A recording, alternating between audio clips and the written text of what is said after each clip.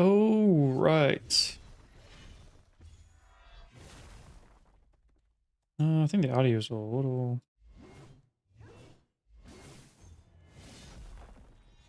There we go. That should be better.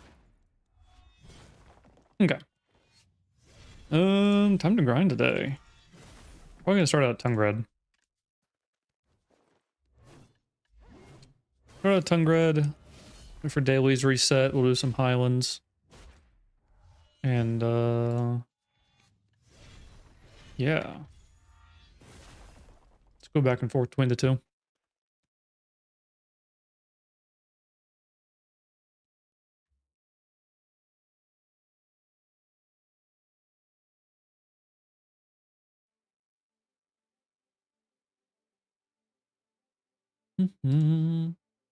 Gotta get my life skill gear off of her though.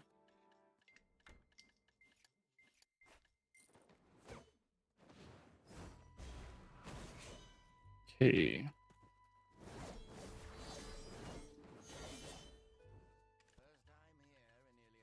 Well, on Calphian. And that. Okay. I already had it. Let's deposit some of the stuff we don't need anymore.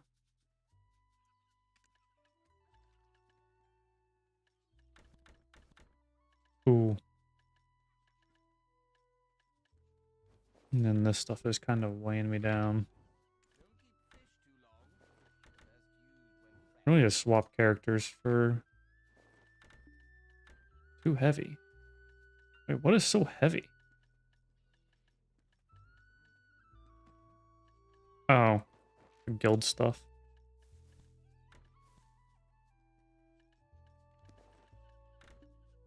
Makes sense.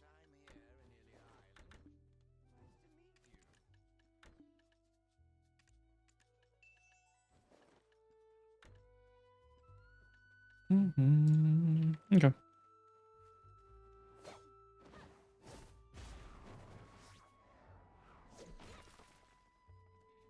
That works. Go back to the sage.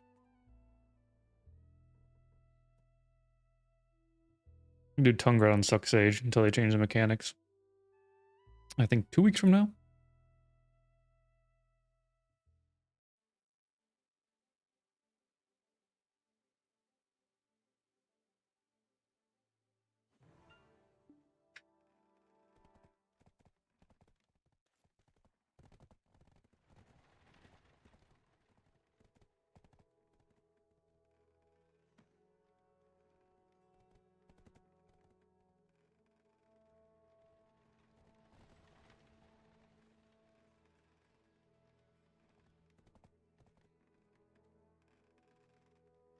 Something on my mouse.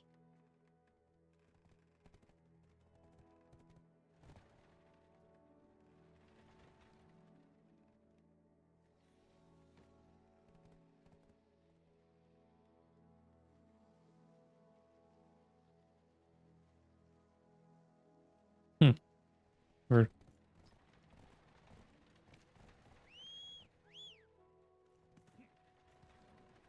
Let me see what they're saying. Oh, G League tonight. Okay. For the well.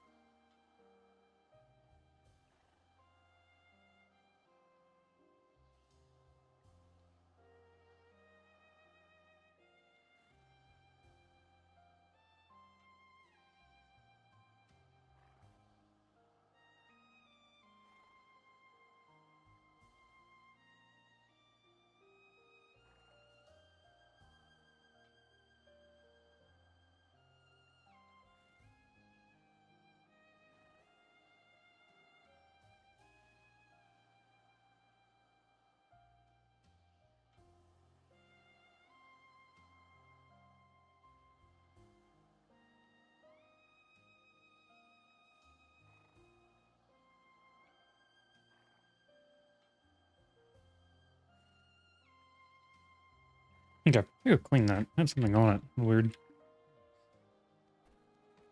Okay.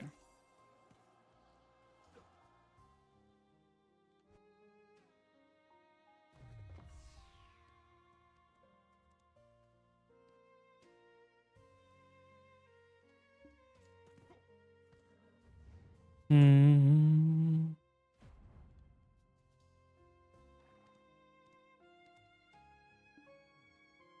I already am on Succ. Wait, no, I'm not. I'm not awakened. I'm an idiot.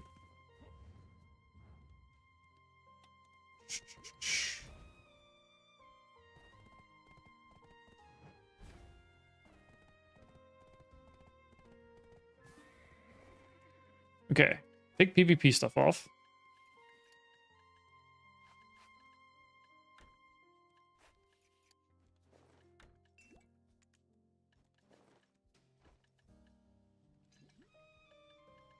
Okay, we got our elixirs. Back attack. I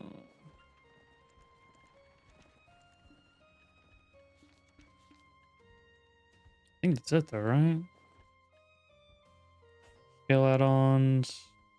Oh wait, no, sorry, yeah, we gotta go Succ.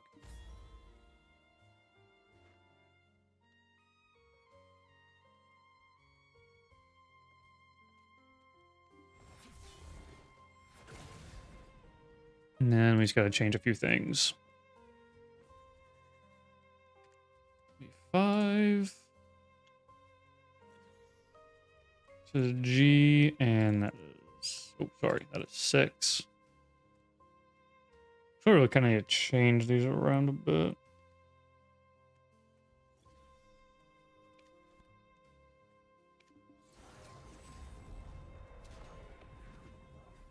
Yeah, because this is kind of annoying.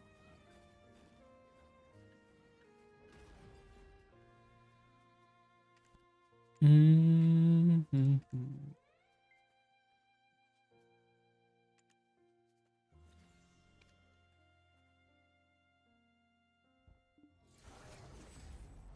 So this needs to be 6? Yeah.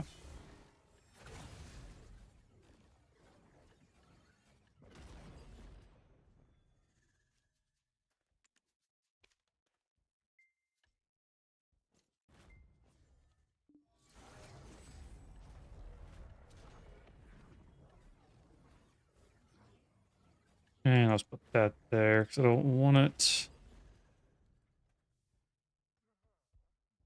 Uses like a cooldown slot here.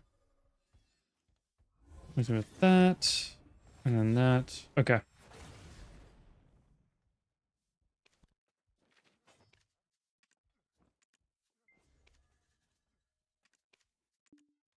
Now I think of something for B. Cool.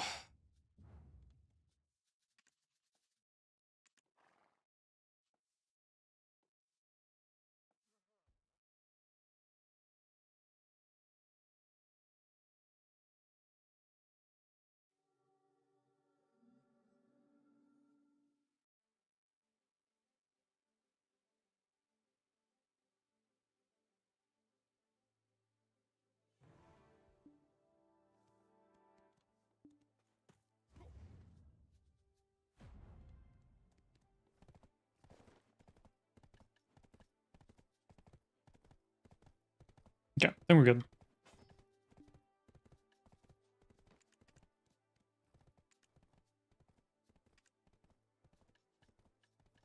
What do I not have on?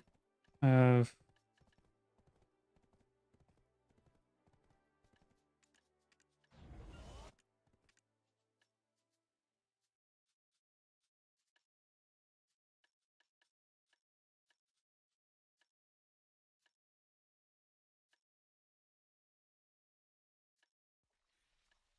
Let's put this on B.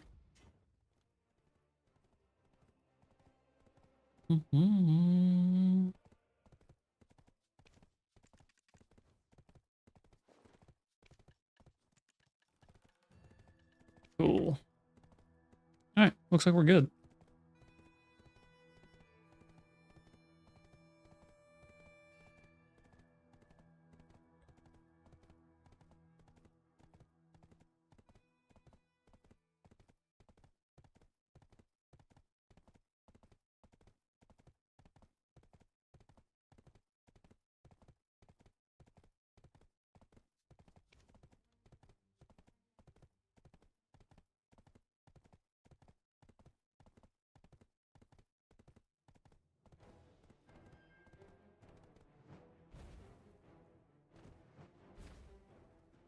See what he's here.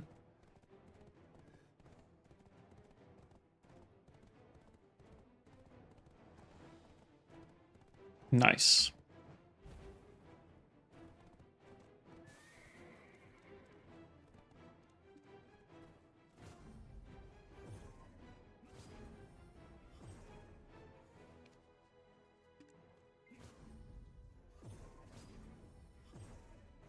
Okay, let's go ahead and turn this on. Let's get that going. Pull some pets out. Prepare our sheet. And let's get the buffs. Yep. Everything's looking pretty good.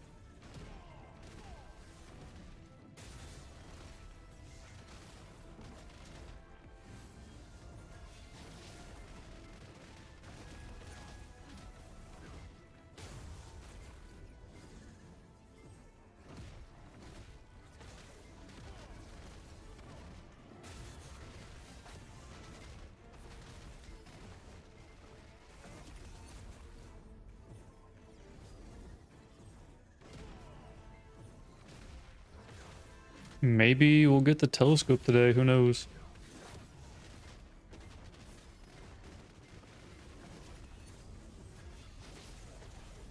Or maybe we'll get a full hunger drop. The big boy hunger drop.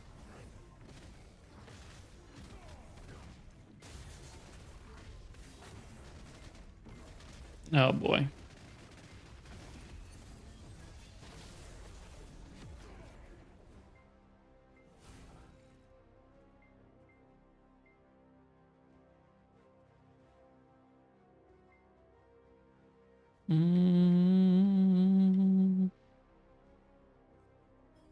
Okay, I'm just gonna keep grinding.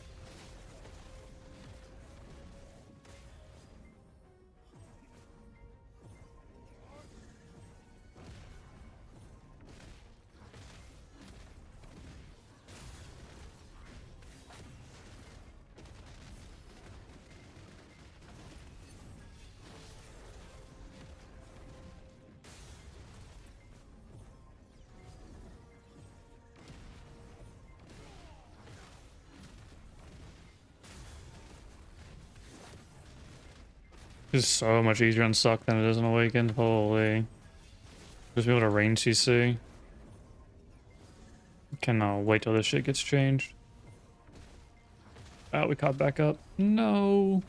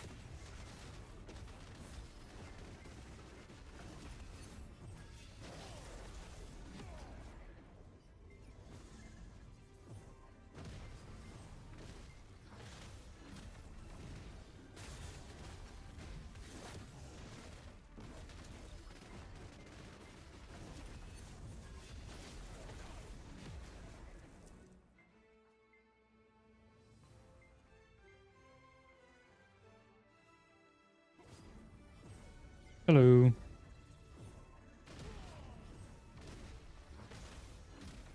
Hola.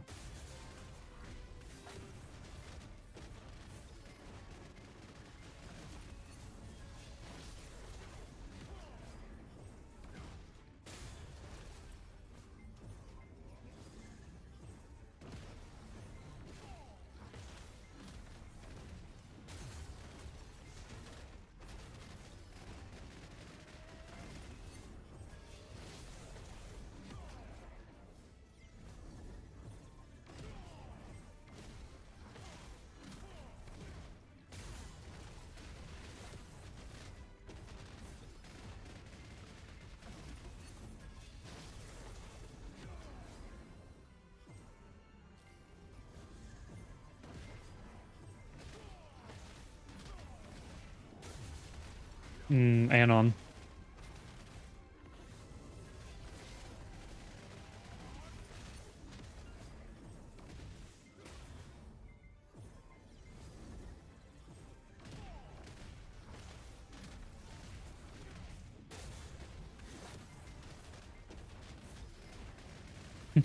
Just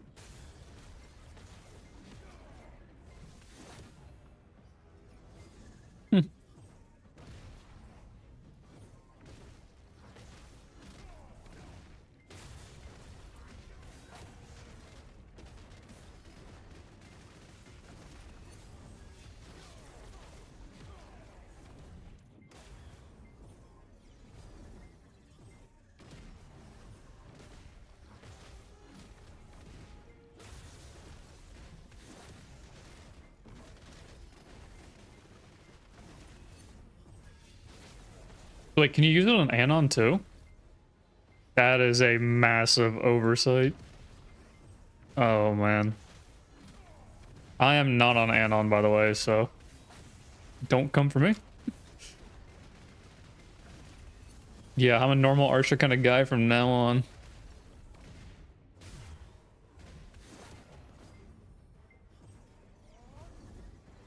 Yeah.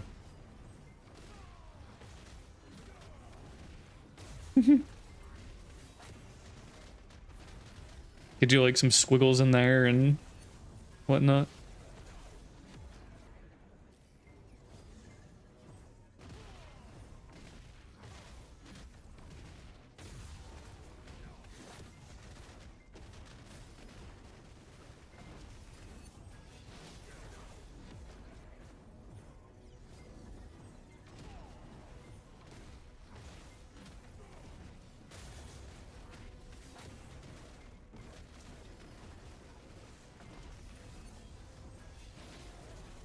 But you say, yeah, shouldn't that work on Anon like that then?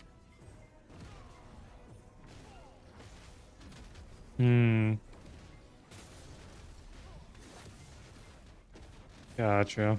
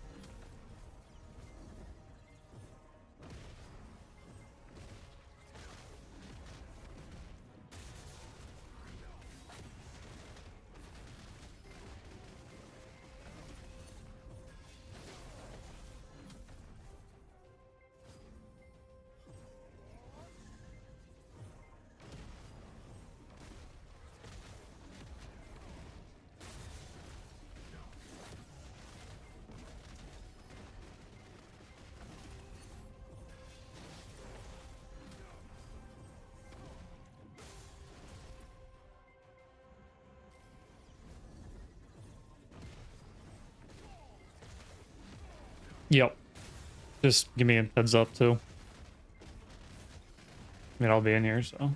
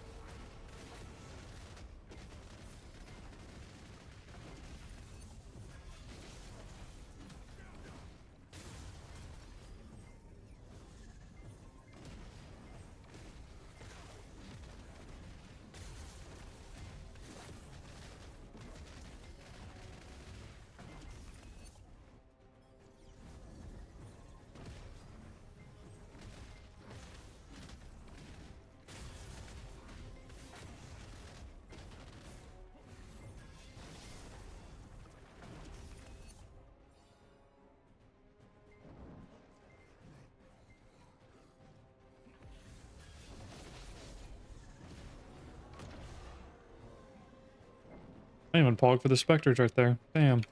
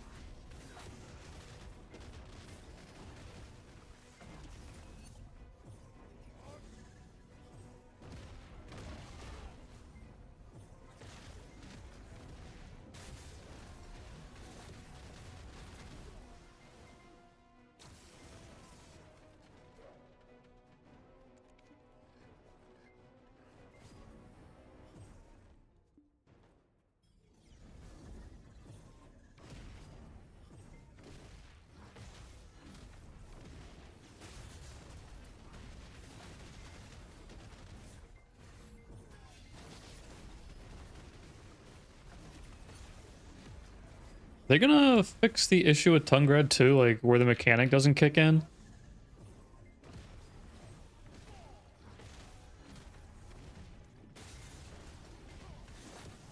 Okay, yeah, like, well, like sometimes I kill the visionary and like they're still up and running around. Like, I just got absolutely fucking murdered because like it didn't kick in, like it didn't stop them ever. Yeah.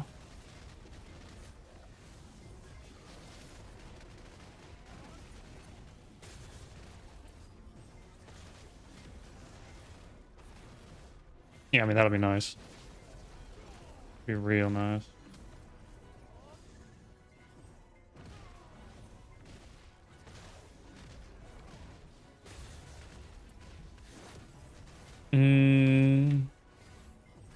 You can't get any pogs, can you? Yeah, my brain kind of needs that to like keep going, you know?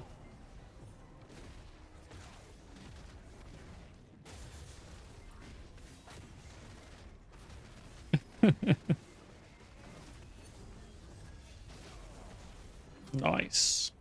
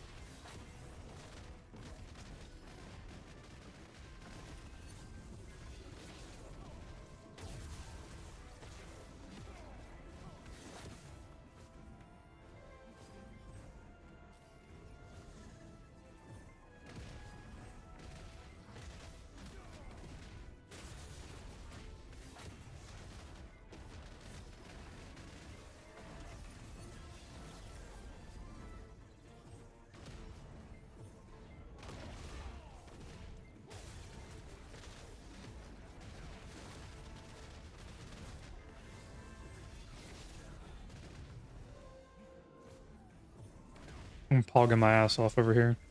Holy shit. It was like every other pack for like the last, I don't know, 6 packs or so.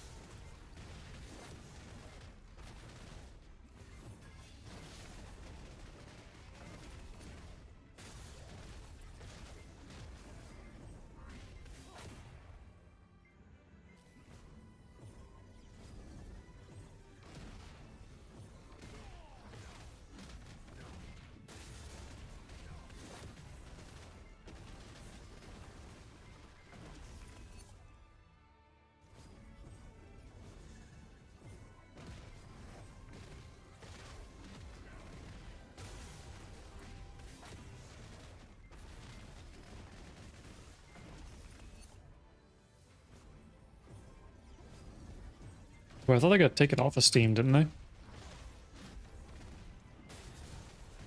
Oh, okay.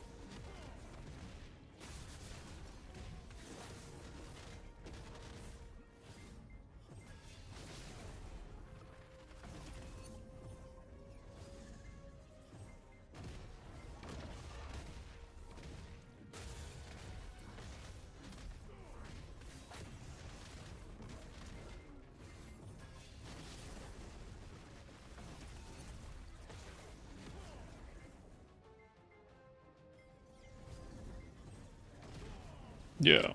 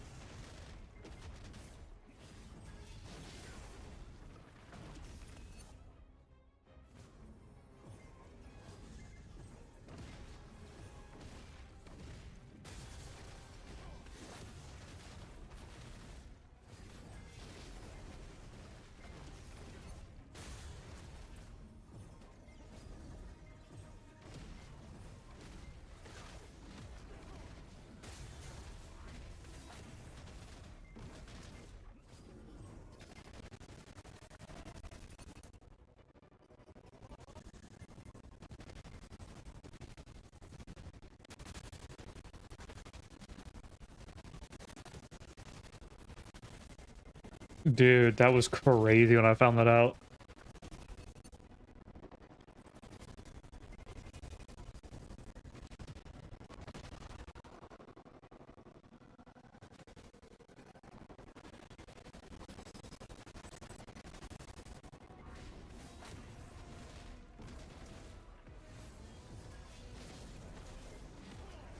Mm-hmm. Completely fucking pointless. I was like, holy shit, really? Still? Like in this day and age?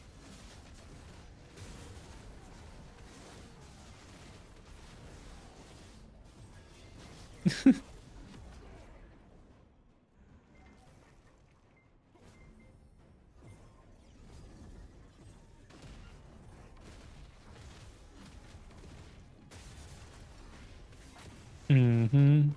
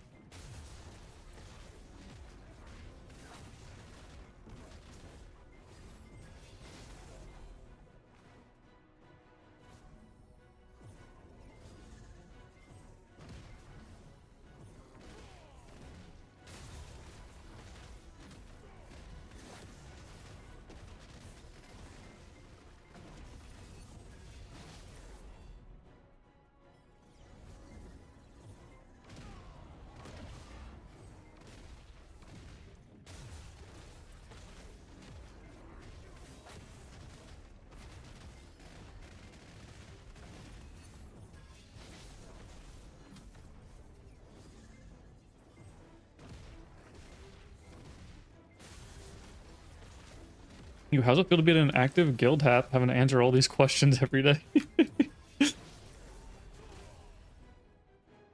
Yeah, true. Easy.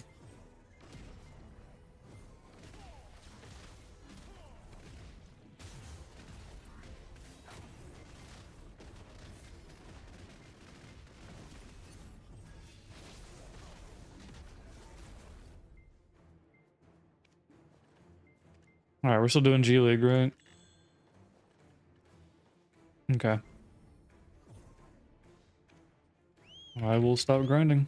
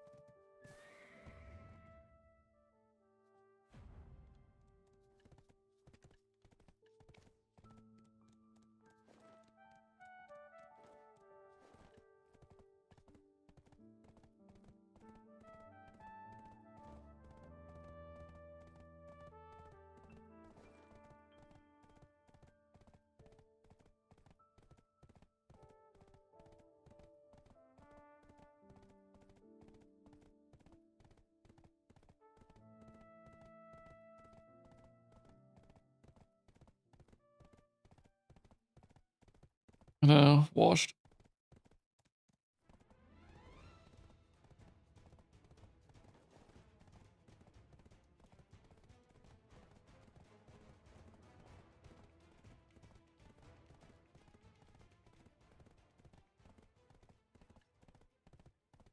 Oh.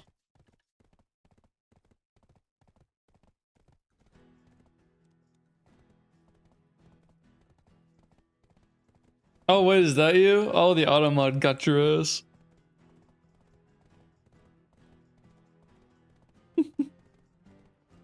Damn.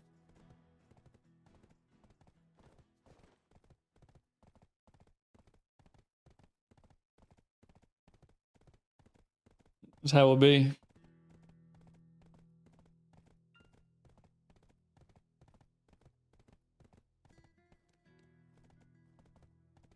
They're going back up.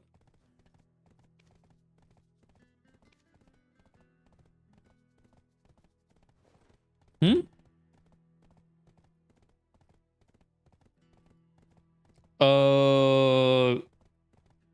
Is it DK? Oh, it is a DK a few times. Yeah, yeah. Nah, they were really just. I just went to Google and Google searched budget thumbnails because I'm. Yeah. And I just copy and pasted.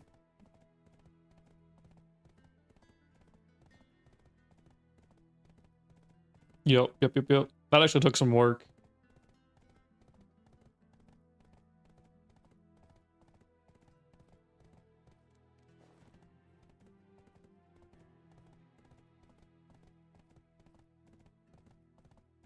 Yeah.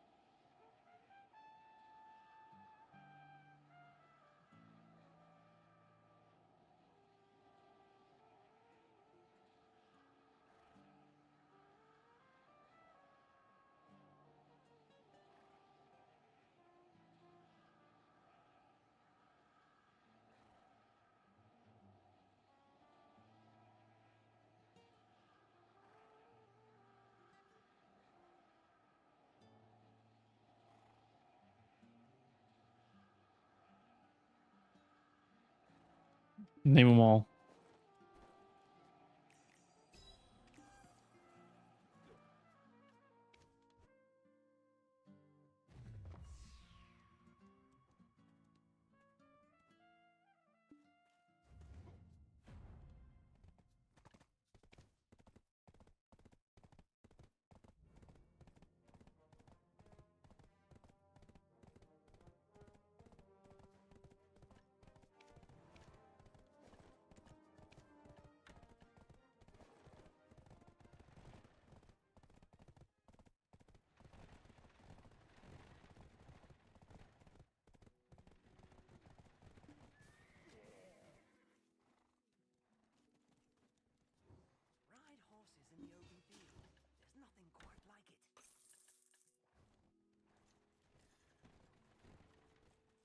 I did. As soon as Hap said like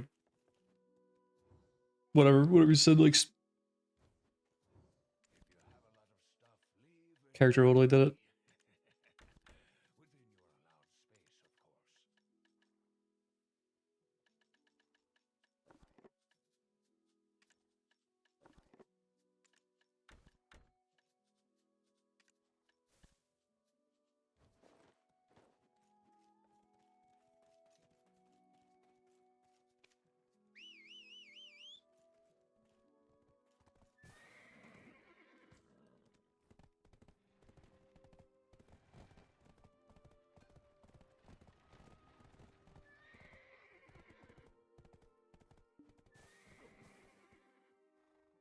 Oh, we're only doing one because Node War.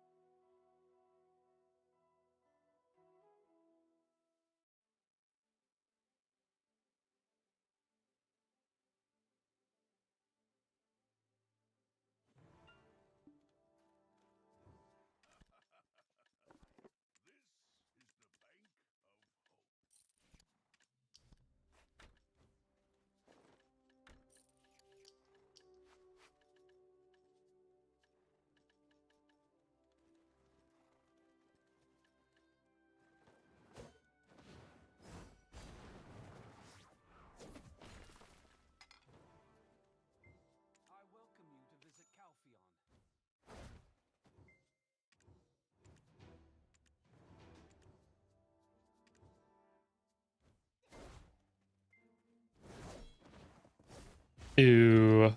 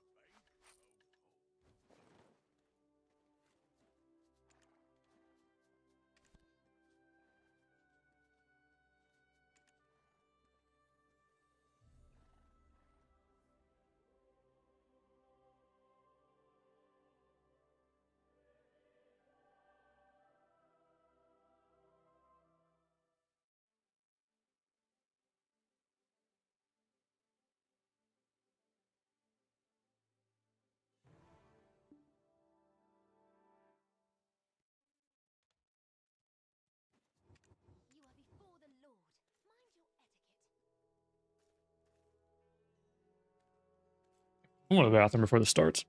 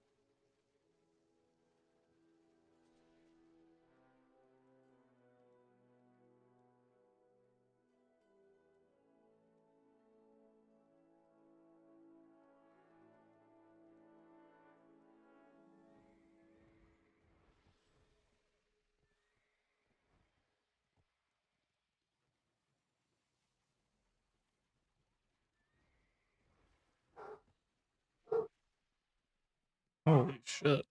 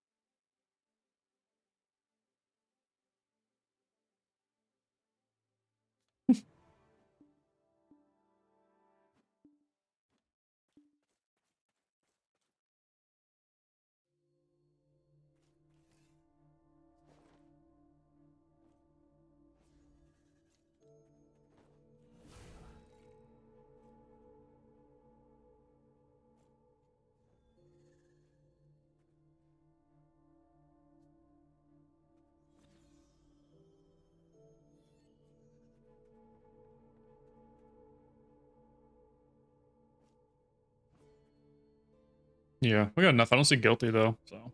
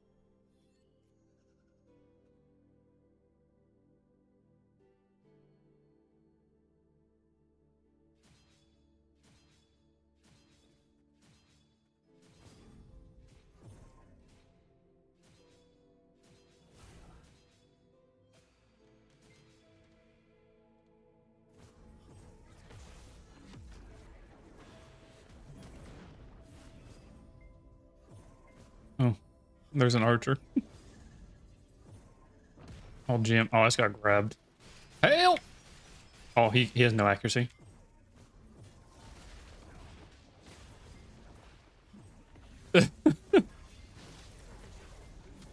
Zerk on the ground. Oh, I might. No, I stand up.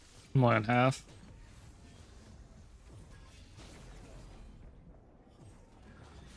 Oh, I'm dead.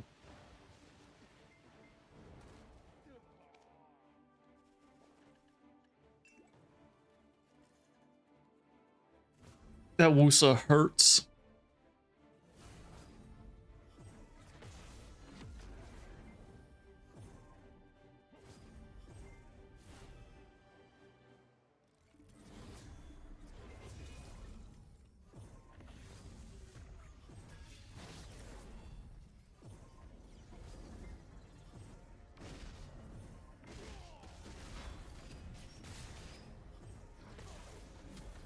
I guess he already used his grab because he didn't grab me.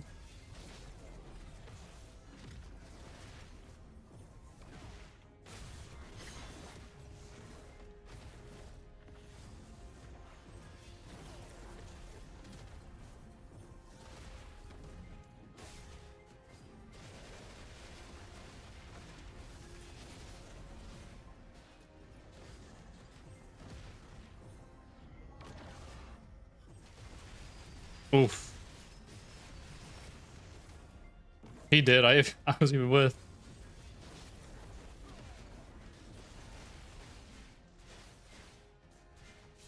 Save me, Albie! Oh, I didn't get a stand up.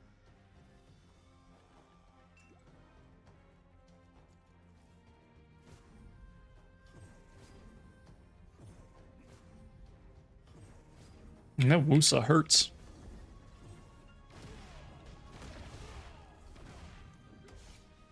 Oh, I got CC'd. Nice.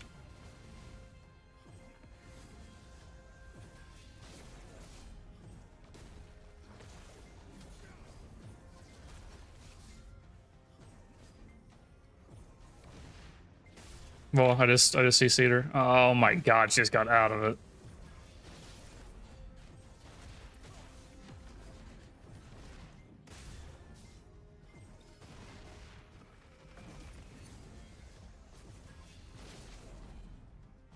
Oh, I'm about to die. Ford, peel. Peel, Ford.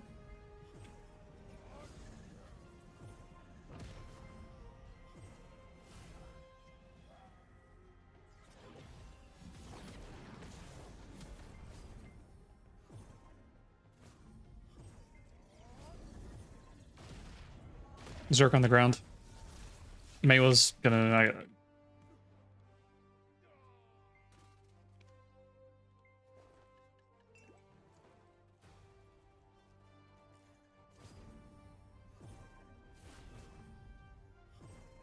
You guys still in there? Oh, it's Ford.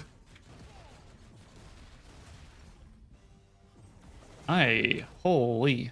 Somebody put accuracy on, so I'm just... Yep.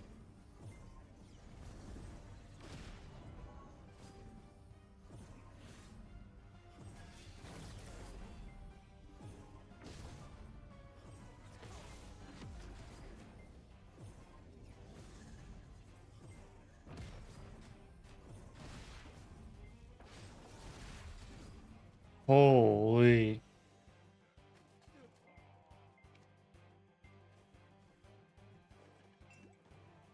Yeah.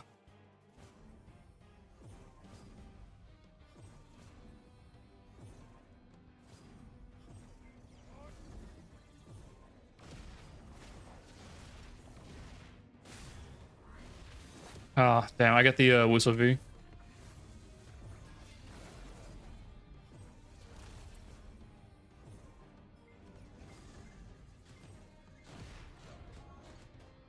Yeah, I just got destroyed from the back.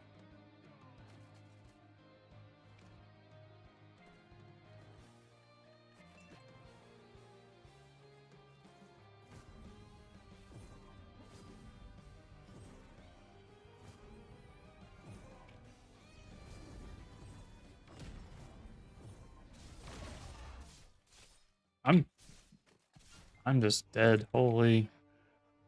I mean, I don't stand a chance.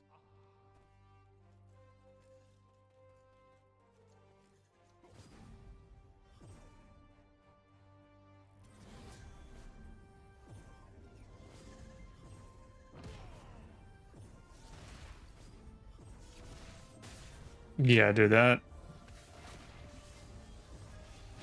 Oh, on the ground, on the ground.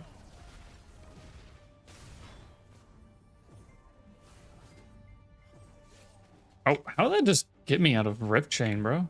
What?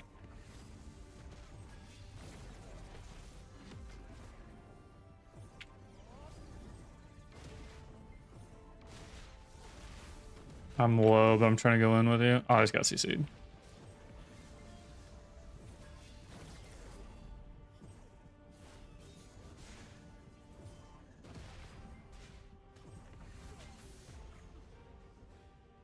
Oh.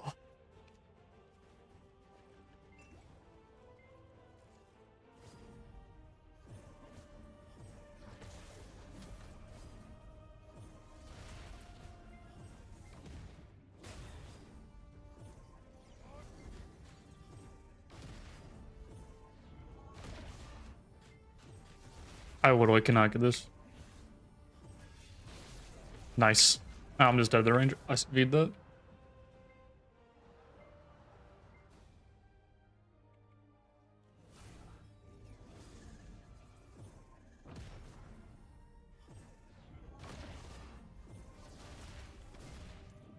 You get a grab on that?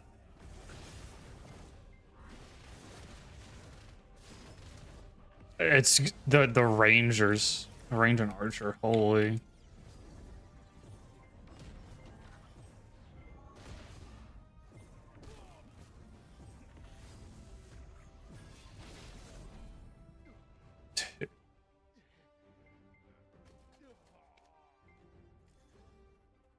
No.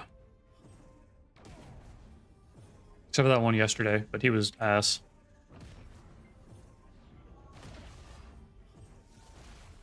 Got the V on that.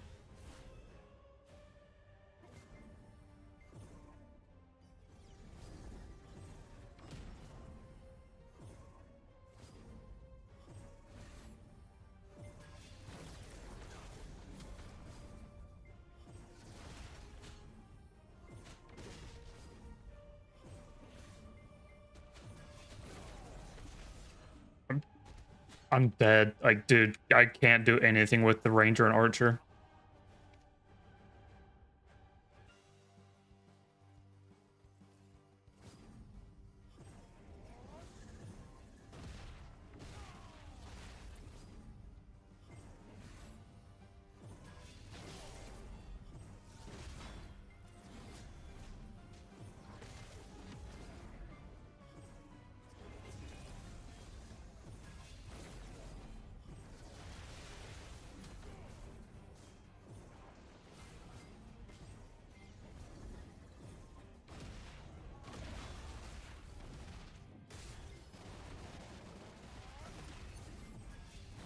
No, she died, yeah. We're just seeing the other one.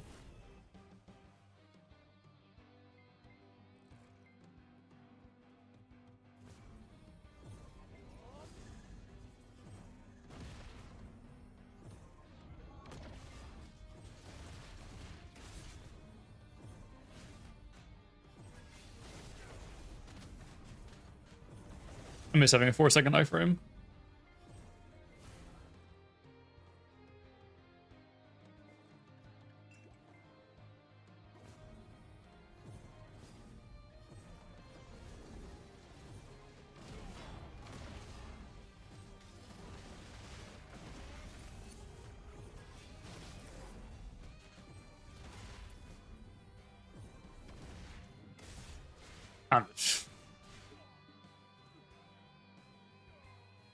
Dude.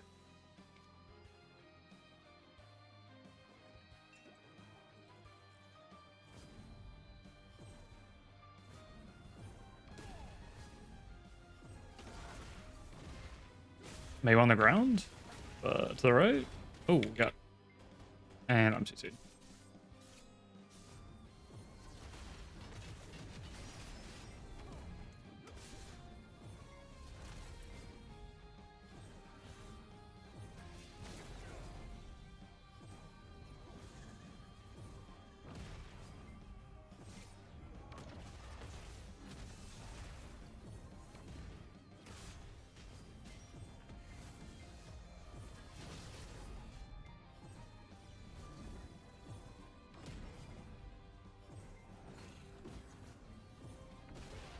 I just got grabbed by the Zerk. Oh, I'm just dead.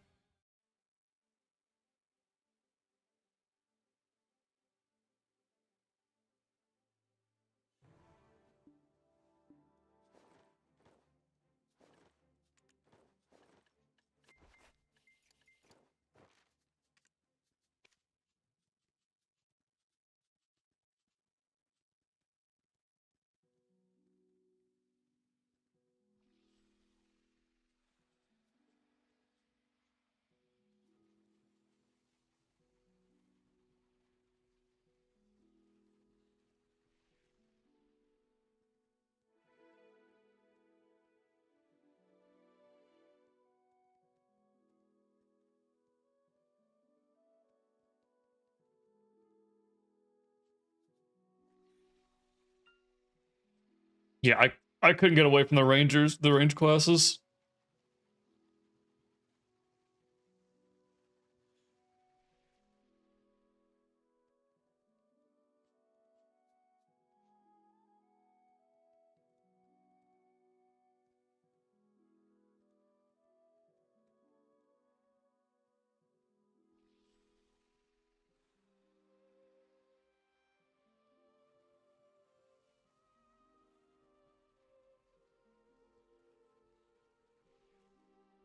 I couldn't even get in. Yeah, like I could not make it into the backline to do any damage because as soon as they saw me, both of them just looked at me and just shot me down. And they had accuracy, so it was like even if I went evasion, it just nothing mattered.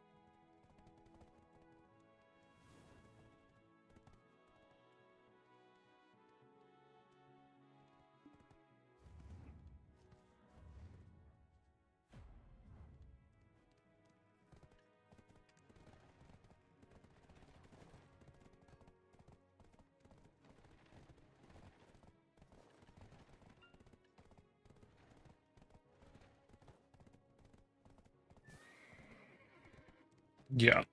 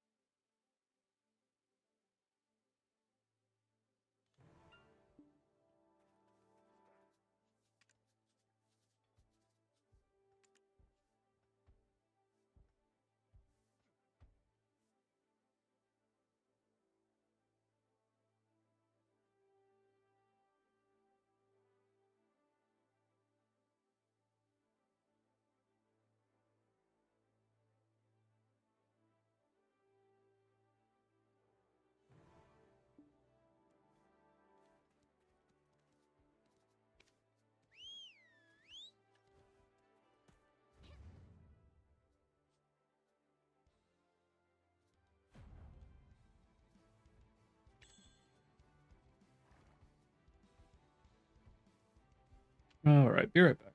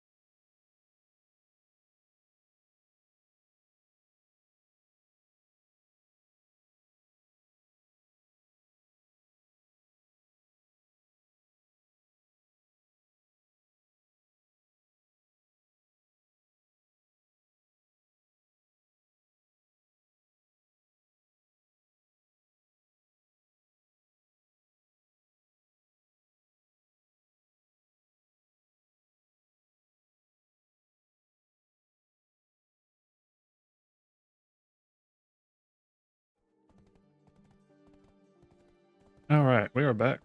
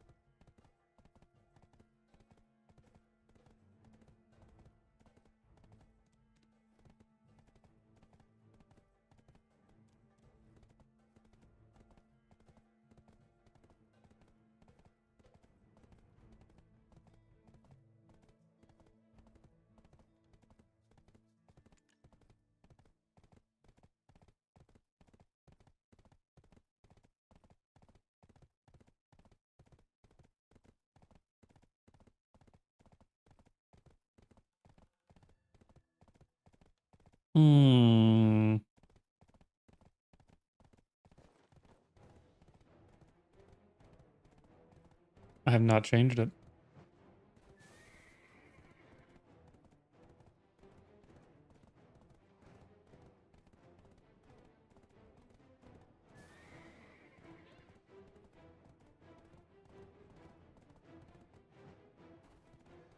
No, not here. Definitely not here. I can't get a consistent like range CC with her. Yeah, but like I can't get it like consistently work. I just don't. I'm going to the good class. Yeah. Dude, I literally can't counter them.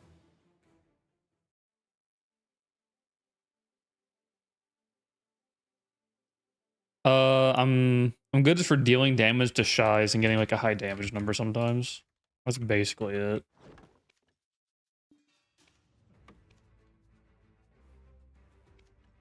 I just need a stat check. That's all I do.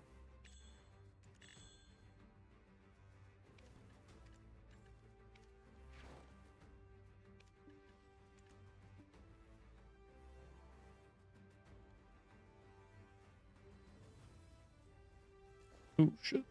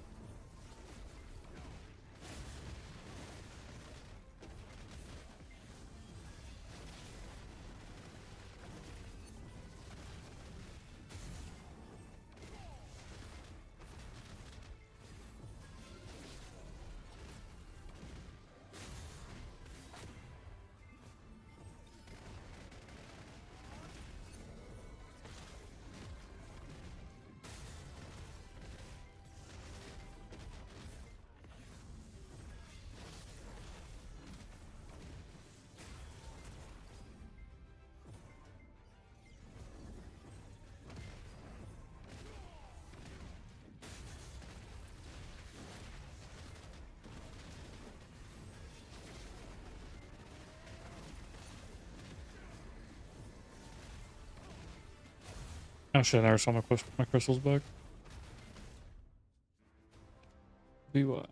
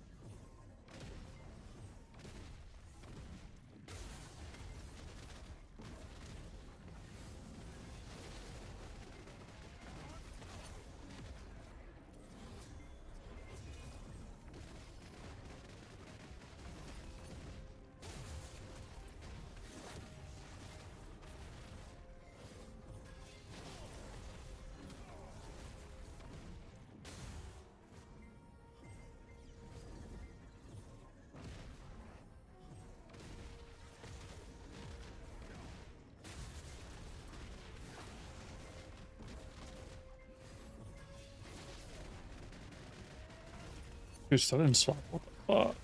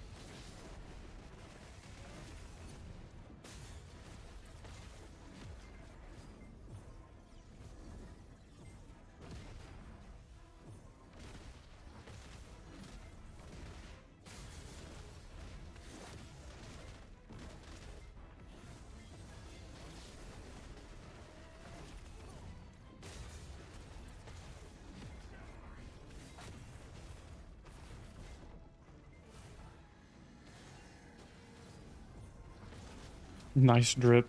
Thank you.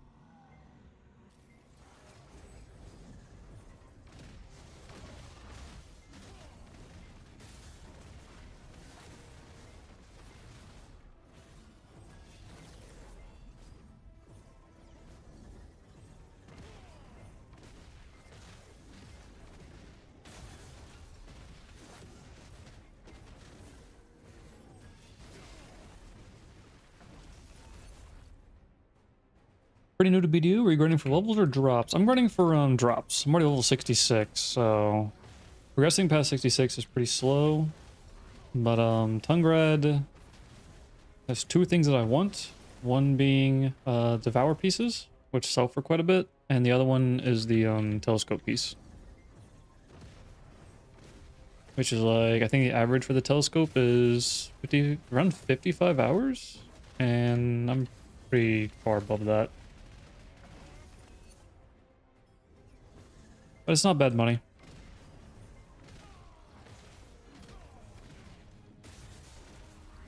Are you enjoying video?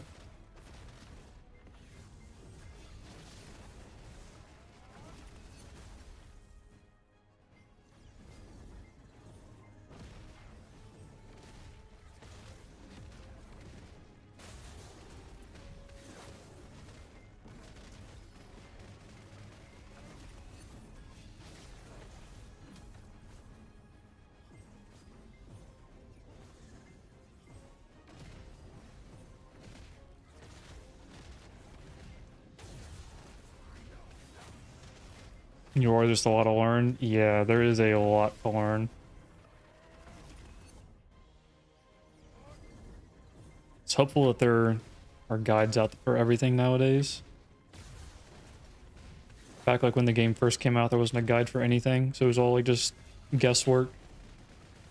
And the quest, the auto path for questing like actually takes you where it needs to go nowadays. So in the past that didn't.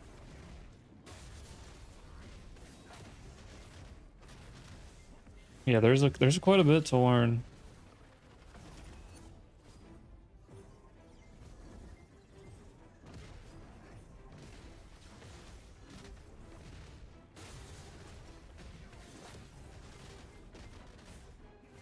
What class did you pick? Or what classes have you tested out?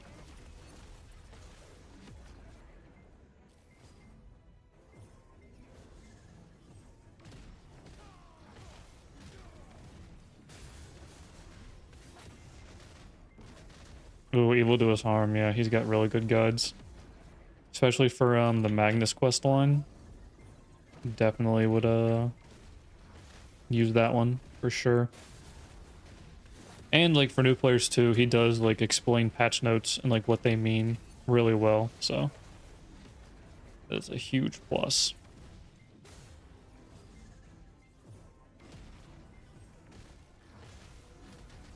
Yeah, was it BDO Foundry and Grumpy G are also two websites you can use for like literally everything, like recipes, guides. I think they have everything on there. Guardian of Dracania so far. Down to level 61 at the moment. They're seasoned, figured. Figuring out to do next is a toughie. Well, both are very good classes. Awaken Drac is one of the best PvP classes in the game right now, if not the best. And Guardian's a really good grinder, and she's super easy to grind on.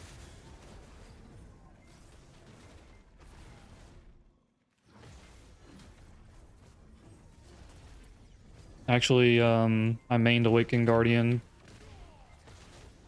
for a while. I got a little, she's a level 65, almost 66 now, but I have her untagged.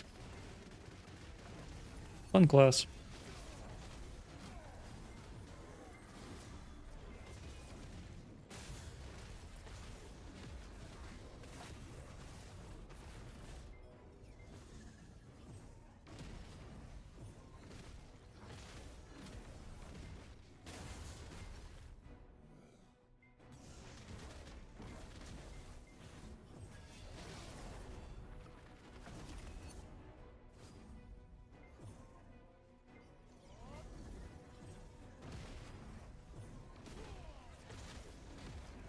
Yeah, I would definitely recommend trying out some new classes. Because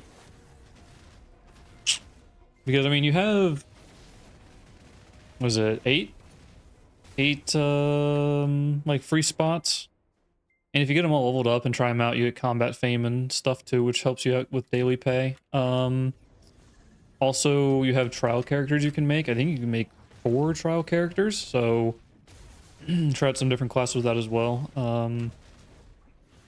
I mean, if you're just in love with the classes, though, there's no problem with sticking with them.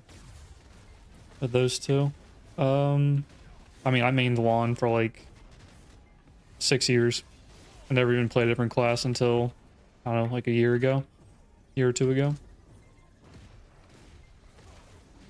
Striker is a really good class. He's not as good as he used to be. He's still super tanky. It's hard to die on Striker.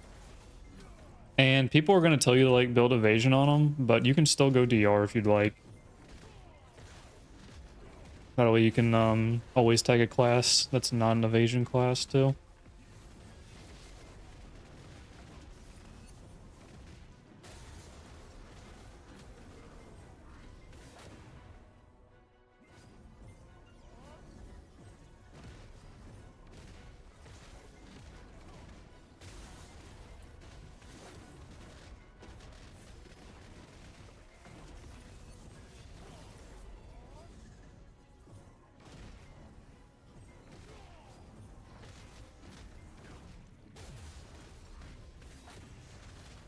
Yeah, no problem. If you were to try out some different classes, I would definitely, a lot of people say like Wusa, but I find Maegu to be a lot easier. Just a little squishier. But both of the new classes are pretty fun to use. All their skills flow pretty well. Combos are pretty easy. The only issue some people might have with like Wusa, or sorry, with Maegu would be a lot of her skills are like pretty heavy on the shift key. So like if your pinky hurts a lot, maybe not the class for you.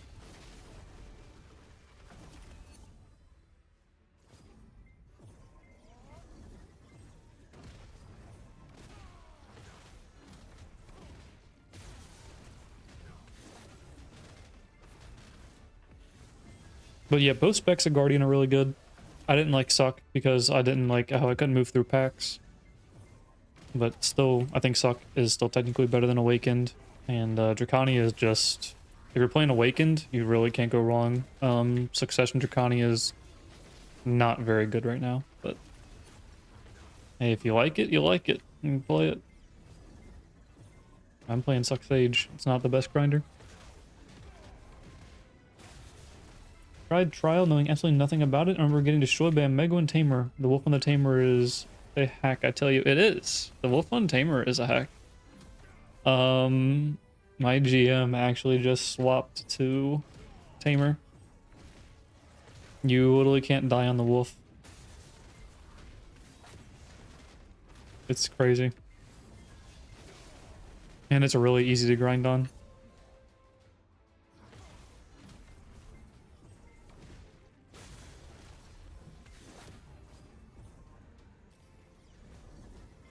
But yeah, Maegu and Tamer, yeah. Especially coming in like being new and stuff, yeah, that's gonna be a tough matchup.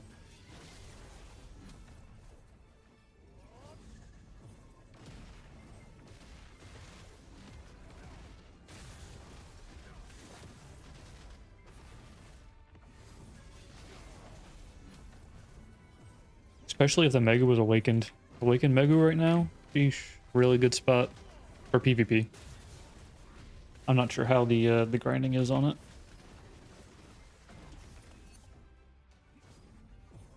Love Awaken Drac. She has more mobility than I thought she did for a slower class, and found out tutorial some track mobility combos.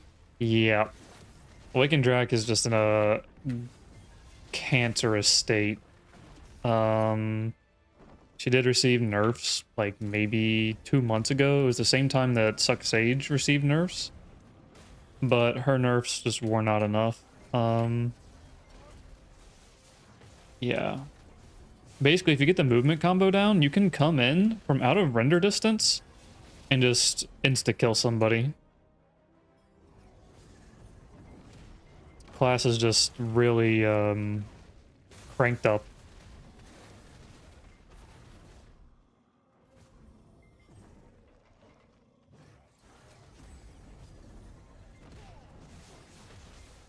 I don't think her grind is too bad either.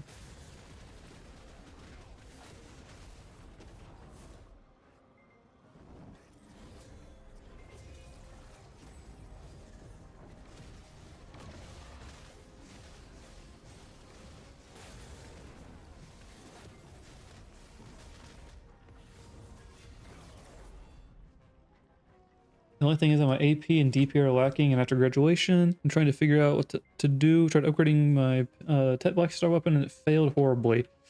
Yeah, honestly, probably shouldn't have touched the free Tet Black Star they gave you. Probably should have just rode that one out for a bit, because that's a big upgrade. And getting, like, I mean, you could always get lucky on pen, I guess, but the odds aren't very good.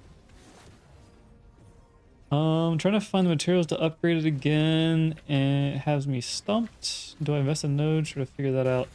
Yeah, definitely, if you have spare energy, definitely invest in some nodes. I mean, you're not gonna have a lot of contribution, but the change I did with the nodes a couple months ago, or a few months ago, was pretty good. Made the drop rate on them matter a little bit more. As far as like, what is the Black Star at right now? Is it at Duo or Tri or?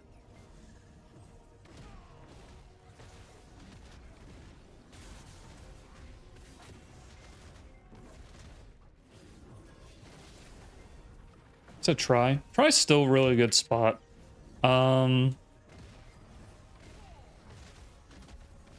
Definitely, I would wait until you have like a lot of, you know, memory fragments and stuff to tap with, because you don't want it to be, since that's like your main weapon, you don't want it to, like, you know, be lower than Tri, really, like, than what you have.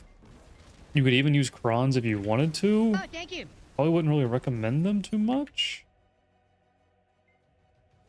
For some people just don't like seeing the downgrade, so I mean, it's personal preference. Thank you, Kaylee, for the sub. Appreciate it.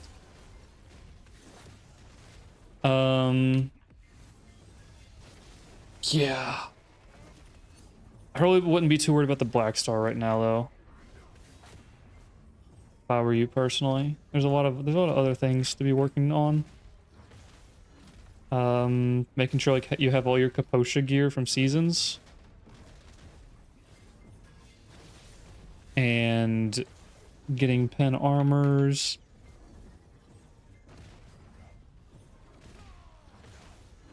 Those are more like guaranteed and obtainable things. Saving your Caphras or selling your Caphras, and I wouldn't sell, but making sure your armors are C10, that way you can get the flames in them. Maybe if you're grinding a bunch, maybe like set some of the extra money aside to like for pre-orders on memory frags or a costume or something, to eventually start working towards getting that Black Star back to Tet.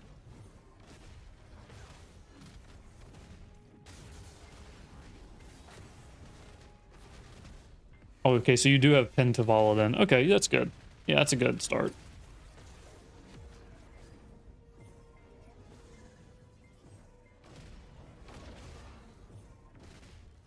Pin Tavala allows you to grind a lot of places. And even if you still like, you can still grind on seasons and still make some extra money too. If you haven't, well, I mean, I'm guessing you already graduated since you have the Tet Black Star. I don't think it's just level 61. I think you have to also graduate. Could be wrong.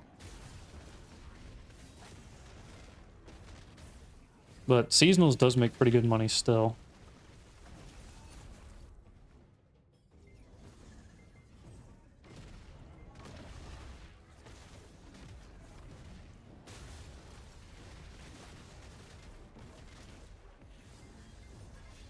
Memory fragments been using to restore durability. No, that's all memory fragments are good for.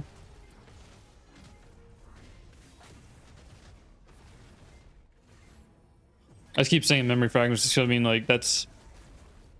I'm guessing the... Well, I guess you have the Tuvala main hand, too. Or the Tuvala equivalent of your Black Star, whatever. Still. So, like, I guess if the durability did go down, you could still use your Tuvala, but it's not ideal.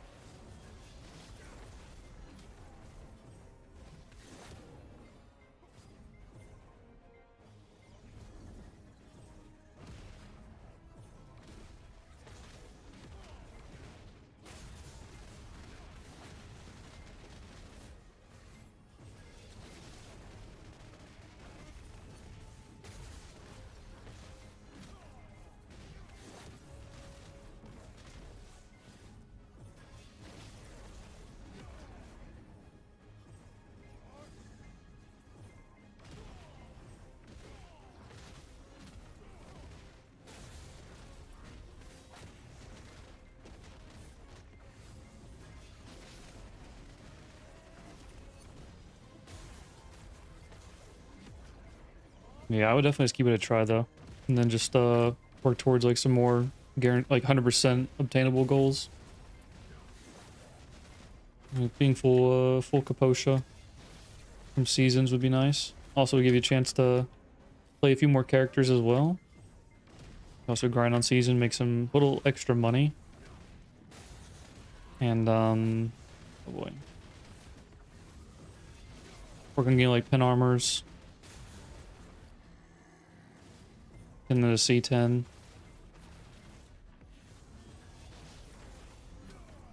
Work on getting some better crystals as well. Crystals are a lot in the game. You need some PvE crystals.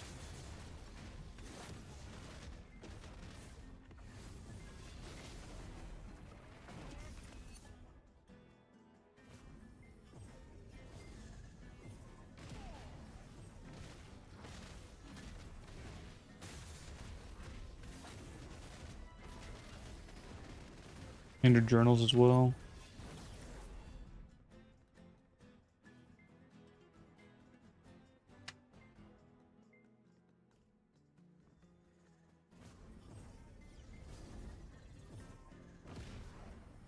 Been wondering about ways to make money. There are a lot. I'm not sure if you use garmoth.com, but that'll here, actually I can link it.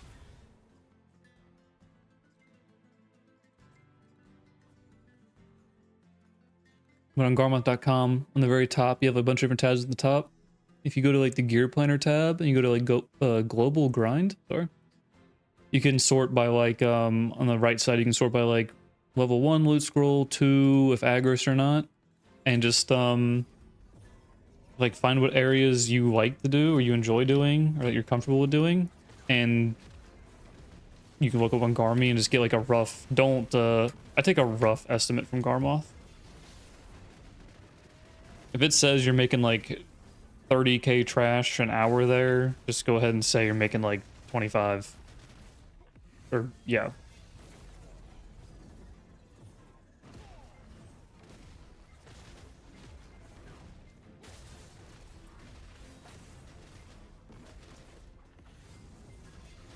Especially like if you're going to start going for potion pieces and stuff like that too, that would be big. Unless you just plan on buying your potions. You could always do like Blood Wolves, Shuriken, Ranaros. For your HP pot, your infinite HP pot. If you need the MP pot, a lot of classes don't need the MP pot. It's kind of like a luxury thing to have. Then you can start doing Tashira. What is it? Tashira, Narvon, and Manchums. But definitely go for the HP pot first. The spots aren't bad money nowadays. Oh, on the side, if you like hover over Gear Planner, there'll be a grind tracker. There'll be like a header that says grind tracker. And then like underneath grind tracker has global grind. If you go to global grind, global grind and click on that, it'll list all the grind spots and like what makes the most money per hour. And then just kind of base that off of like what you can do, you know? Also tell you like where all the treasure spots are, where like what is aggro efficient, different things like that. Garmoth is like your kind of one-stop shop for everything. There's a bunch of different guides in there for a few things like your journals, crystals. I don't even know what else. Like it has all the like the events and like how long the events last. You just kind of like have to shift through and like see. How's all your brackets? You want to get like 269 AP bracket as fast as possible. All your monster caps, the accuracy you need for different grinds. I mean, it has everything.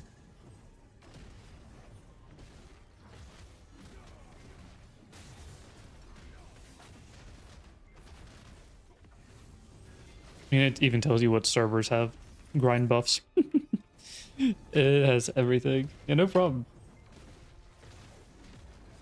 But definitely like if you don't plan on like just buying your potions, I would definitely recommend that being one of the starter spots for you as well.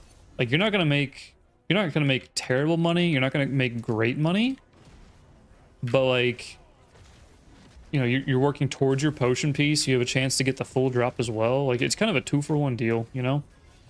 Or honestly, if you don't want to do that, like you don't want to take the chance and like get the pities, or like take the chance of like getting all 100 drops, right? Sorry, I don't want to take the chance of getting the full drop or the pities. Where is currency, right? So if you go to currency, the Atenus element, if you find out where these drops are, you can get the pities for each spot, right? So like Altara's Memory is for MP, the Tranquil is for HP, the Dragon's Fang is for HP, Bloodwolf is HP pot, and then Narcs and the Venom are also for the MP pots. So you could find out like where these drop at, and these are universal. You can use these for every single spot. So like if you enjoy grinding Bloodwolves for the Bloodwolf Oath, you can just do that until like either get 100 pities or until you get the actual full drop. But if you can't stand going to Narcs or Manchums and getting the Narcs, then you could just go to I know for a fact that trees drop it. Hollow Forest? Yeah. Merrimack Ruins 100% drops Adenus elements. And so does Polys. A lot of the common mobs drop them. Does Fodus drop it? Fodus does as well, but I would not recommend going there. It just depends on what you want to do. For me personally, like back in the day, if they would have had this, I probably would have just done the elements for the for Narvon Step and Peapot because I hated tanning. I mean, now you can kill the mobs, so it's not as bad.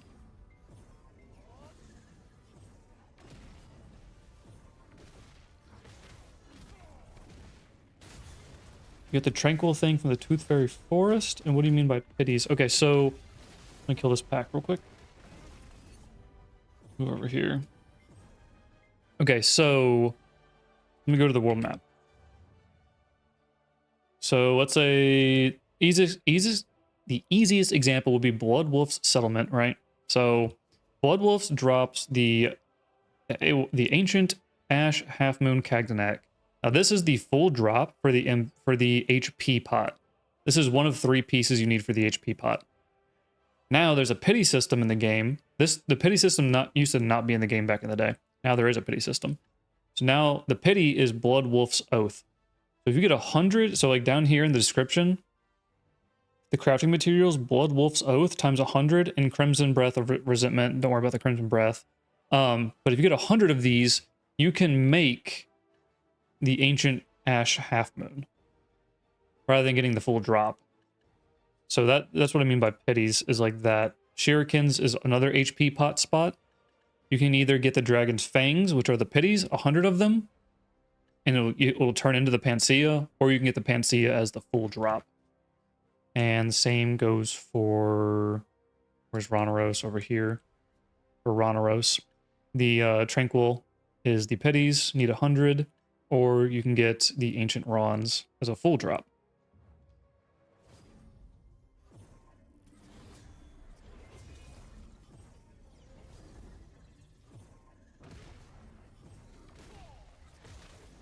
Feel bad for the players who didn't have this years ago. Yeah, it was, I can't complain too much. I got really spooned on my HP pot. I got my HP pot before the pity system came out, but I didn't need the MP pot. So like my HP pot has my name on it, but the MP doesn't. I can sell it. I didn't need the MP pot, so I waited for the pity system to come out. It was always like teased, so I didn't need it, and I didn't feel like grinding for it. But yeah. But if you don't feel like doing that at all, and you just want to... You don't want to grind those spots, you hate all those spots, you don't want to worry about the Atnus elements. The good thing is nowadays, you can just buy them. You can just buy your pots if you want to. So if you just like grinding for money, and you don't like grinding for drops, just check Garmoth wherever you enjoy grinding, you know? And what's the best money per hour, and just grind there instead.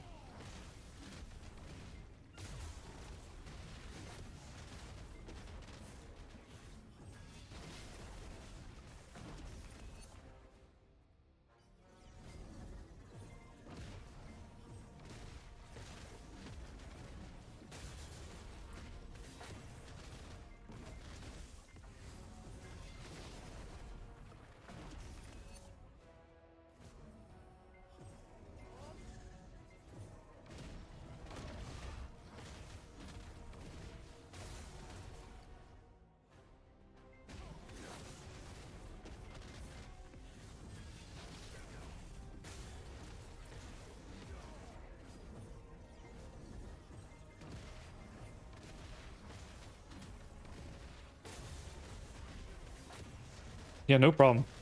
You got any questions or anything, come back, ask. Help you out the best I can. Try to point you in the right direction. Definitely wouldn't be tapping that Black Star for a bit. Try's still pretty good, but yeah. And definitely use Garmoth a whole lot. Use guides, use Garmoth. I mean, I still use Garmoth, so everybody uses Garmoth. Super helpful. And also don't forget about like Grumpy G. You can type in like Grumpy G and like whatever you need, or BDO Foundry and whatever you're looking for, and there will 100% be a guide for it. Those websites are super developed, so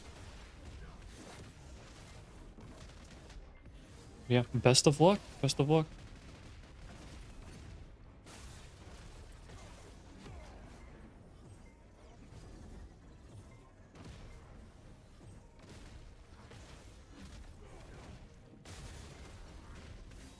And there's also a gear planner in Garmoth as well. Like I was saying earlier, so like you could input your gear into Garmoth that you currently have, and then just kind of like mess around and like find what you want to get next, right? So Capoches would be definitely big. Getting pen armors, boss armors would be big. Saving Caphras to make them C10. After Capoches, you know, it just kind of depends. Like if you want to go like Tet Debo route, you know, kind of expensive, but you get 3 Tet Debos, get 3, or sorry, Tri Debos. Give you the 3 set effect, which gives you 12 more AP, and you wouldn't have to sell another accessory or anything like that in the future. You could just keep on with the Debos, because they're going to be best in slot for a very long time. Oh, you're just looking at the gear plan feature? Yeah, it is super nice. Hold on one sec.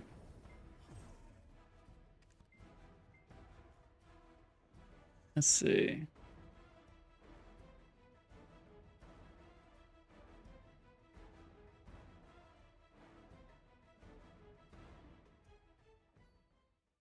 Yeah, so here's the gear planner. So yeah, you go like your helm, put in like 2 Vala, pen, right? You know, like when you're looking at like your next upgrades, you know, 2 Vala is like either go Griffins or Gaiath. Just depends, like if you're gonna go, doesn't, I mean, what you want to be for a while. I would probably just go DR and just go Griffins. I think just Red Nose. Like you would eventually get those C10. This is like way in the future for you. If you're going DR, you definitely want the BHEGs gloves. If you're going to go evasion, you want Libers. Get those C10 as well. Just slowly work on those. Uragons is your DR variant. Muskins is your evasion variant. Let's just say you're going DR, C10 in those. You know. Definitely want to get your Capotia necklace. First thing from Seasons. Get that. It comes pen. Gives you 30 AP. The next one would be your Capotia belt. Also comes pen, 17 AP. And then there's Jatina quest lines to get 2 free pen crescent rings. You can slowly start working on those. So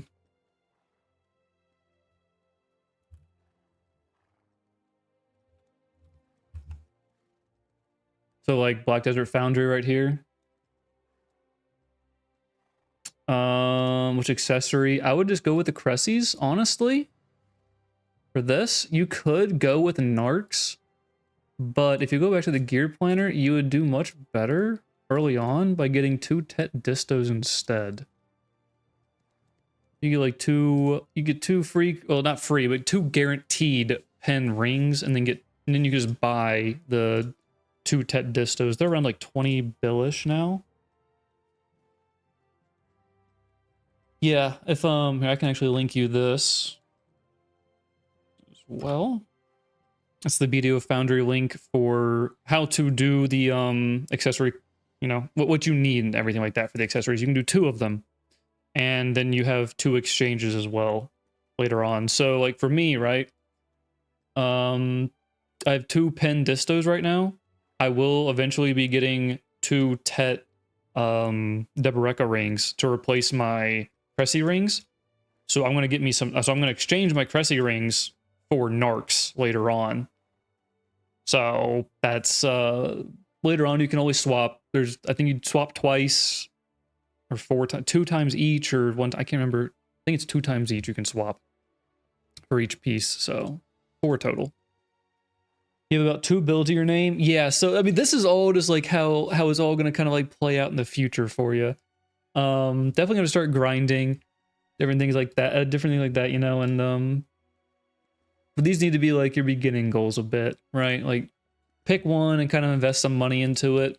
Maybe like for the rings especially, because you do need like all these materials here, like Yona's, magical shards, blackstones, and the Old Moon Alchemist. Oh, thank you. Alchemy. You could just do like blackstones. You could just put like a variable, like you need 500 for pry, right? So you could just like get some money, put in like a super like low ball offer, right? When the black stems try to get them cheap. So, yo, Shadow Sniper, thank you for the sub. Appreciate it.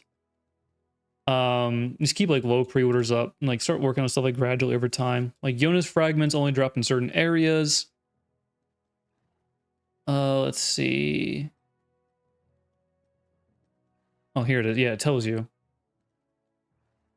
Or you can buy, they only drop in certain areas, or you can just buy these accessories and heat them up and you'll get Jonas from them as well.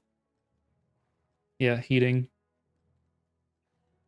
Yeah, it just slowly progress. But you'll probably end up just running, you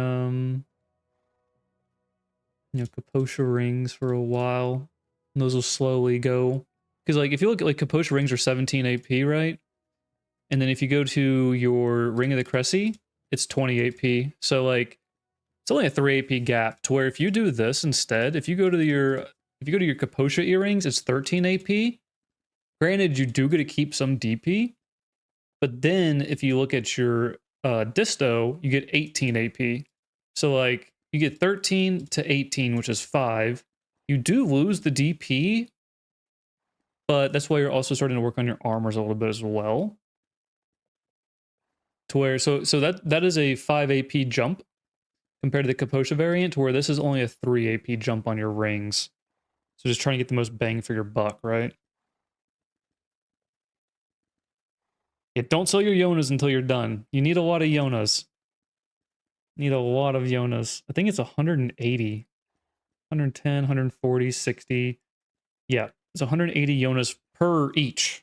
So 360 total is what you'll need.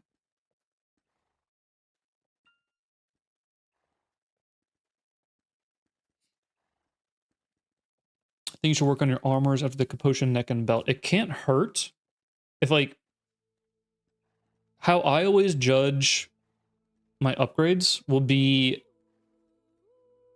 okay, like, the spot I'm grinding, am I dying at it? No. Okay, let's get more AP. Okay, now we have more AP. Now we can grind another spot. So, like, let's say this, right? Let me pull the map, right? Let's say, just for example, you're at Serendia Elvia, right? And at Nagas, you're doing fine, you know, at your AP and your DP.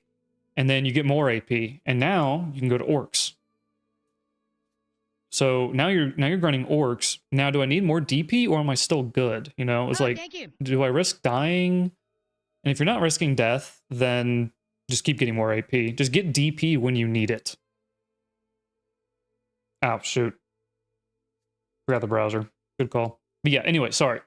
Nagas, you know, and then, so you're grinding Nagas, and then you get more AP, and now you're able to grind Orcs.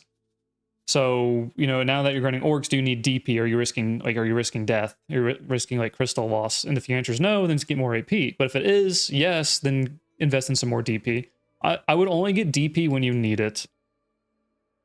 Alexander the Kid, thank you for the sub. Appreciate it. That's how I kind of judge, like, DP. You always want to focus AP first. And then when you go to that new spot, or do you need DP now? Then if the answer is yes, then go for DP. But, let me go back to this.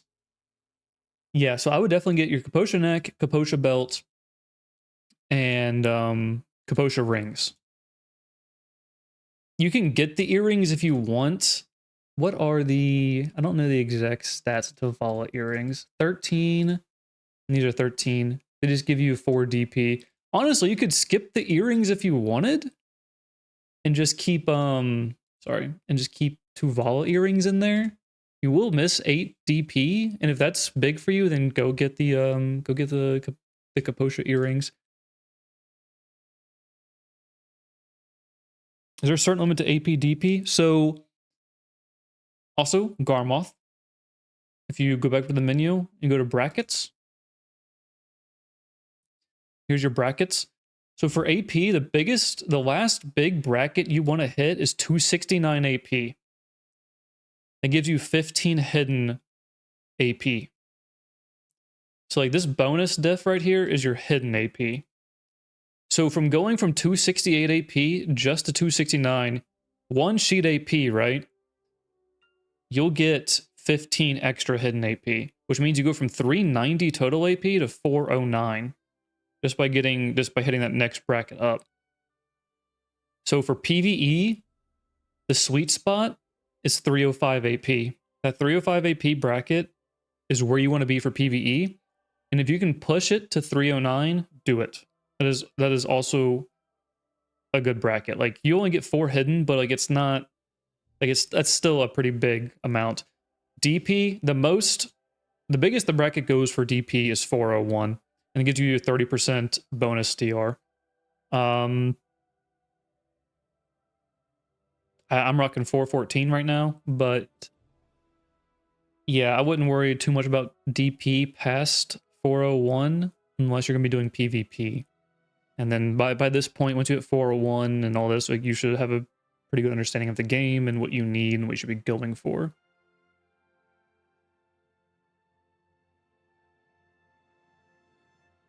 And it also depends on like what class you play. Like, if like on Sage, I can drop down to 277 AP and still one combo people to where other classes can't. So I can give up a lot of my AP to get super tanky in PvP. Other classes don't have that. So, and other classes are more tankier, so they don't need as much. It just, you'll know by the time you get to this point at end game, you'll know what you need.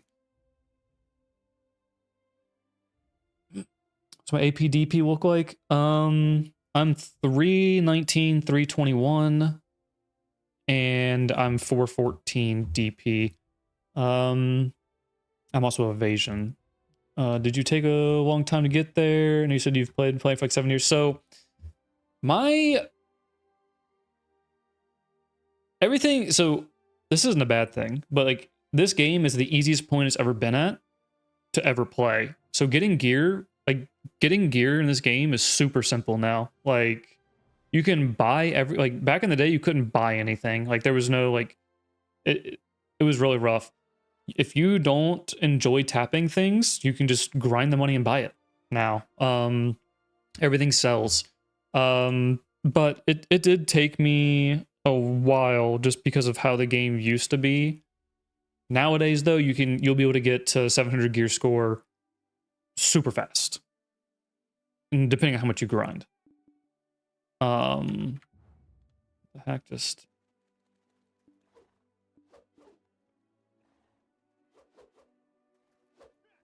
Oh. But yeah, no, it won't take too long. That shaking is kind of annoying.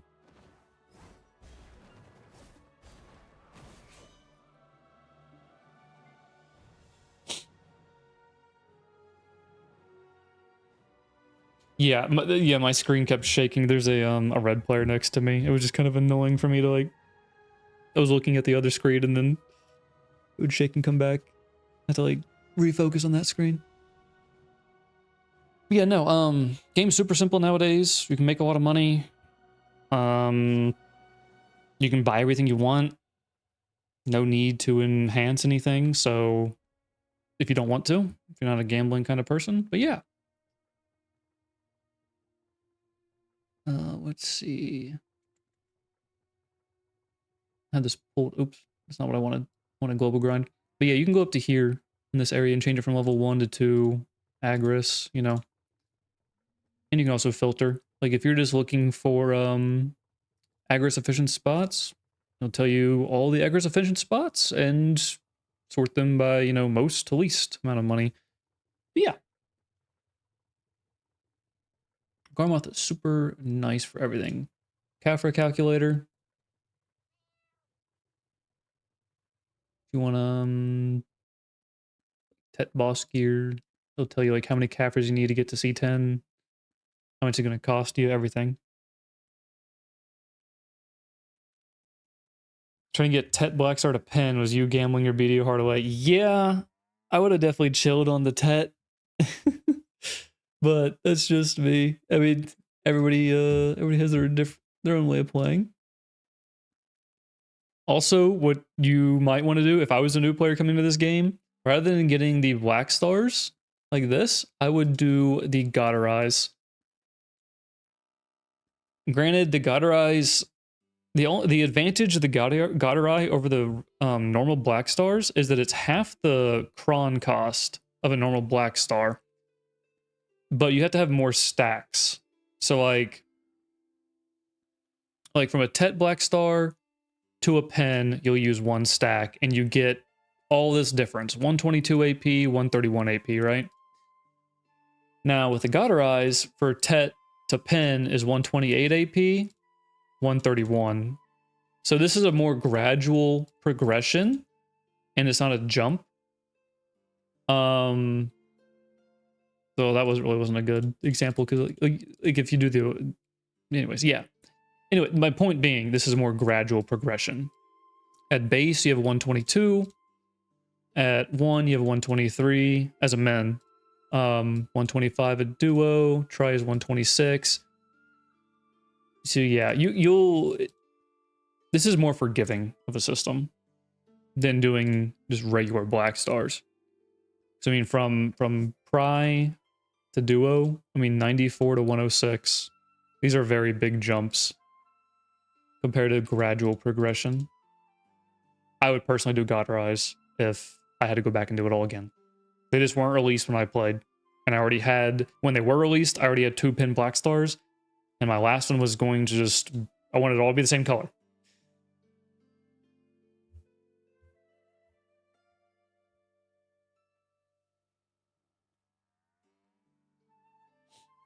Yeah, definitely don't go 1 through 15 on these. Just save up some money. I know I don't have BDO pulled up right now, but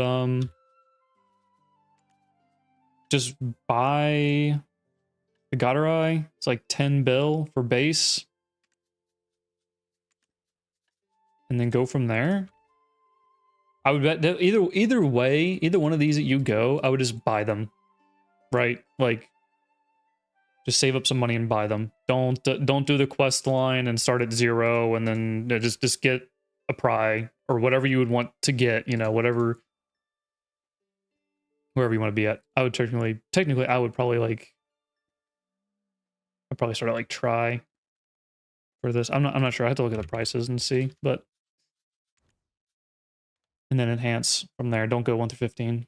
It's a huge waste of time.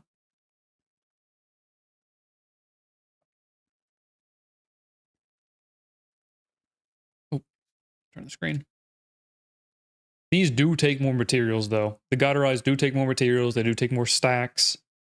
But they have their advantages. This is what I would recommend for a new player coming to the game.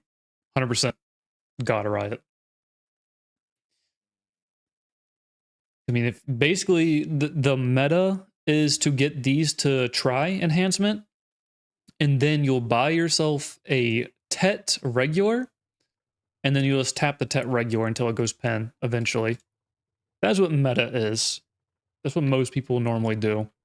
But if you, there's nothing wrong with trying to get Tet and then pen just off of a Godderi.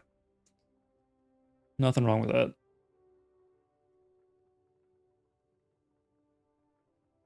The black star that you got, did you get a main hand, awakened, or an offhand?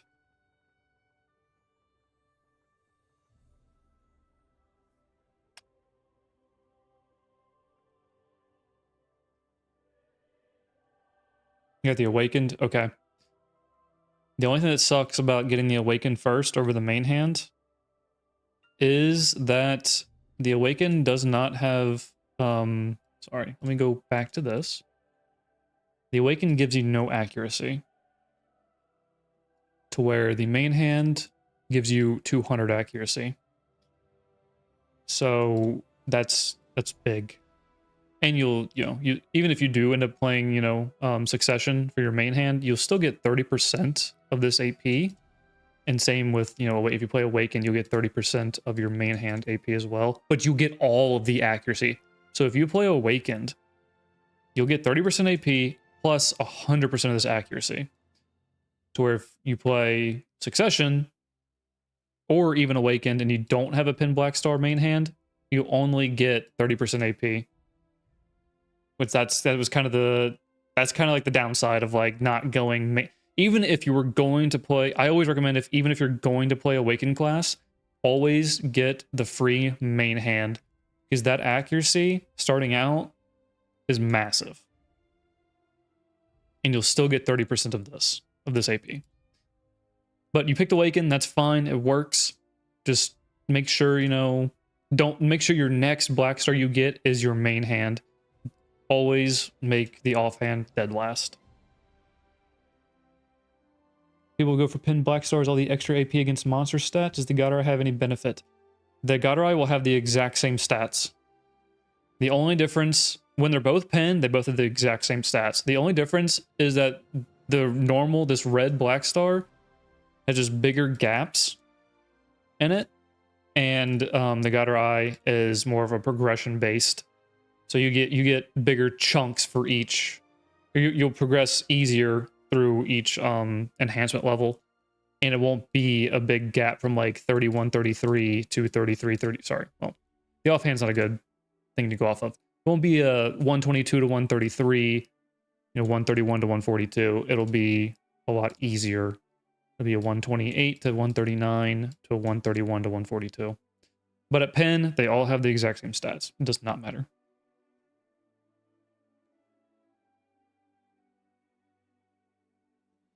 It just comes down to personal preference. So if you get a main hand black star somehow, if you start a new season character, there's not. You only get to pick one, unfortunately. You only get to pick one. That's what I was just saying. Make sure your next black star you get is your main hand black star.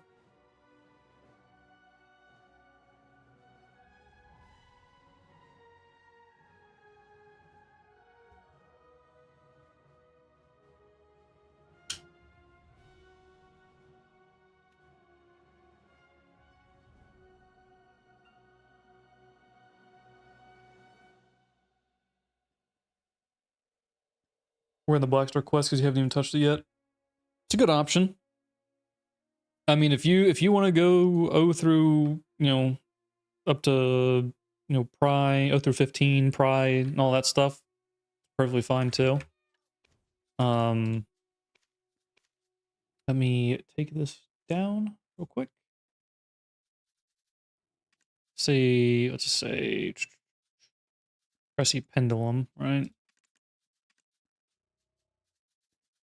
Oh, there's two Tets. Okay. Yeah. Let me look at the Godders here. Okay, so for Godders,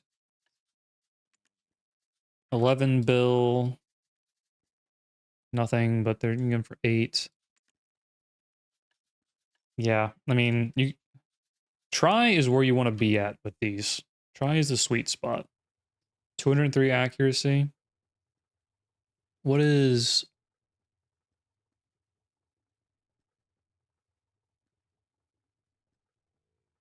Yeah, try of these is basically a Tet. It's a little bit less than a Tet. Black Star.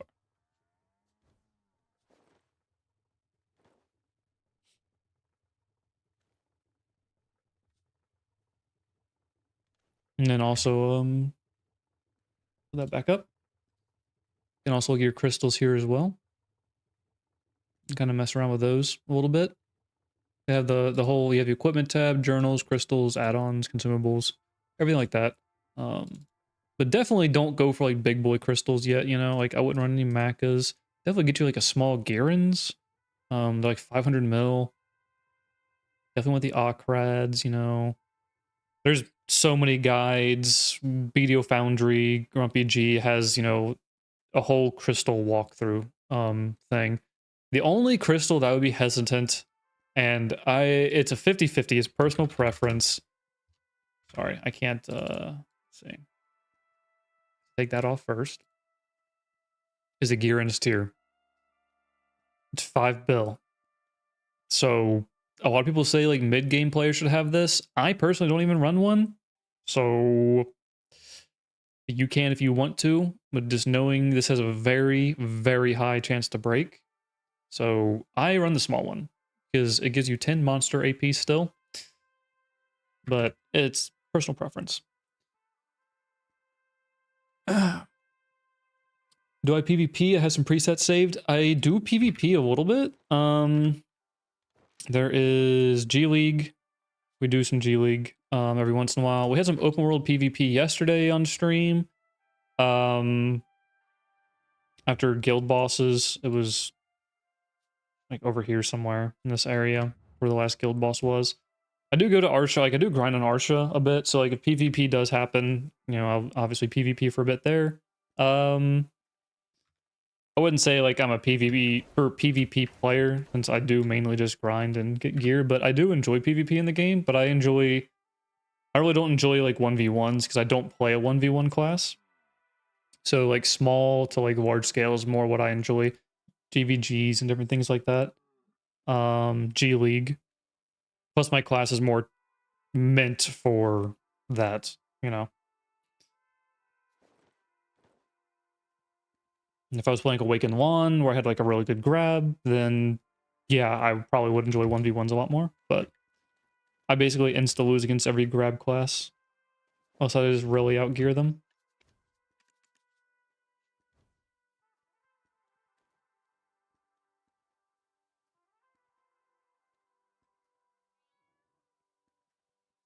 But definitely don't look at me for PvP advice. I'm not very good. There are a lot of people way better than me.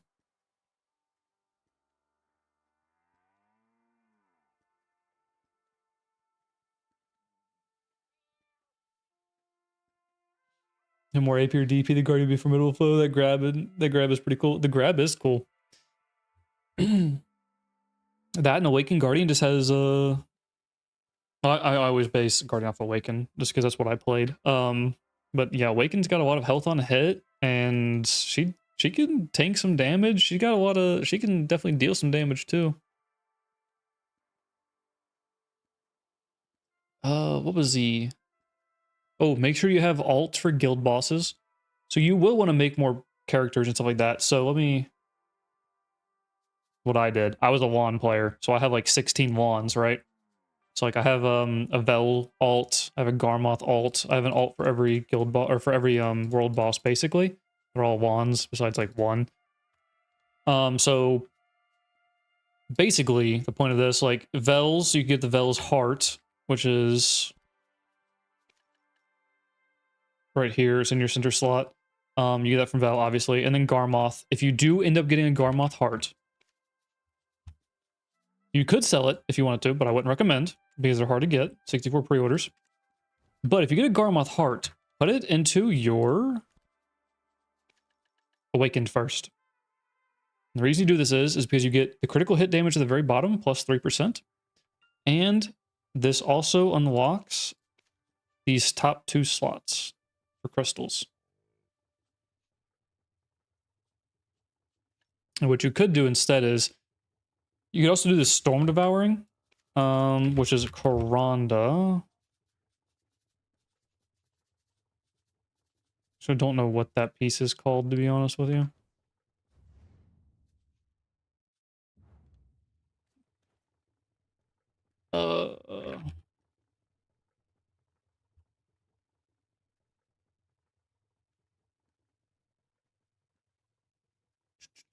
You can buy these somewhere.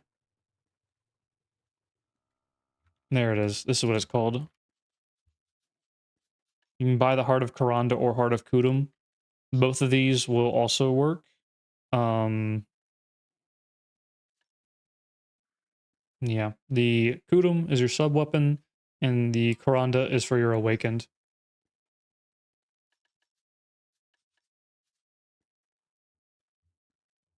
$20 billion for that. It's a huge upgrade. It's a huge unlock. Become rich and then so you grind for the right drops. Yeah, the good luck getting the Garmoth heart. It's tough. And the Vels. They're tough. But I mean the Vels and the Garmoth ults, like, I mean, you get to do Garmoth 3 times a week. And I mean, if you get it, I mean, hey, you know, that's 20 bill that saved you, and it's only like 5 minutes for each time. So like 15 minutes total a week. And if you get it, that's a lot of time saved. Vel is like all the way out here. You have to have a boat or like be in a guild that like can get you out there that does it consistently. I think that's like 10 or 12 bill. That's still a lot of time saved. Yeah. Most likely you're probably going to put a pre-order up when you want that heart. Because, I mean, if you get it, that's awesome.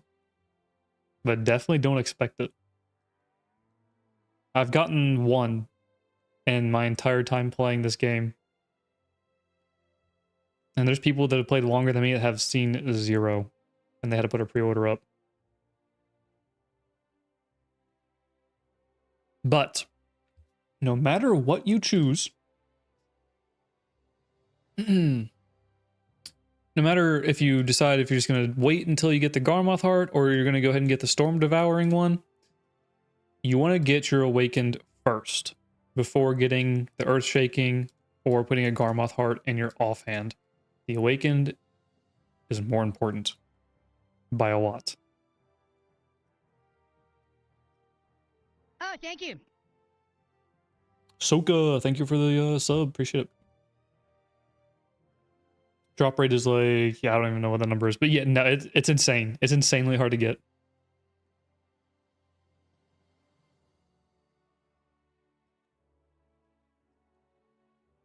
But definitely do the Awakened one first. So the Storm Devouring, or if you just want to go and wait for the Garmoth, but just Awaken. Just do your Awaken first. It's more important. That 3% critical hit damage, more important than, you know, special attack evasion rate.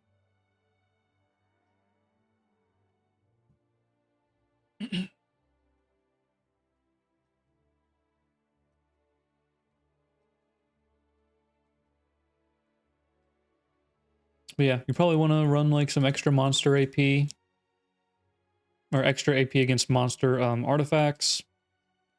Those would be best.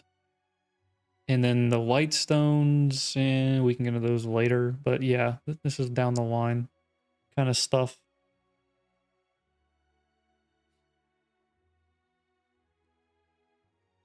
Let's stick with Storm Devouring. Yeah. Yep, and they're called, I don't know why they're not called what they are, but they're called Heart of. So you'd be looking at Heart of Karanda, which 500 mil. You get 1 crystal slot, and you get 3% critical hit damage. That's pretty good. And that's really good. And like, I don't even have this. I don't even have a Heart of Kudum or another Garmoth heart in my offhand. Like, this is kind of like very, yeah, you don't need it. Not really. Like, this is, you really don't need this. It's very situational at certain grind spots, and like, you're not going to be at those grind spots very long. So, get the Heart of Karanda.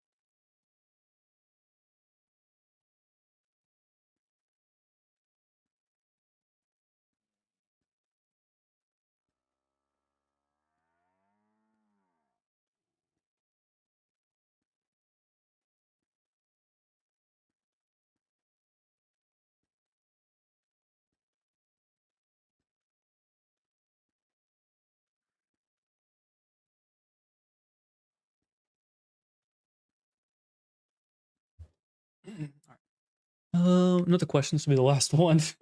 You're good, man. With fairies, how do you go about that? I read that I should roll for a brilliant one and hope to get continuous care, whatever, which allows you to heal with potions automatically. Is it just money growing process, or should I try and luck it out? Okay, so don't do what I did, okay? This is the best advice I can give you about fairies. Do not spend money on fairies. If you do spend money on fairies, so here's how this system works, right? Okay, well, let me start off by pulling this up first. So you're gonna get these petals, and you can exchange them for a chance to get fairies, right? You know, there's tier 1 through 4, 4 being what you want, tier 3 not being very bad. It's a nice spot to start at. So all of your brilliance are your T3s, okay? And then your radiance are your T4s. Now the difference between a T3 and a T4 is how many skills they can get, okay? Now, the way to do this is to make sure that your first skill, if you're going to pay to win this, right, especially, you want to make sure that your first skill is Miraculous Cheer, and you want it to be 5. 4 is okay, but you want it to be 5, because Miraculous Cheer allows you to put your pots, and the fairy will use them, and you can set when you want them to use, right? Doofy, thank you for the sub, appreciate it. So, now the reason for this, right, you want Miraculous Cheer first, is because when you only have one skill on this fairy, it will only take, let me see if I have some, it will only take 1 orb to the reroll, and it has it right here. The amount required, the fairy has 1 skill, it is 1 orb, has 2 skills, it is 2 orbs. So the more skills you get, the more orbs it takes. So that's why you want to make sure you grab a fairy, and you get you get Miraculous Cheer first. Because if they do give those orbs away for free quite often, so you want to make sure this is first, that way it only takes 1 orb away from you. Especially if you're looking to like pay to win it a little bit as well, which is what I did. I paid to win more than that though. So, but yeah, so like Miraculous Cheer is what you want for sure first. So just roll your fairy, and like you'll get just a T3 or T4 one. You can also rebirth it if you don't get the first skill that you want. And I think you have to do, it's been so long, honestly, I think you have to get like Lemuria gears, like the best gear to get, like you buy Lemuria gear and like you break it down and then like you give it to the fairy to level it up and like rebirth it, right?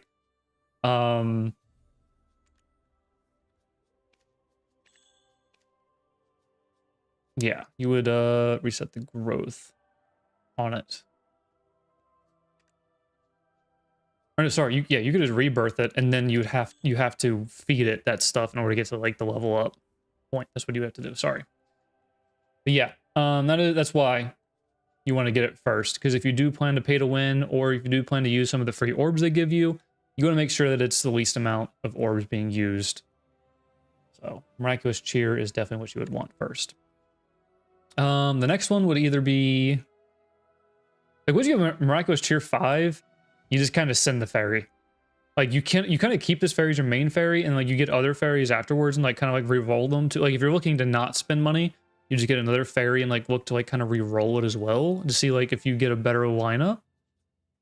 But if you're looking to like, you know, pay to win a little bit or like use some of the free orbs and like gradually, if you're patient, want to gradually do this over time, then yeah, Miraculous Cheer. And I would probably go with like Feathery Steps and Fairy Tier. You know, that's the order you would kind of want those in. Continuous Care is also good for auto use items and stuff like that. So, but yeah, you level your fairy up by feeding it wines and different things like that, and Lemuria gear as well. Can't find my tab for this. Yeah, the Dark Honey wine, you would level it up with that, and the Sweet Honey wine as well.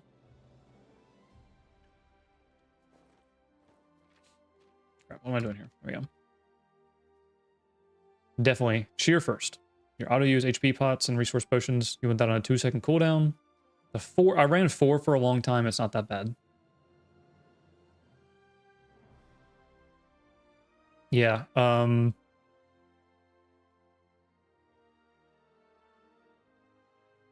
yeah, just keep re-rolling, like, especially in your situation, just keep re-rolling your fairy until you get this first. And then start using some orbs, you know?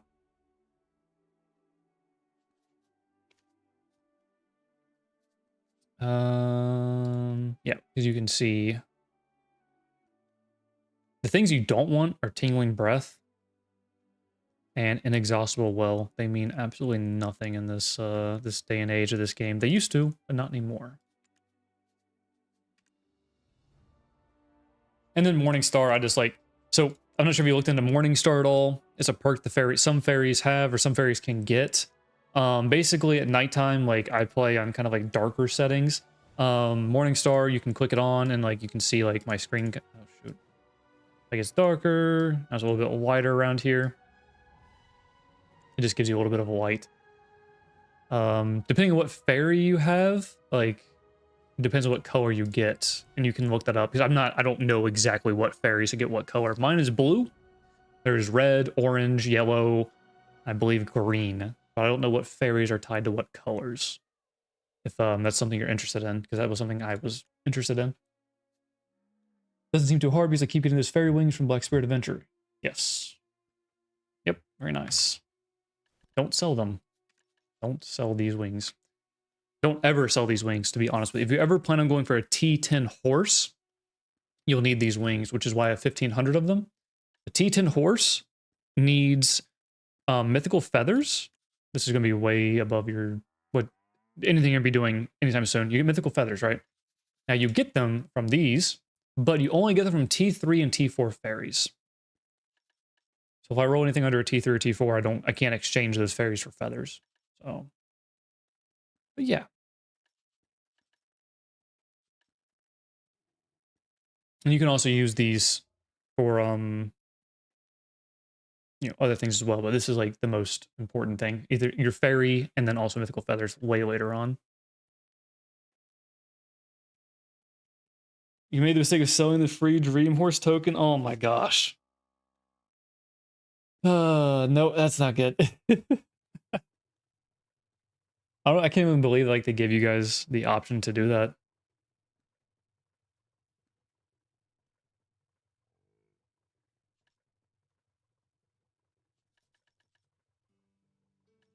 Yeah, that's tough.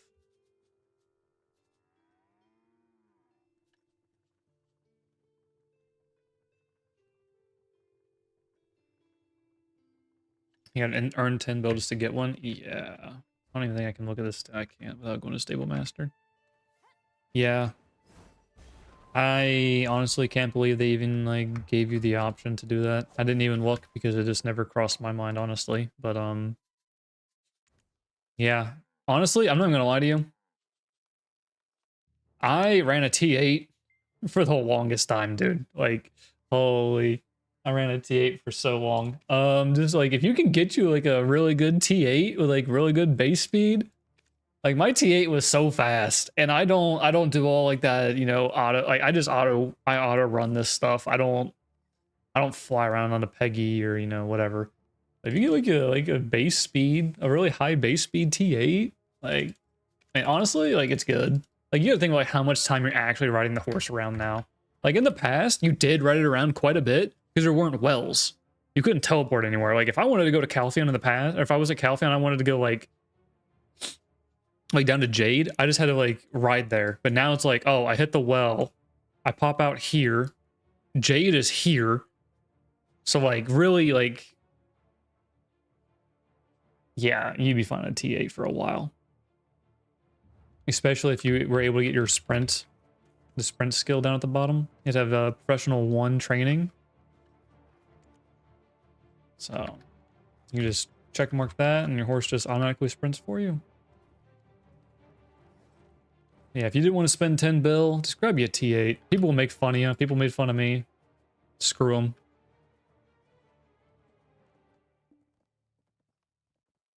Just make sure you get one that has like good speed. Like the 153 is like decent. 157 is not bad. You want to look for the white ones. The white ones have the best speed. 158.5 is pretty good. There's a 157. Yeah, no. And then you can also work on like getting horse gear as well. Just like work on like getting Grenvere gear as a starting point, you know.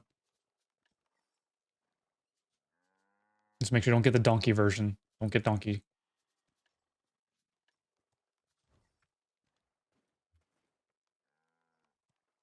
Yeah, see, perfect. You got a T8, 153 speed. If you have Magnus done, you're chilling. Like, the farthest you gotta ride your horse is either to a well, like, and then to, like, the grind spot. Like, I mean, traveling in this game is nothing like it used to be. You know, as long as you have Magnus done.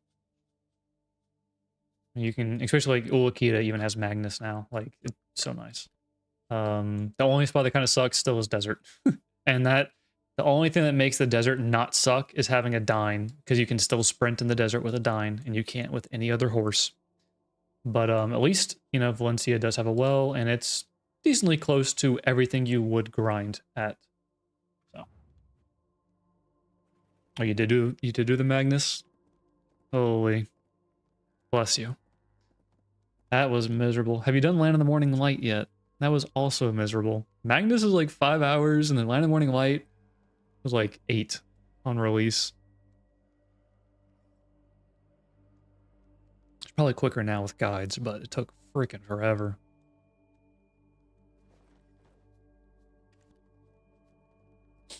How about playing Hash? Not necessarily because of the desert, but because he seems cool and traverses well in the environment. Hash is really good in PvP. I don't know about his PvE though. I know a few streamers play him, but they've played him forever. Also, Hash is a really hard class to play, even for like veteran players. Hash is a pretty difficult class. But I mean, if you like the class, like there's, you know, nothing wrong with doing it, trying it out and seeing, but if you like the class, give it a shot, you know? It is a lot of buttons. I'm a very lazy person, and I will not be hitting that many buttons. Just haven't done Land in the Morning Light. Was about to do it on my Drac after graduate my Guardian. Got you. Good luck. It's the best thing I can say to you. Good luck. It's Land in the Morning Light is a lot of just like running around, talking to this NPC, watch a cutscene. You know, talk to this NPC, cutscene, rinse and repeat over and over again, and then like you finally get to fight like the boss, and then you gotta fight like 8 bosses. And by the time you get done with your 8th boss, you're like, why am I still playing this game? Because it's been 8 hours and I haven't done anything but Land in the Morning Light. But it's a one and done kind of thing, so I guess that's the upside. And it unlocks your Dawn gloves for you, which is another upside. The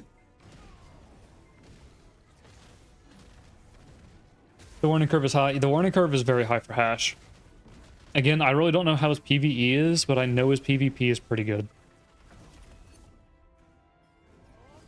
A lot of his skills have CCs on them, so. And we even actually have a Hash in the guild who's like, he's fucking insane. I mean, he's literally crazy. Like, he's so good.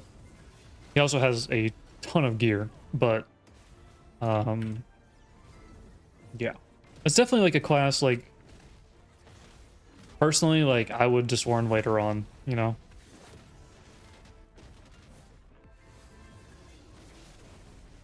He is cool though, but it's a lot of buttons, and I am way too lazy to hit that many buttons. His combo is insane. Just for PvE, his combo is insane. Like, I hit like 6 buttons, 7 buttons here on Sage, and Hash is like a paragraph long. It looks like freaking Succ Musa, or yeah, Succ Musa combo. It looks miserable.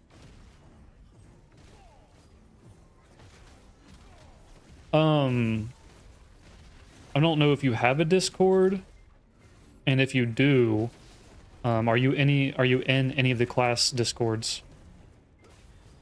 There's a class Discord for every single class in the game, and they give you the rundown of the class, strength, weakness, crystals, everything you would need to know about the class. And then the nice thing is with all those discords, they will also link you to other class discords, so. Okay, you're in the Guardian Discord. Cool. Perfect.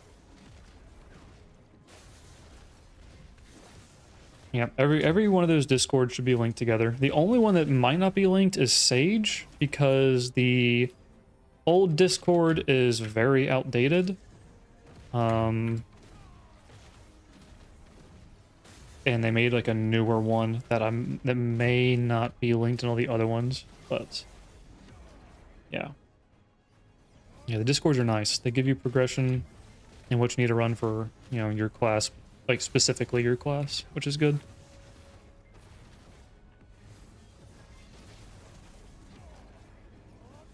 If they're kept up to date. The lawn is not kept up to date. There are a few that are not kept up to date, but Guardian definitely is. There's not a whole lot to Guardian.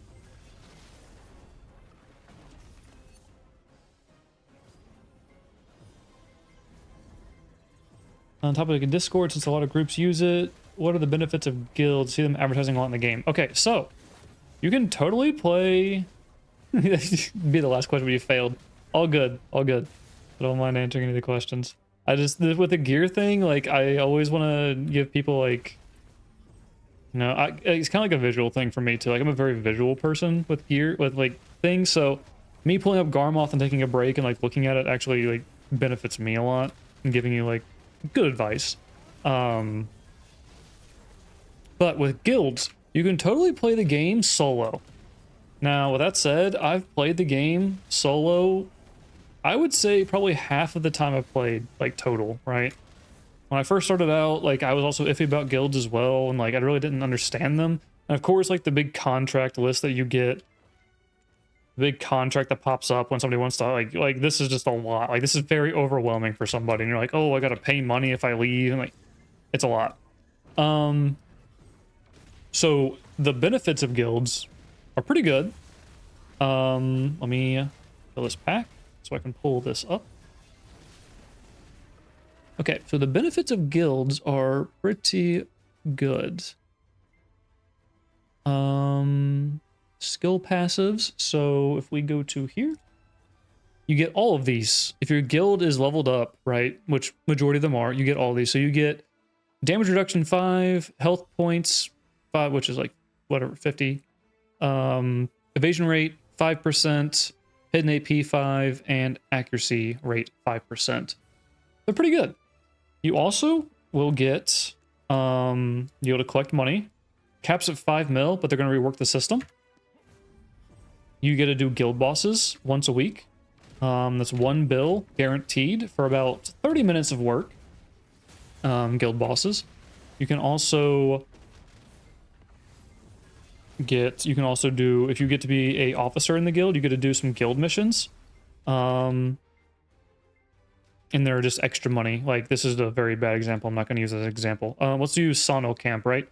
75 mil extra you can make. If you're grinding sawmills already, you can make an extra 75 mil just by already grinding what you're grinding. Now, that 75 mil is cut in half. Half of that money will go towards the guild, and the other half will go towards you. So it's just kind of like a little extra bang for your buck.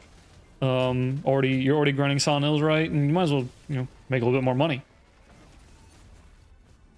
The only problem with guilds are, and there's not a lot, it's all kind of like personal preference, is like you do have to put up with other people sometimes, depending on like what guild you join. And then like the constant like spammy, like, oh, so-and-so enhanced Tuvala main hand to pry. Oh, so-and-so enhanced it to duo, and it's like an 80% enhancement rate, and I'm still like, why am I receiving these messages? And it pops up like in the top of your screen. Or like so-and-so is hitting reblath for the 10th hour today, and like they want you to know that they're hitting a reblath, right? So like that's kind of annoying. That's like the only downside, is like you gotta put up with some people. But you're gonna find some characters out there in BDO, that's for sure. And then also like the spammy, like, oh, he's enhanced this, they've enhanced that, she's got this, and it's like, okay.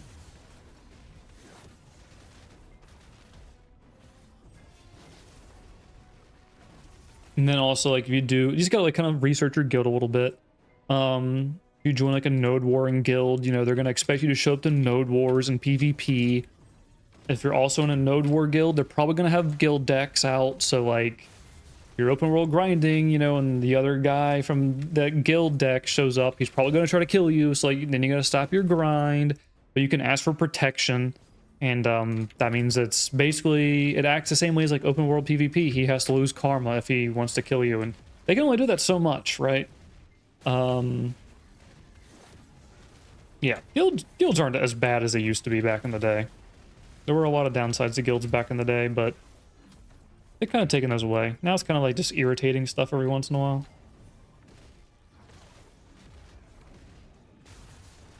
Yeah, a guild specifically for demolishing the shy class, yep.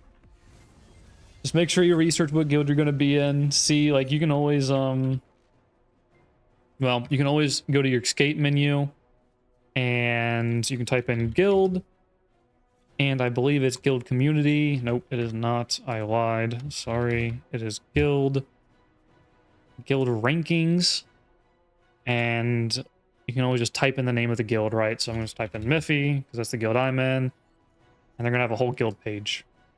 Guild intro, retirement home, no requirements, full buffs, you know, comments, you know, what people say about it, whatnot. Oh,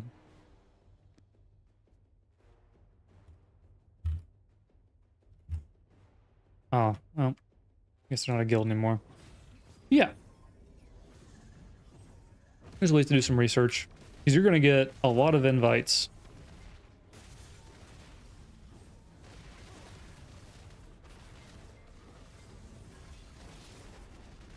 But if you do join a no warring guild, just they're going to expect you to PvP, just to let you know. If you don't want to until you have gear, which is what I did, it's fine. But they will expect you to PvP. So maybe joining like a PvE guild in the beginning would be a better option.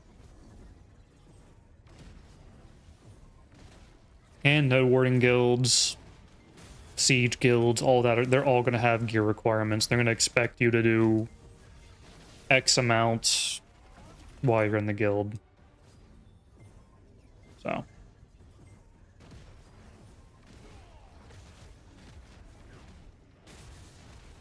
PvE guilds are just definitely... PvE and life skilling guilds are just more chill. Or if you find a guild kind of like this one that is more of a retirement home. There's a lot of us in here that just been playing forever, and, you know, we just don't really want to do a whole lot besides just our own thing. So you get good advice from like veteran people that have been playing the game without all the requirements of having to do like some really dumb shit. Yeah, Siege is like Node War basically. It's a little different, but it's basically Node War.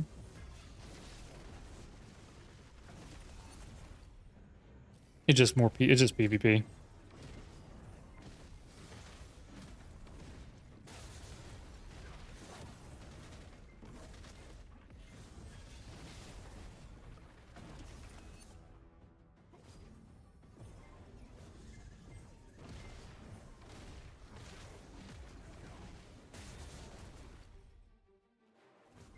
My buff ran out.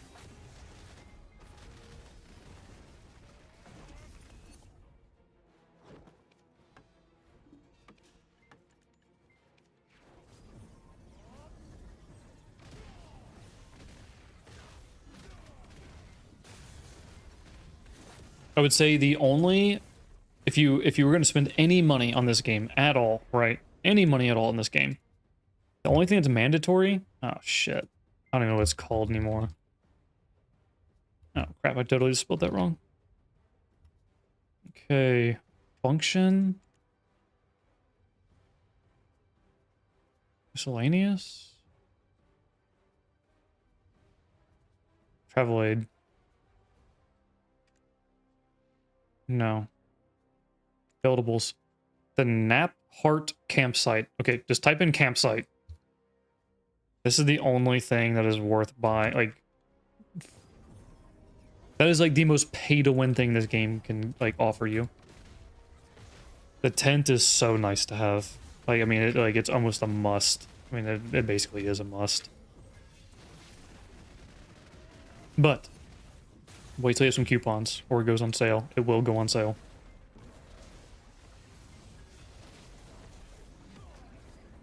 The tent just allows you to do so much. Repair, you repair your gear immediately. Shop lets you buy 50% drop rate buff, or more HP pots and MP pots if you don't have the infinite pots. And if you have a damn, where is it? Secret Book of the Old Moon, or you don't want to buy the Secret Book of Old Moon, if you go to any of these villas here, it doesn't matter which one, they all have like different titles, right? Go to any of these villas, blue villas out here too. You buy a villa scroll, you can use any of these buffs as well. So 10 AP, 10 DP, 200 HP, resistance plus 10, and ignore all resistance 5%. That is what you'll mainly be running when PvE grinding or PvEing.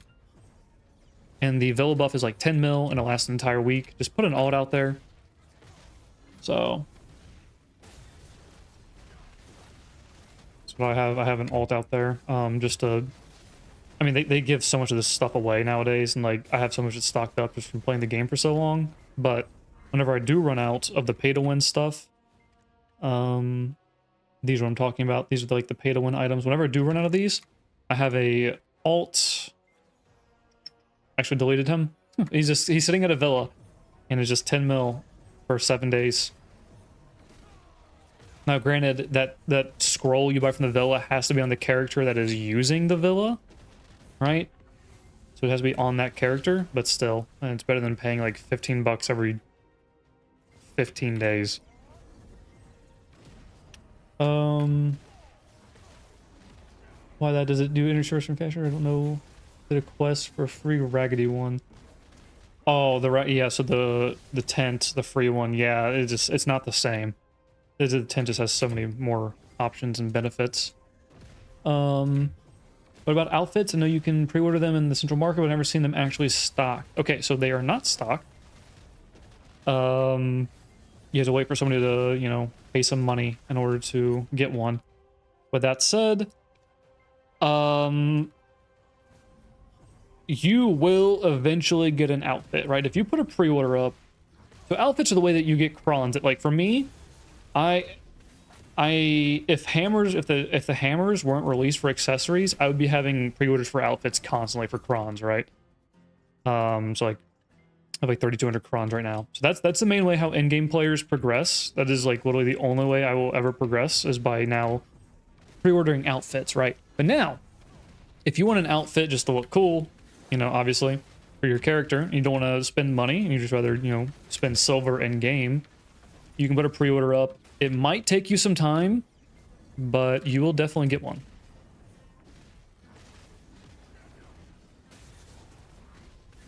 But once you get to endgame, outfits will be the only way you can progress, and that's why it sucks to be endgame.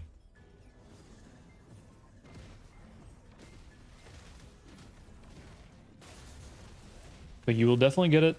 It'll just take quite some time, or wait for a sale and buy one.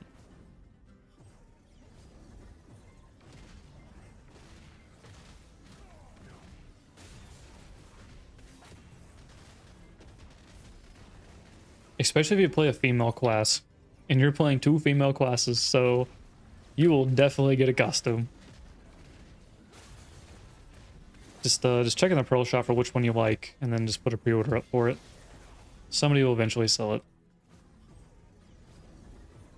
Guilty of buying a few already? Yeah, I am too. Everybody is. Everybody buys costumes. They look nice. But yeah. The only thing I would say, like, maybe don't waste your money on is like the ghillie nowadays. Like, ghillie back in the day was really good. Because like it just gives you the unknown adventurer tag, so like you just go around killing whoever you wanted. And like when you killed them or they killed you, like it didn't tell them like who you were. Nowadays it does, like, so it's kind of really stupid.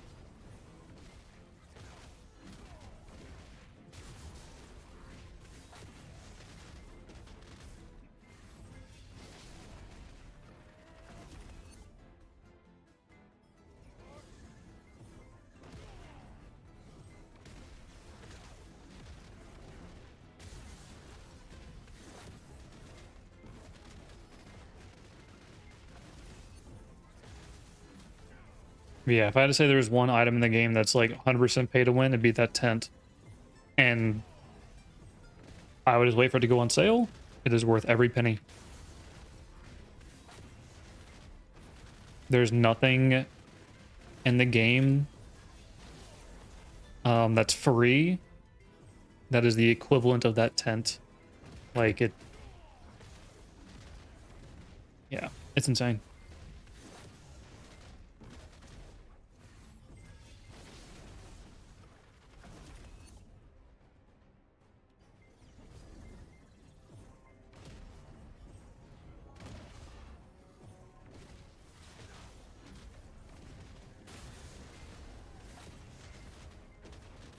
Keep an eye out for it. Seems really useful. It is. Yep, it is. That's the one thing that like I hate having to tell new players or like people like that are interested in the game. I have a few friends like in real life that were interested in it, and I'm like is it pay to win? I'm like, it's really kind of like a pay for convenience kind of game, but like this tent is worth like $50 and it's worth it. But like, yeah, just wait for it to go on sale. But yeah, the tent is massive. It's really big.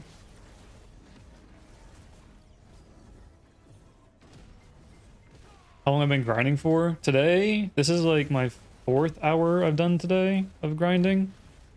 Overall at this spot, I actually haven't kept track, but I'd say it's probably close to like 80 to 100 hours, somewhere around there.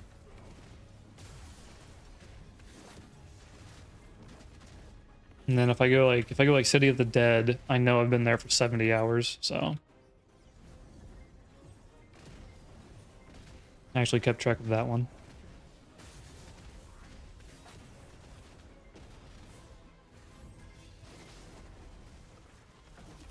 I only really keep track of my treasure item grinds.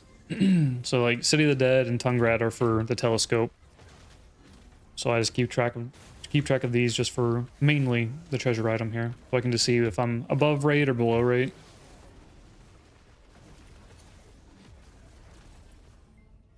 No, I didn't mean to pop that there. Oops. It's not that this game requires some grind, but yeah. Yeah, I mean, it's still...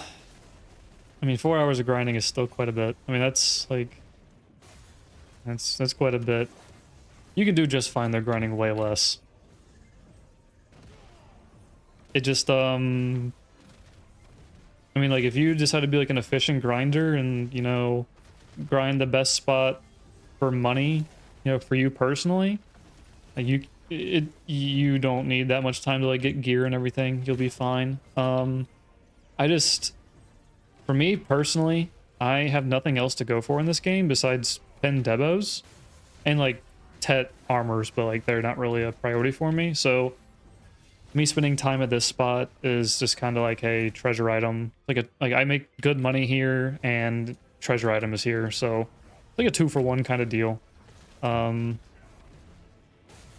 Because the spots I should be grinding technically, like Ash Forest, Crypt, any of the Dekia spots. The Dekia spots do make pretty good money. They're not bad. The earring drop rate is miserable. But like Ash and Crypt, they'll give you the materials you need in order to enhance your gear. So like Ash will give me like my neck piece, right? My Debo neck. But like the money is so bad that I have to grind somewhere else in order to make money. So gotta mix it up a bit. But yeah, Tungrad, treasure piece, and it's good money. And there's a drop rate event, and a lot of the money made here is from drop rate, you know, from cheers, so. Helps make it a little bit sweeter of a deal. My personal favorite spot is Highlands, because it's like actual like silver. It's not based on drops. Drops do help, but still make pretty good silver too. With a little bit less RNG.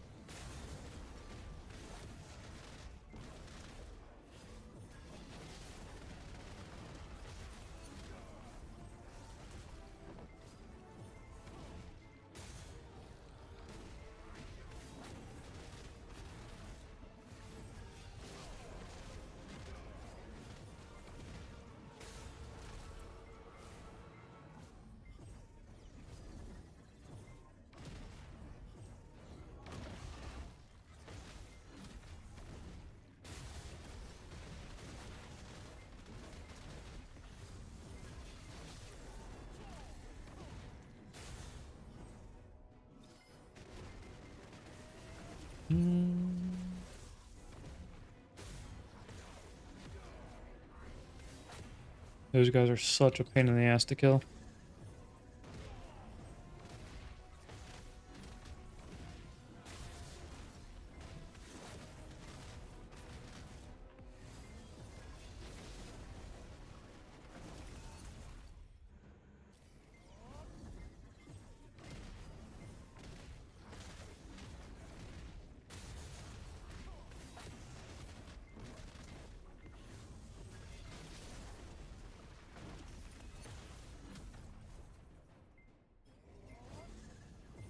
What class do you think is the easiest combos?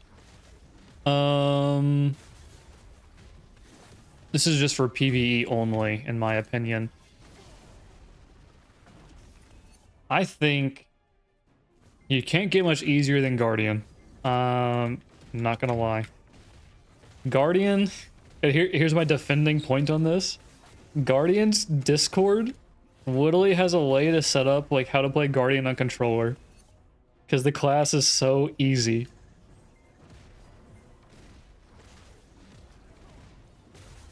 Like, so, like underneath my character, like you see all like my skill UIs, right? Like all in this area right here. Okay. I generally use all of these, and then like I have one between these right here as well, and I'll sometimes use those as well as a fill to keep track of cooldowns. Okay, so granted that I use all of these that I currently have showing right now. Guardian only filled up like 5 of these for me. And like if you want to include like PvE stuff, it was like 7 or 8. So as far as like the easiest combo, I think Guardian probably has like the easiest. Behind that, I kind of would say Maegu. Because a lot of her skills are just kind of like either like left or right, like left mouse button or right mouse button, or it's just shift LMB, shift RMB, shift Q, shift F. You know, like Maegu does have a lot of skills to use, like not a lot, a lot more than Guardian.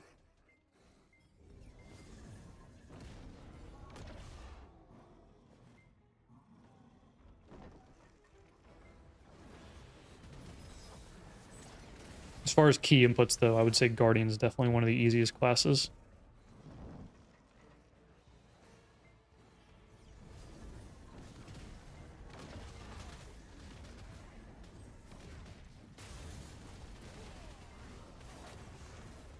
You just end up holding shift and pressing buttons and your Guardian does something.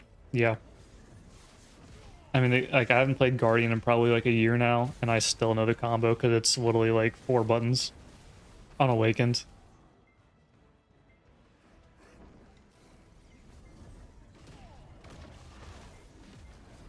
Struggle with the flow though, I guess, because like with Awakening, some moves can bring you back into pre-awaken and mess it. So like with Guardian, I knew I was only ever going to do PvE on her. I was never going to PvP.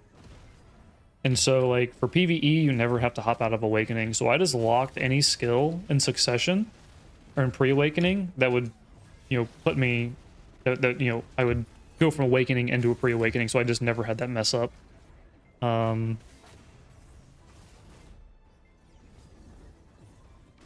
But yeah, the only flow that was kind of like difficult to warn on Awaken Guardian was the what is it? Damn. Try to think about it. Shift F. The down and LMB. Because you only do, you cancel it before the kick. And you had a few skills that, you had one skill that flowed before that. But yeah, as far as like the pre-awakening stuff goes, at least on Guardian for me, I just I locked them all because I had Sage tagged, and if I'm gonna be in PvP, I'm gonna be on Sage.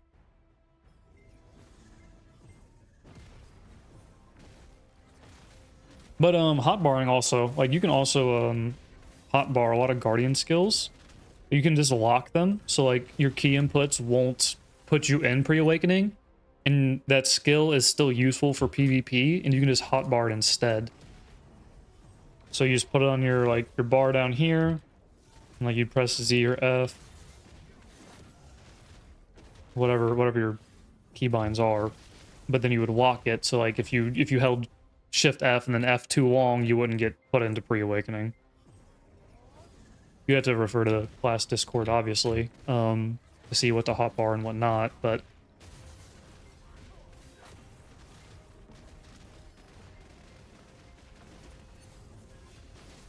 again, if you're gonna be playing Drac, I would so like if you're gonna have a Guardian Drac tag, don't even bother warning PvP on Guardian, just warn Drac. Like, Drac is so good. It's crazy.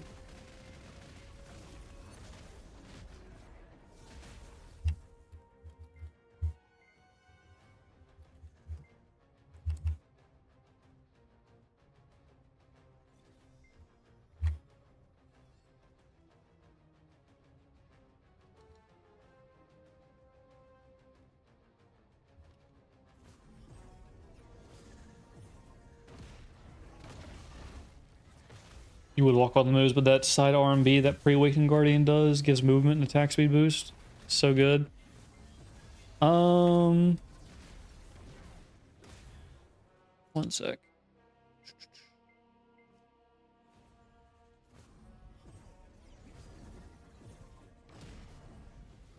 Doesn't one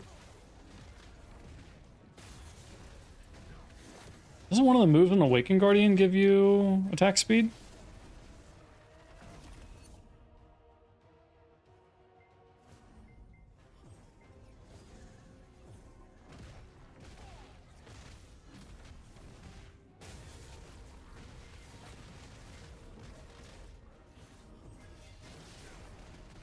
Should give you like 10%. It's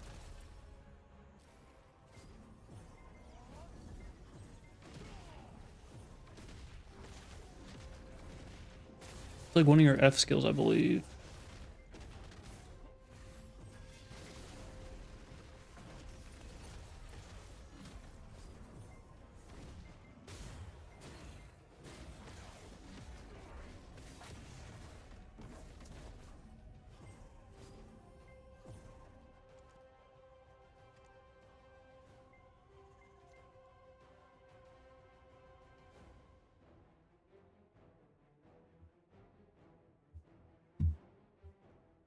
Let's find out.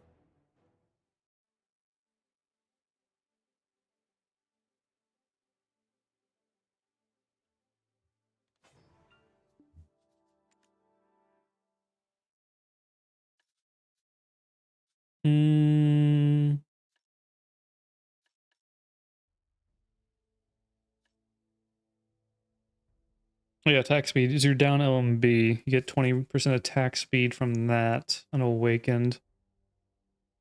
The movement speed? I don't know if there is a movement speed. I cannot remember. A hot minute since I played Guardian. Yeah, the Guidance Generator gives you the minus DP. Oh, there it is. The up and F is what I was thinking of for movement speed. Yeah. You get movement speed 10% with up and F. And then, yeah, down LMB will give you your 20% attack speed. So you don't really even need to go back to Succession for those. Then Guidance Generator gives you your minus 20 DP. And which one? Is it Cleansing Flame? No, it's, which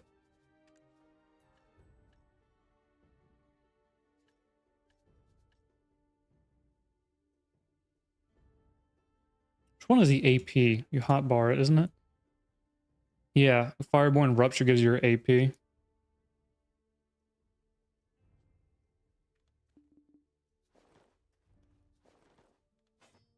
Yeah, you run the Omahas. Or Flame of the... Yeah, okay.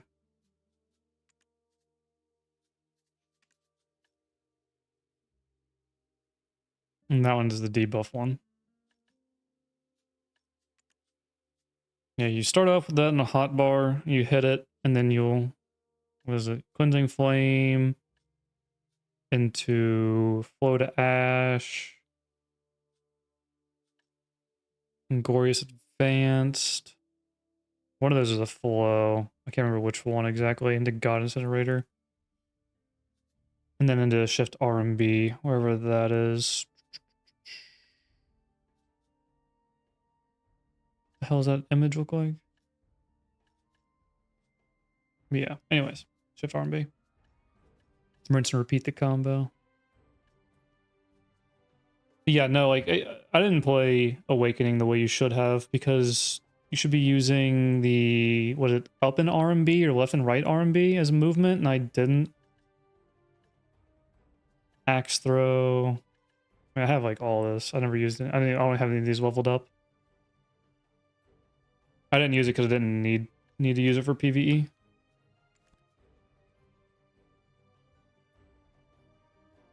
If you're gonna PvP, you probably want to unlock a lot of those, or like level them up and then, you know, use a lot of those.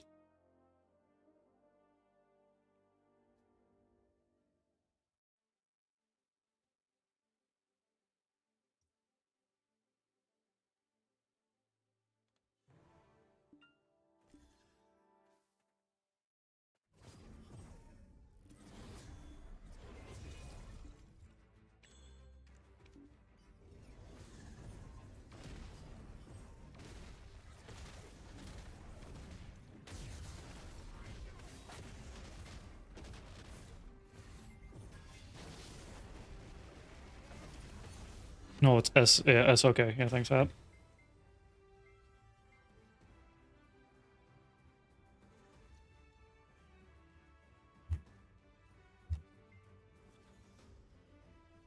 How many?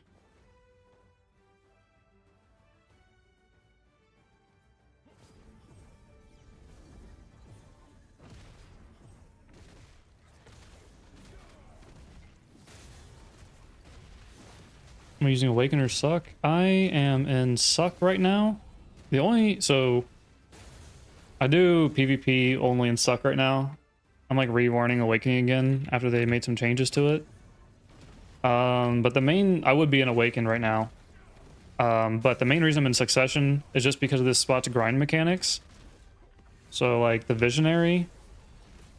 So like none of these guys are moving because like that's because I killed the Visionary, right? I CC'd him. The Visionary is that little floaty boy in the front.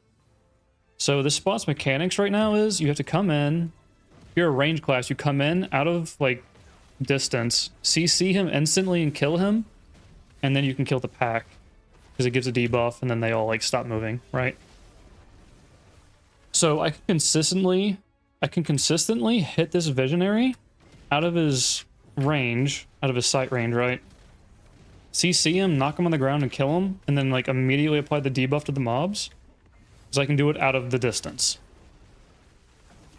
Now, if I was playing on Awakening, I can't always 100% do that all the time. So like if I don't hit him out of his range, he doesn't get CC'd immediately, and I can't kill him immediately. There's like a cooldown, it's like a 1 or 2 second cooldown timer that like he just will not be CC'd. So it takes a lot longer to grind this area. But they're changing all that in 2 weeks. This whole spots mechanic is being changed. They're reducing HP, changing the buff, and different things like that. Because range classes just had such an advantage over every other class. And it's really, like, honestly, it's not fair. So that's the reason I'm in Succession right now. Now, when I go to oil rigs here in a little bit, I will go back to Awakened. Just because, like, Awakened just is a way better grinder than Succession is. Awaken's like it competes with like one of the top grinders in the game. But that's the reason why I'm playing Succ right now. It's just because of being able to land a range CC is huge.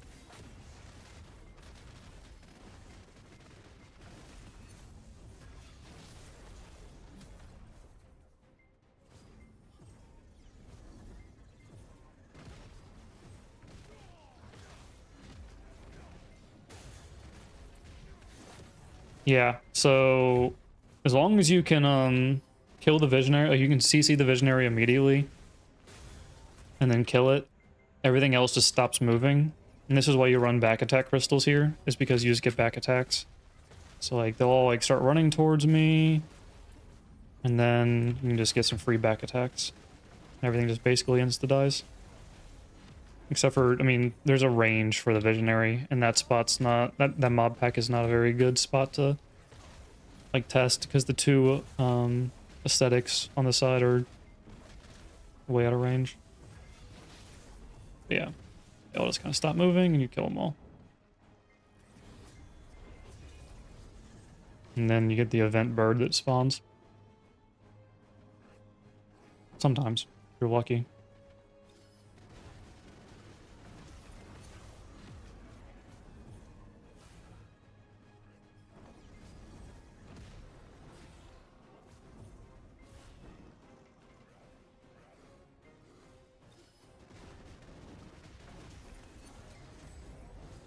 And they just have, like, reduced HP, and they take more damage. So, and as the waves go on, they get a little bit more HP and a little bit more damage. A little bit more DP.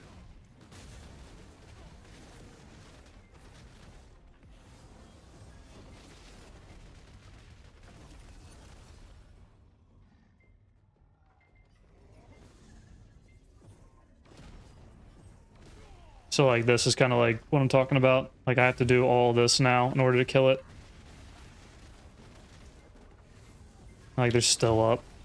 So that's what like most classes have to deal with. They can't range CC it. It's just a lot more like, it's a lot more work and it just takes a lot more time. But they'll be changing all of that. So I will eventually be grinding here on Awaken Sage when that patch comes out.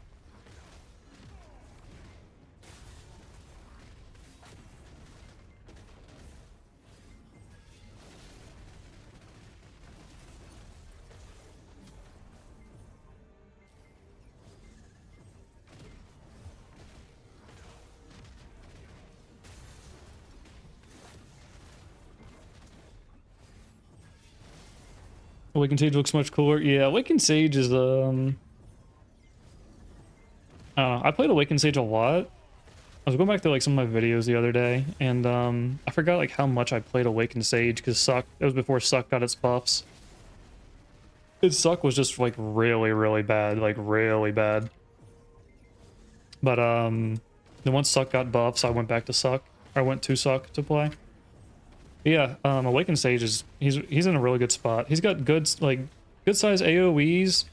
The one thing he needed was like stamina changes, and they didn't do that with his last like buff they gave him. Instead, they just gave him more damage, and he already had a lot of damage. So he's got a really good pull. All of his like skill add-on effects, like Succession on the Illusion expansion gives me plus 20 AP. Like Sucks is like plus 6, or sorry, Awakens is like plus 16. I mean, and you have 3 different spears to throw, so like you can just always keep that up all the time. So it's a really good class. Good pulls, good mobility, lots of iframes that lead into like SAs for protection. Also has a grab that's ranged. Not that I've ever landed one in my life, but that's a skill issue. But yeah, the only downside is that it is a little unprotected.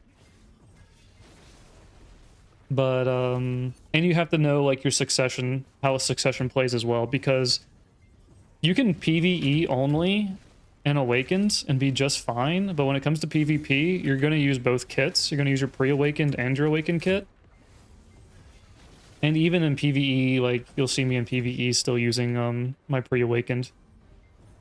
And that's what I like about the awakened class too, is that my pre-awakened skills still deal quite a bit of damage. Where like on Juan, like if I was going to pre-awaken, it was literally just to like be in a protected skill. And then Sage is like, if I go into pre-awaken, it's for protection, CC, and damage. Like, it covers all of them. But you have to know both kits.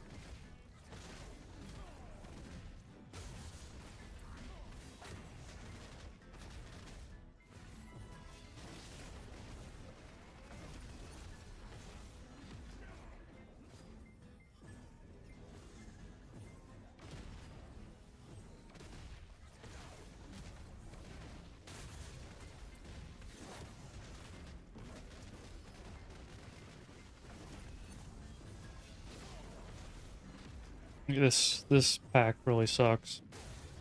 Sometimes they run in, sometimes they don't. And the CC mechanic doesn't work.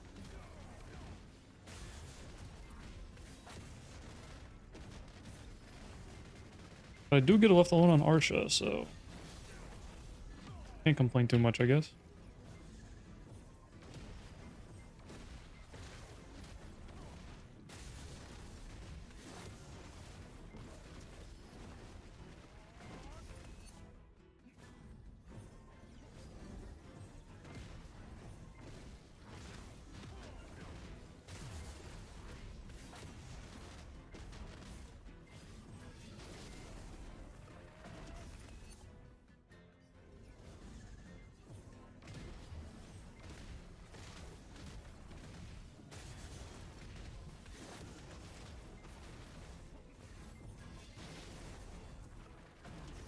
Mm.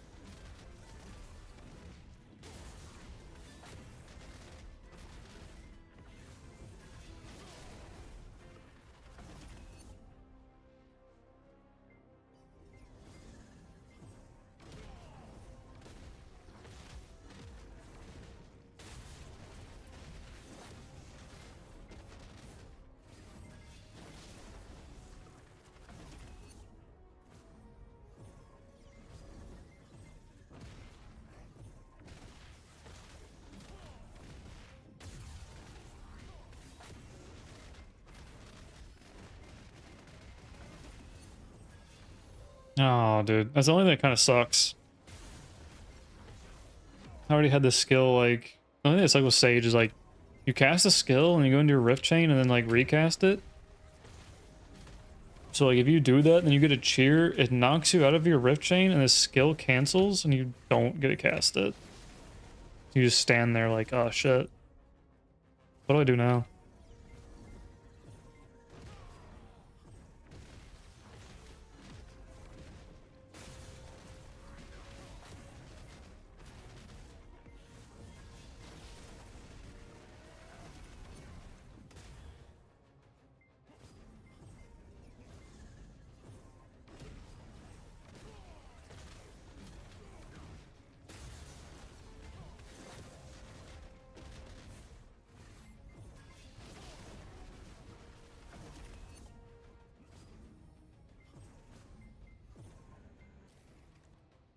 All right, I'll be right back. I gotta go to the bathroom real quick.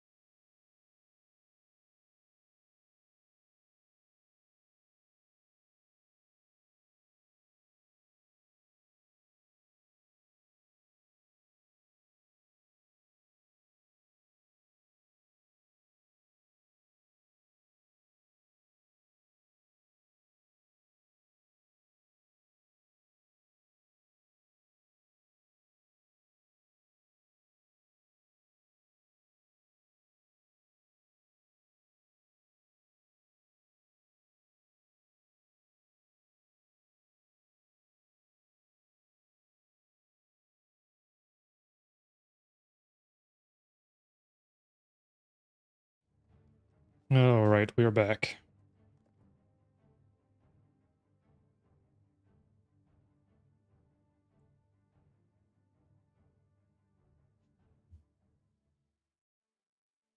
Yeah, dude. Got any more questions or anything? Or if like you got it kind of figured out for now and want to work up to a certain point, it's cool.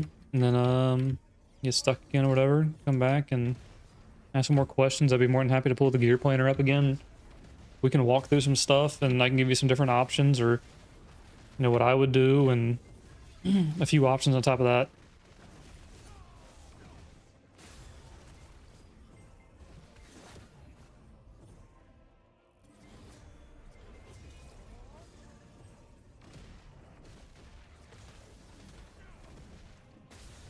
I really can't help out like too much with the classes because I've only really played like 5 classes in the entire game.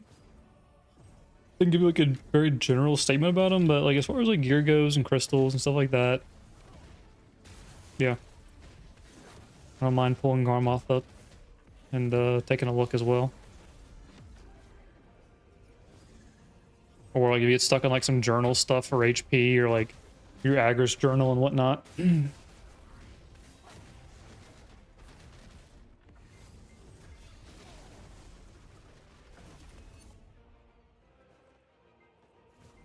Yeah, no problem. This is definitely a game where newbies need all the help they can get for sure. There's so much to do, like I mean, as well like what we went through before on Garmy, like that's like months down the road, like some of the stuff I was getting to, but yeah, like on top of gearing and journals and like where to grind and like what gear to grab and like classes, like there's so much to do, like just fresh starting out, so definitely take your time with it. Find some classes you like to play, like to grind on, like to PvP on.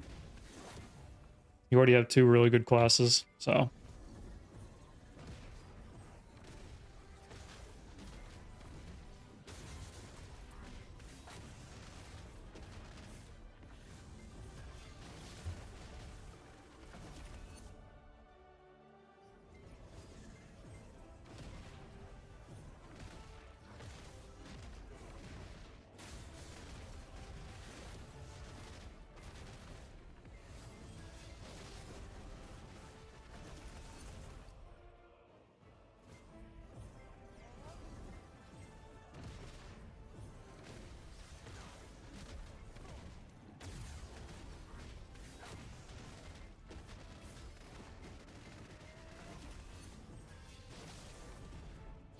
Let me turn that back on.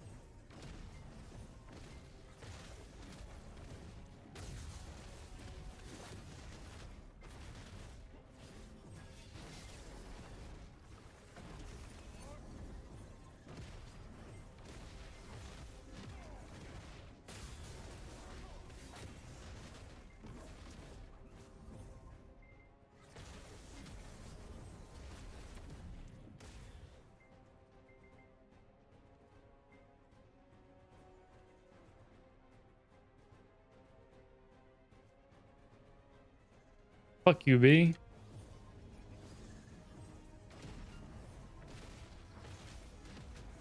I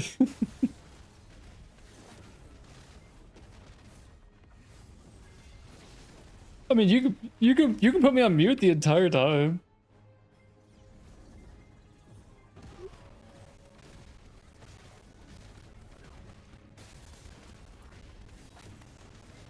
Oh, thank you. 1 sec.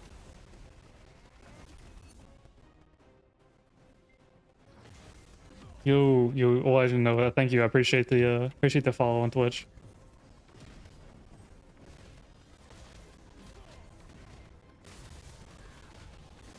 I do play music on Twitch, so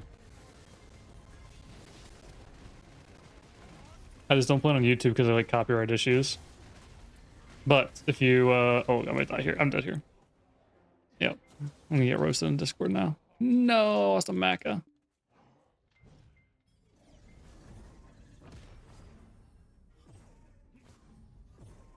Let's go down here. Yeah, thank you for the follow. Appreciate it. You don't like the music though? There's always YouTube as well. Oh, you know, this is easy. I actually got a...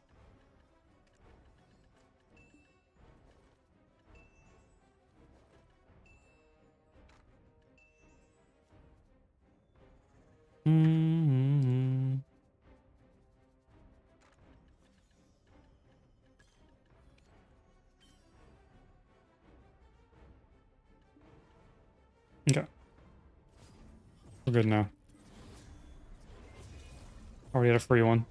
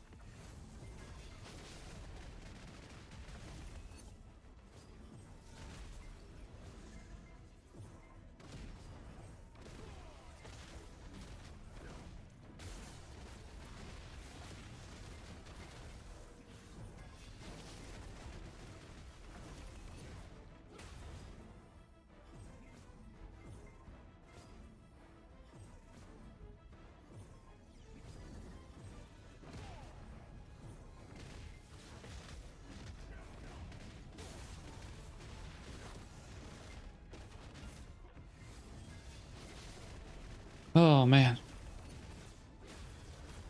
There we go.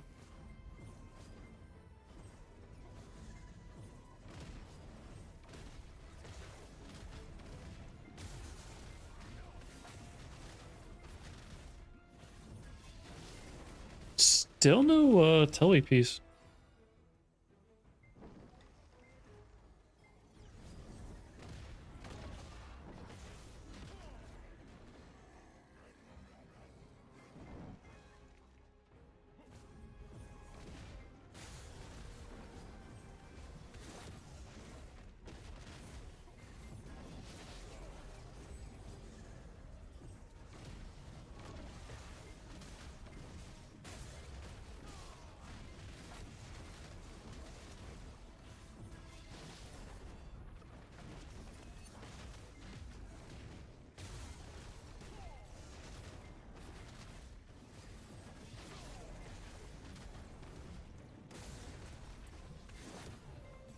No, another specters, bro.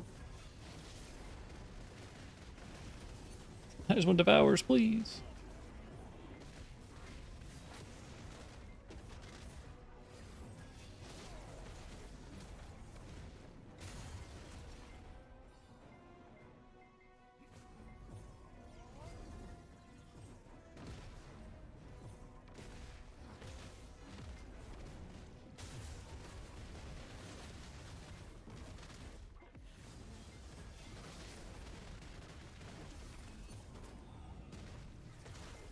Do the mechanic finally kick in? There we go.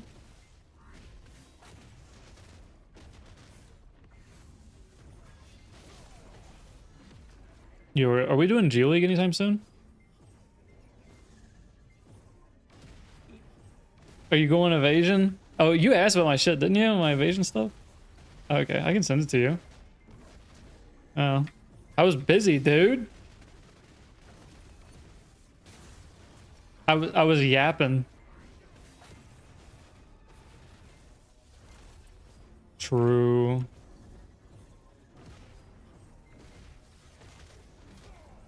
Getting those hours in.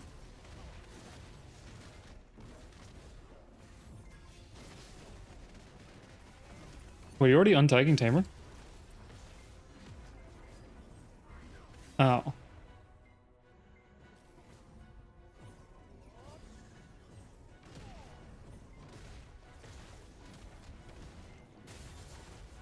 True. Okay, yeah, I can see the crystals right real quick.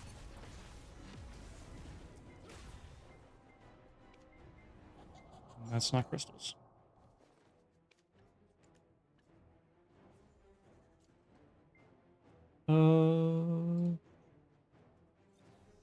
That's just full tank, by the way, so.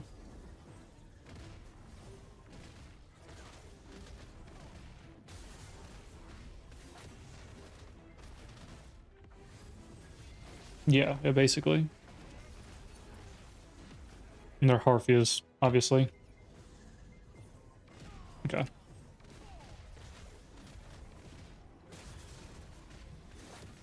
Yeah, yeah.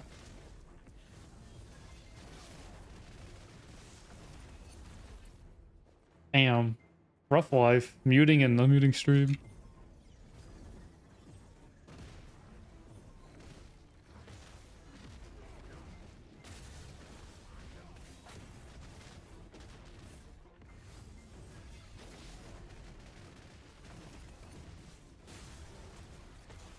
I mean, you saw that Musa yesterday, right?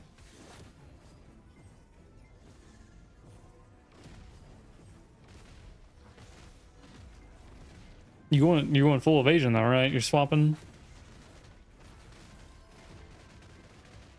Oh, okay. Oh.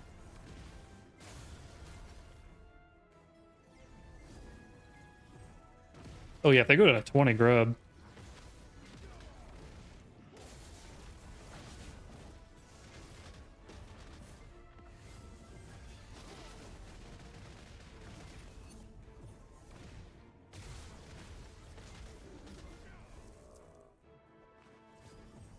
I mean, I didn't grind for a lot of it. I was in Calphian.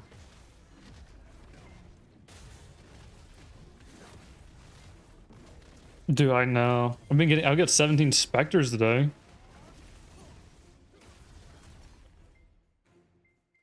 Did you?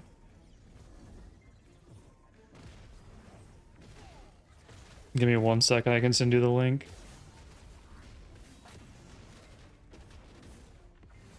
Wait, to evasion from DR?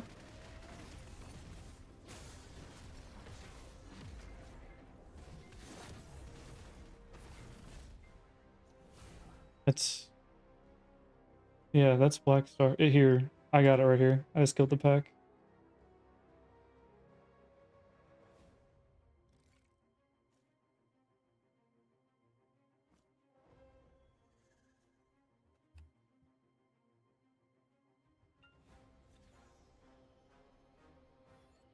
You got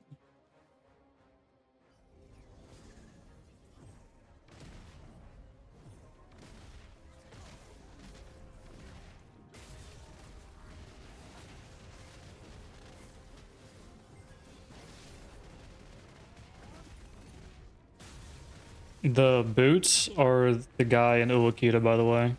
Don't, if you like type in his name, it'll send you to Duvenkron. Basically, the node is the Tessera node. And the other one's just land in Morning Light. And just type his name in and go right there.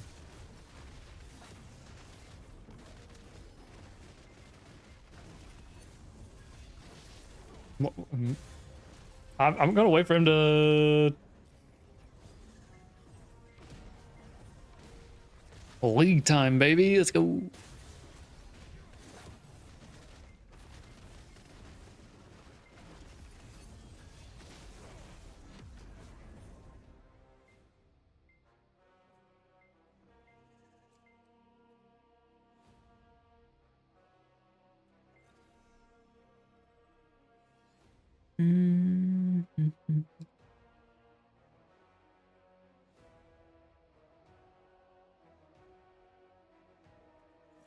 I don't know what I'm listening to. Holy fuck.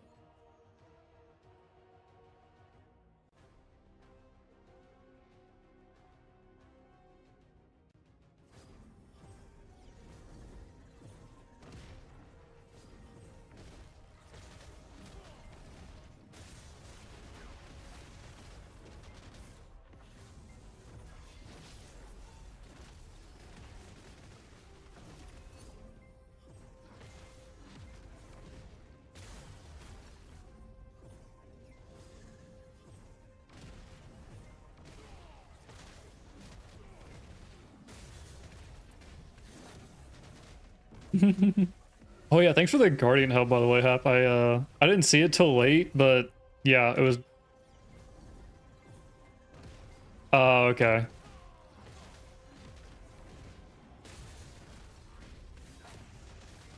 We gotta see what he's saying. Some dumb shit he's saying.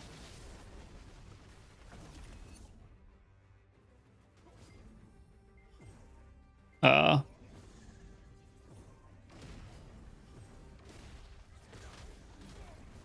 Oh yeah, that. I know Guardian has a movement speed and was attack speed. Yeah, I was like, I knew one of the like, I knew it definitely had one of each in Awakened.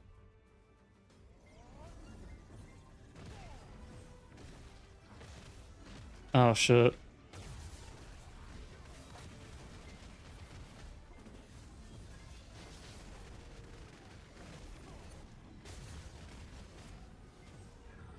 I'll die again.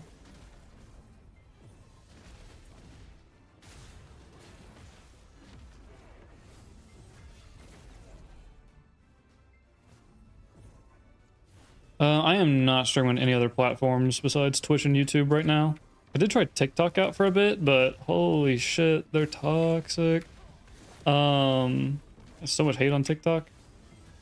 No, but currently, if you're talking about, like, wondering who I'm talking to, I was just muted and deafened in Discord, with some people in the guild or whatever, so. I joined to see if we're gonna do some G League here in a bit, and then, just started talking to them about...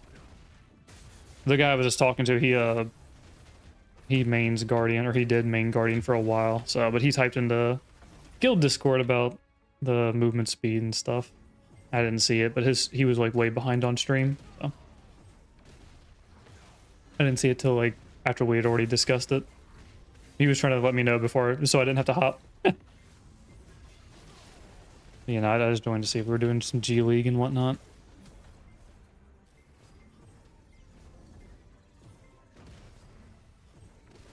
Fellow Guardian, yeah. Well, he mained Guardian for a bit. Well, I mean, for a very long time. And then he's now playing the Hammer Chick, the new one. And he had Tamer tagged. And I think now he's getting rid of Hammer Chick, and he's tagging Musa right now as we speak. He's an old Musa main, so he loves Musa. I think he's gonna be a Musa and Tamer main now, so there won't be any Guardian anymore. Unfortunately, won't be any Guardian gameplay unless it's on the other team for G League.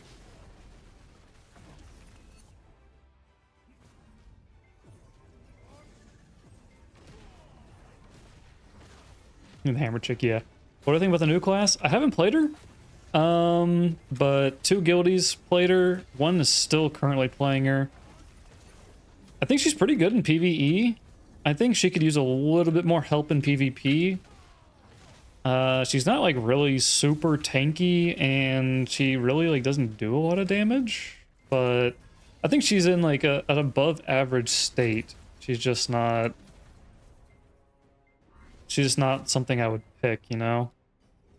There are other classes that could do a better job or fill in better than her for PvP. PvE, though, I think she's fine. They've both been grinding on her. They haven't had any complaints, so. Apparently she flows really well. Like, all of her skills go into each other very well.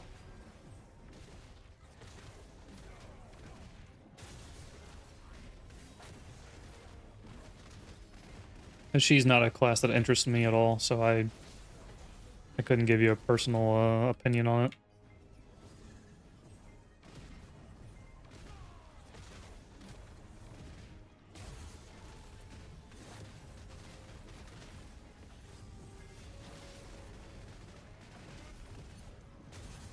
The mechanic didn't kick in again, dude.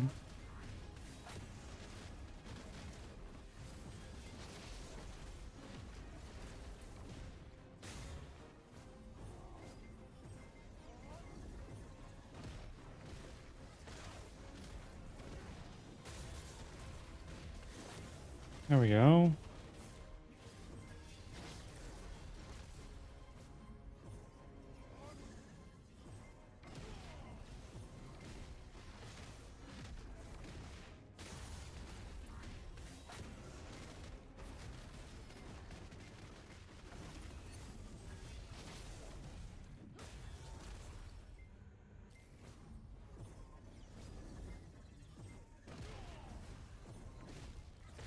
weren't into Scholar either. From what you've seen, she doesn't even have an awakening like Ranger, if I remember correctly, and it's not necessarily bad though. Yeah, she'll get it here soon. It's how like most of like the new classes have been. They have their succession first. People can like learn and master succession, and then they pop out with the awakening. She just hasn't had the time for the awakening yet.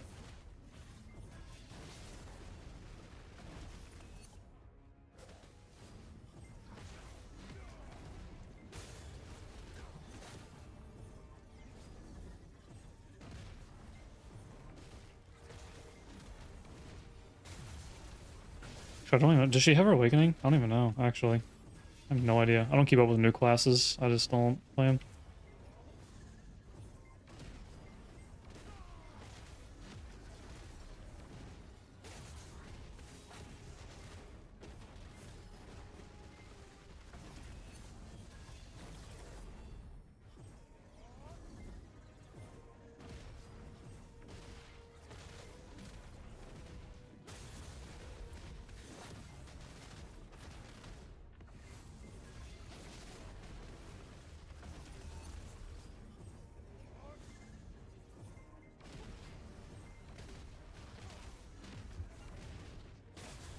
Yeah, Ranger has the awakening because she's a pain in the ass. Yeah, Archer doesn't. Yep.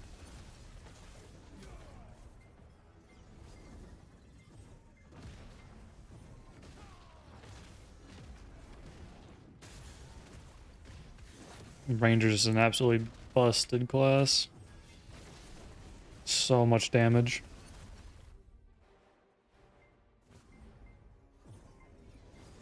Is Archer worth playing? Archer is still in a pretty good spot. But at the same time, like, if you're going to tell me, like, hey, we need an Archer, I'm just going to play a Ranger, you know? Like, she's just better. Like, if you wanted to play someone with a bow, well, even though Ranger really, I think she goes back and forth between, like, melee and far away. Yeah, Ranger is just a better pick.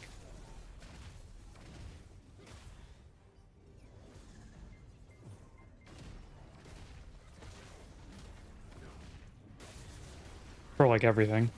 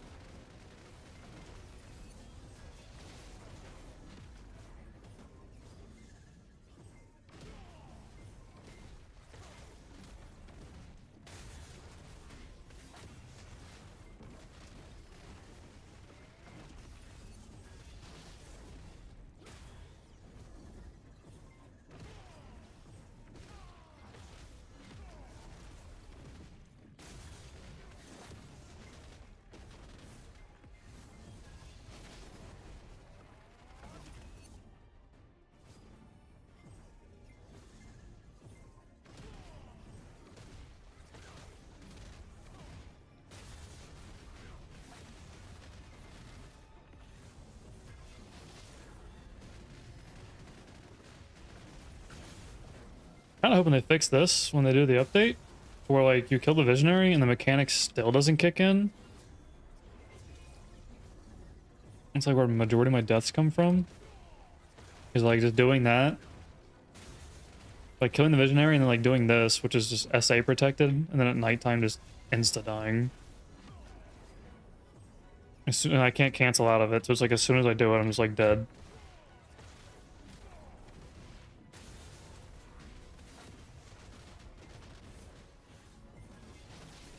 Yeah, like it didn't kick in again. They're still fighting me.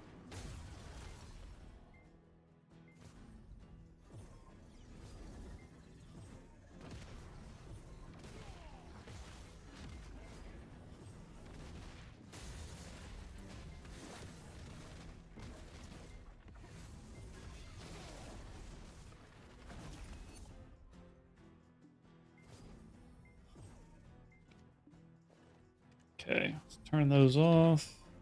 Put the pets on. All right, let's go ahead and heat us up another one of these bad boys.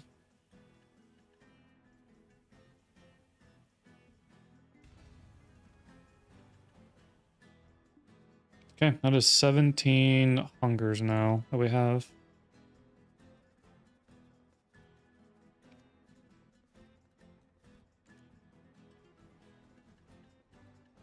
And they're all pretty down bad.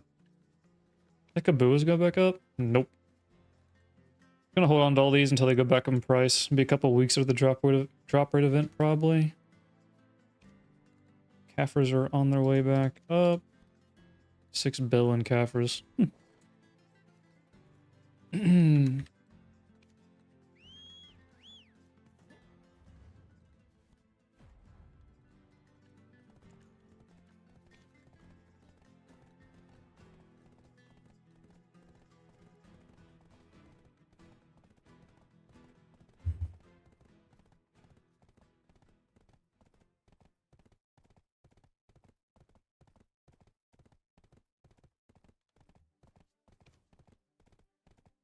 Go ahead and turn our daily in.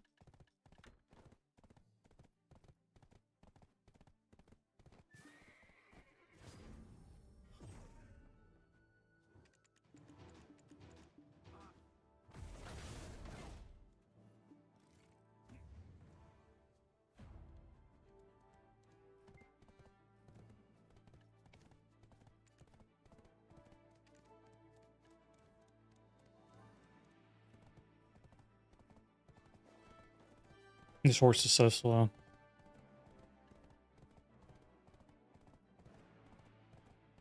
Oh, but it's my T10 Doom horse I'm gonna use.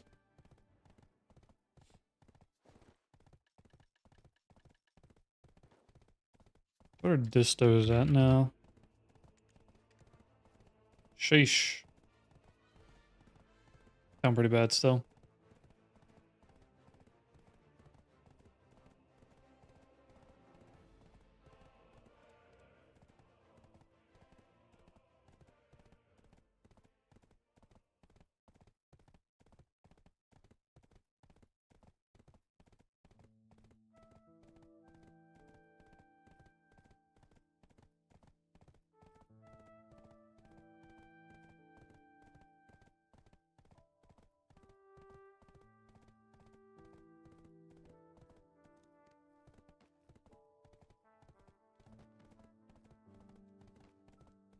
If that's slow, you would hate the one. I would hate the 153. Yeah. I actually had a my T8 was like it was like close to 170. So, but the Doom is kind of slow. So like, okay. You take the gear off. Like this is actually good gear. Like this is my all AP. This is the wind set. So the 5-set effect to get +5 AP. So it's a 155 without like really good gear on it.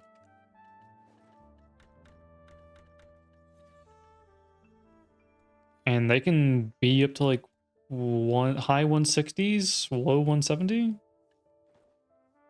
The better horse, which still isn't like a really fast one, is on my Maegu. That horse is way better.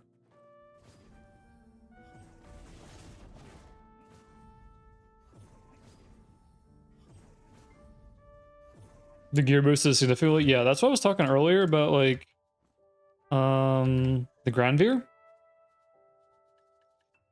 Here, actually, let me do this so I can show you.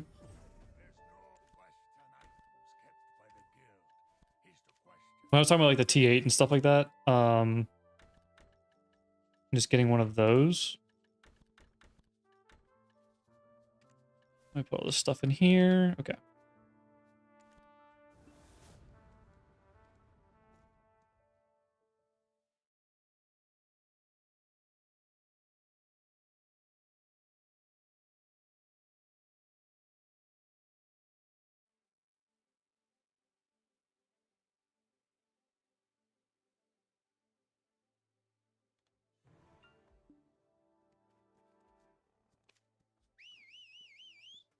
How do you get too much storage space? Pay to win. You're talking about like this. So I do get some from the value pack, right? So I do get some, like I get 16 from the value pack. And then, okay, so I get some from the value pack, and then over the years, so if I go to Medaya right now, I also have these boxes, right? They do give these out for free over time, right? So like I could pick any of these to get storage space in. So it's a little bit of value pack, a little bit of getting free stuff over the years, because I have played a very long time, and also a little bit of like, you know, no, they're not on sale now, but these do go on sale for like 60-90% of the time, or 60 to 90% off most of the time. So also just like buying these, you know, like you get them like 60% off, 50% off. They're really not that much. I will say like the only storage space I've really like paid to win is Ilia Island, mainly for bartering and keeping like a lot of like my T5 mats up. A lot of this other stuff has just been like over time, just getting free stuff from like dailies, for your login rewards, or from events. They give away stuff for events too. Probably have some more stuff in here, honestly, that I haven't used. I have furniture. I have so many furniture. Like, dude, like, so furniture sets, right? Like, if I go... I have more in my Black Spirit safe, and then if I go to Arihaza, like, all these furniture sets, furniture box, fireworks box, all this is furniture. Every bit of this is furniture. Like, just free shit they're giving away. All of these birthday cakes. So... CP for storage in towns? I ain't using my CP for storage in towns. You could also do that, though. You could also use CP for storage in towns. But yeah, so the Granvir stuff. So like the horse is 163.8. And then if you take just those three items off, 157.3. So, and these are very easy to get. And it helps boost your horse up significantly. But yeah, no, you can also, yeah, storage. See, like, you can upgrade so many times. So, 1 contribution point, and you can upgrade it 5 different times. You get 12 more storage space. So B is right. You can do that as well. I personally don't, but this stuff that they've given us over the years has helped my storages out a lot.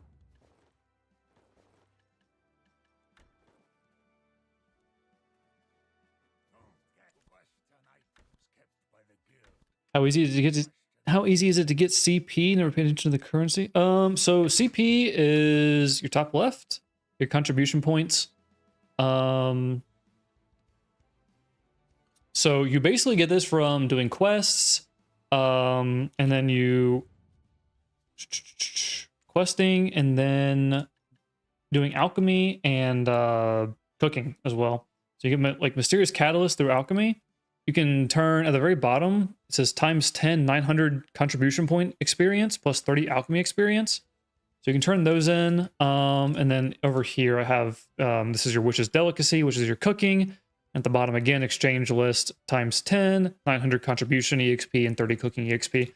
So it is worth cooking and doing alchemy and leveling those up, because you will get more CP off that. I think the soft cap nowadays is 420. I believe 420 CP is soft cap. It used to be 400. I could be wrong on soft cap nowadays. But yeah, it doesn't take too bad. Like it's not too bad to level up. 425. 425 is soft cap.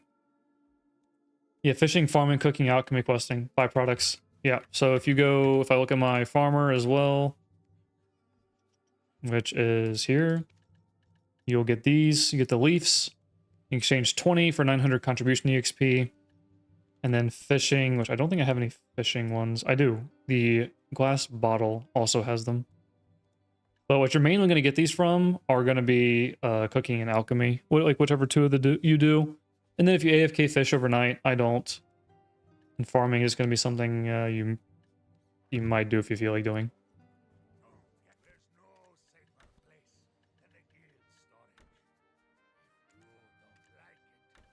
I just make sure I do enough farming that my farming plots don't go back into storage.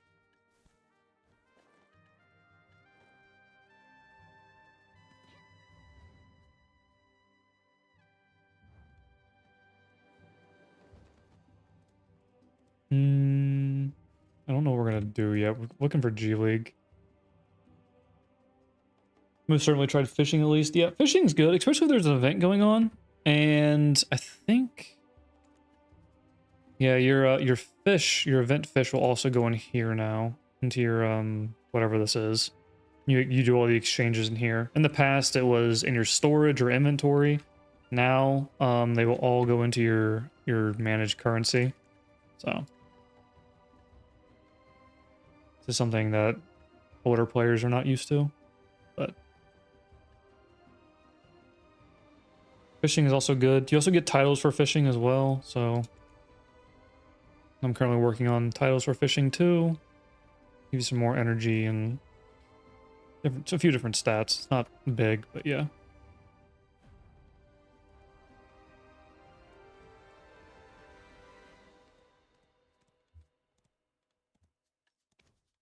Ooh, what'd I buy? Feather.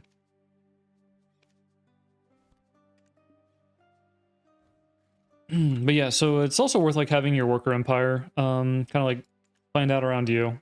So I have like chicken meat coming in, I have figs, date palms coming in. I do have some wheat and barley just for these, you know, just warning like the different cooking recipes and stuff like that, and how to get as much of that as free as possible. That way you can get as much free CP as possible. And before you hit guru cooking, you can actually use your date palms and your fig pies for imperial turn-ins as well. So, kind of like a triple whammy there. Until you hit guru, and then like you obviously just buy your, either make your guru meals if you're a life skiller, or you just buy your guru meals. If you're not, I just buy mine. And you just cook these for EXP and just sell them straight to market. That's basically what everybody else does. So, oh, I know what I need to do. I need to put the maca back in.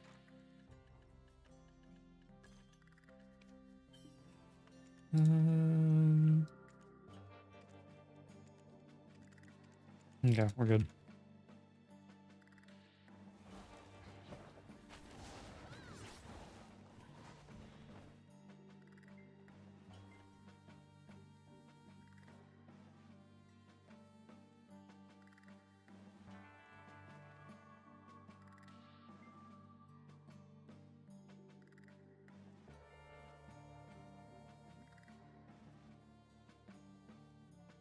Like to try cooking? Know the daily rewards gives you with a cooking tool and installing a residence. So it's a matter of reading up on where to start from here on.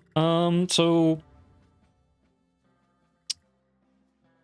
you could technically start by like starting out in Velia and then connecting these nodes, right? So getting the chicken meat production will give you chicken meat and eggs, and then this one over here at Fento Farm will also give you chicken meat and eggs. So the chicken meat will basically be the food for your workers. Oh, sorry, I have mine in Sorendia actually. So you'll get the blue grade version, which is the steaming hot grilled bird meat, and the green grade, which is your grilled bird meat, and that will feed your workers. So I wouldn't recommend selling those. I'm gonna go to her actually. She's my life skiller right now, so it'd be a good start. Getting chicken meat and cooking that. I know at some point you will want to swap to pickled veggies. I think Professional 1 is when you can start making those, or you can start turning them in for Imperials. But either way, your bird meat will be good for quite some time. Especially since it's like feeding your workers. Okay.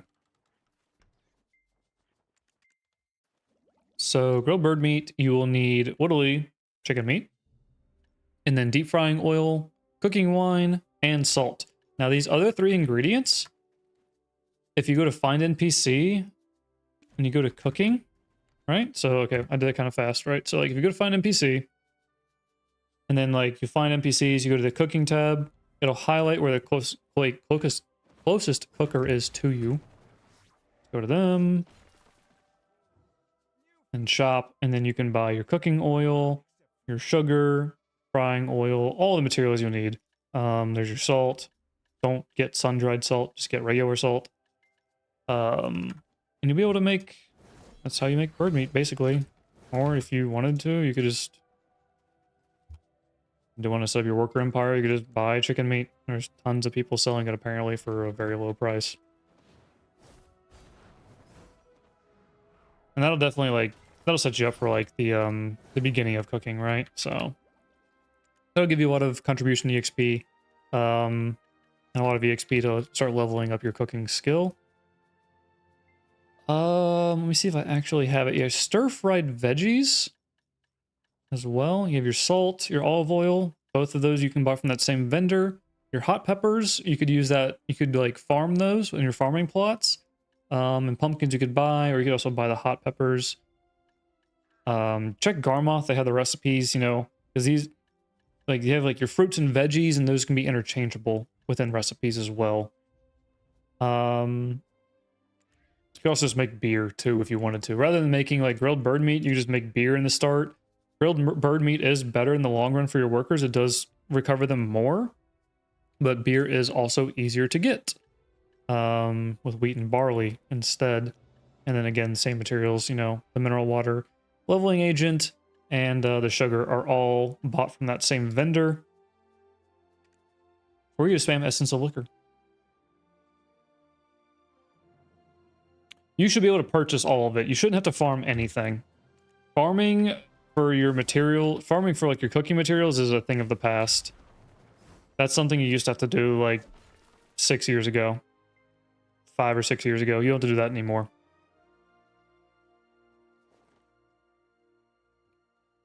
Should be able to buy all of it.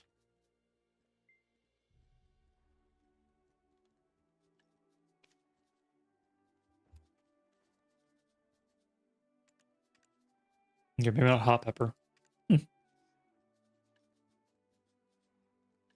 And then also, like, you'll find out, like, depending on the grade, like, hot pepper is the lowest grade, you have green and blue grade.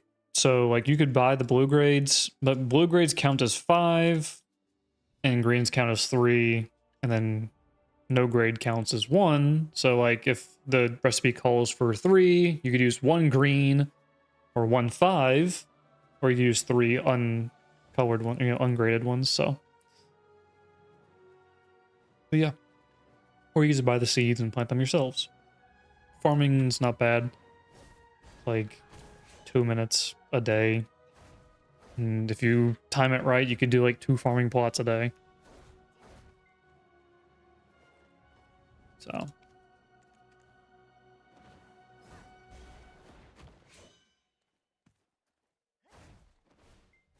It kind of depends on what you want to make.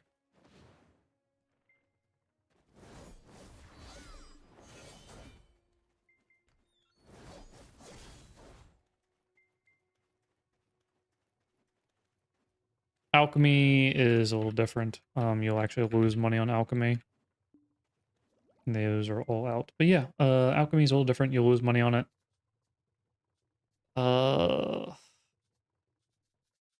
Just make clear liquid reagent. You can buy all of these. Purified water you can just get from gathering river water and then just filtering it. And you buy that from the market, vendor, and market as well. So I still do farming. Actually, I should probably go do my farming. But I don't do my farming for materials. I do mine for traces. Not traces, sorry, fruits of enchantment.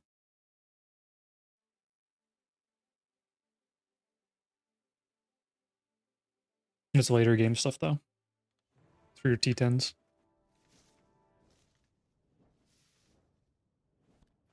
So basically, I'm plant breeding, and you would be harvesting instead. So you'd be doing harvest. I'm doing plant breeding though.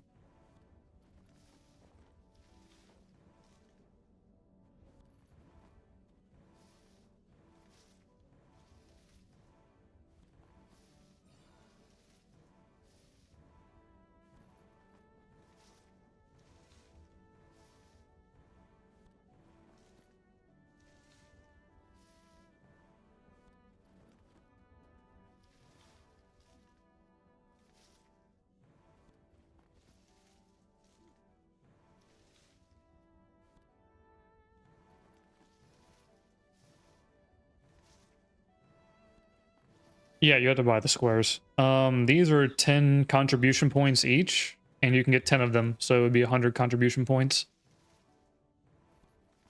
I got mine in Heidel. Like somewhere up here. One of these NPCs up here. I can't remember where it's been. I mean, dude, it's been so long. But there's multiple spots you can get them nowadays. You just have to type in like farming plots in BDO and they'll tell you where. There's different grades. Like these are like kind of like the base ones. It's all you need. There's like some old mood ones as well.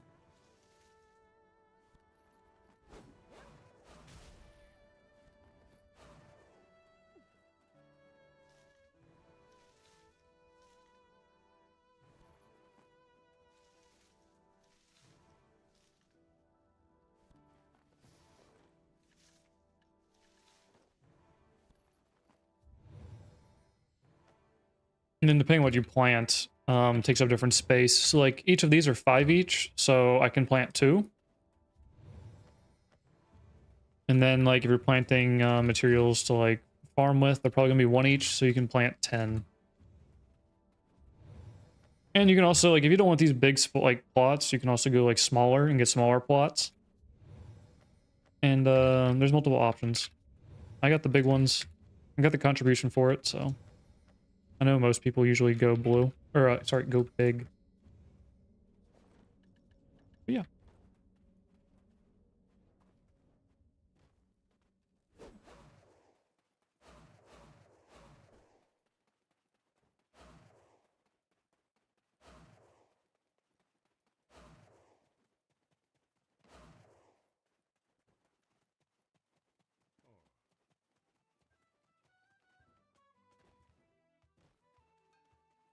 The smaller ones are less CP, yes.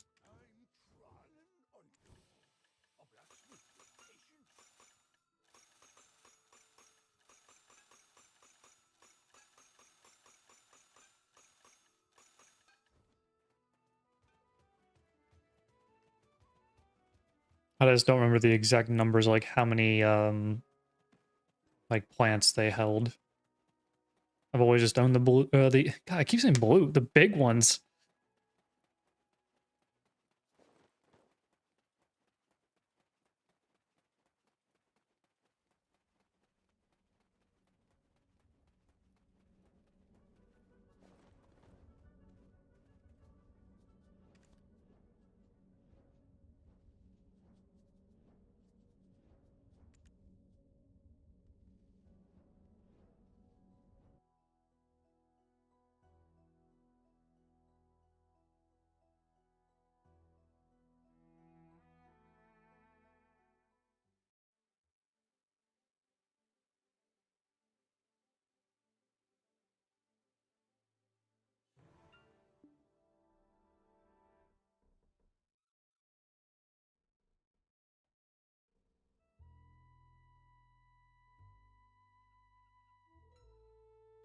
I'm still in Arsha, damn. Let's just go to K4.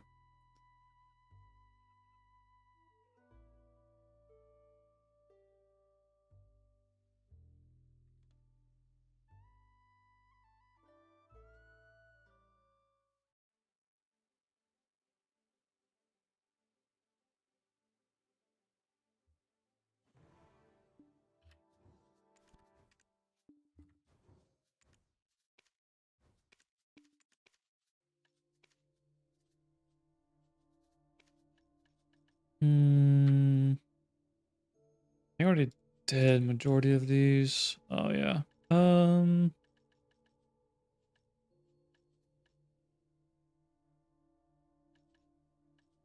no pirate coin.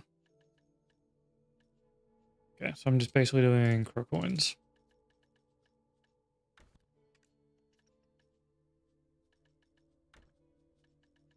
Grab us a Bob Ross.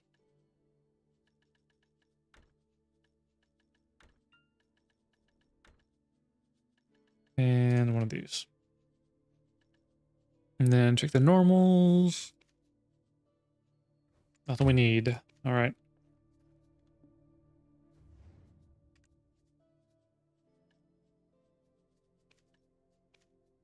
Mm.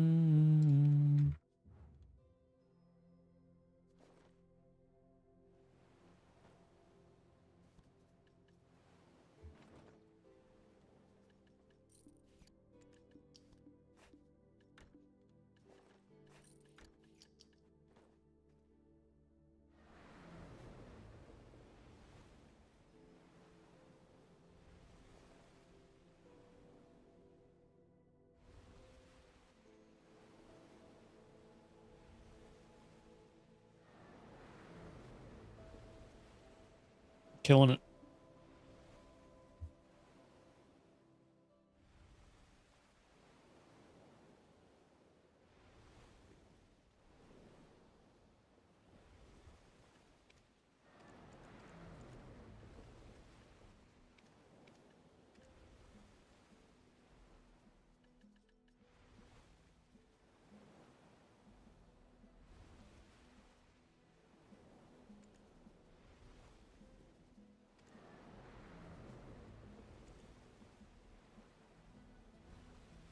Need one?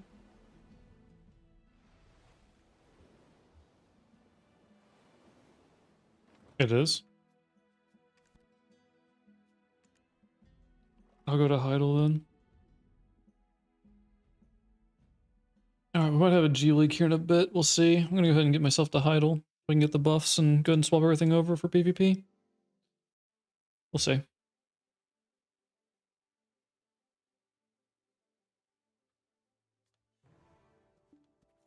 Mm.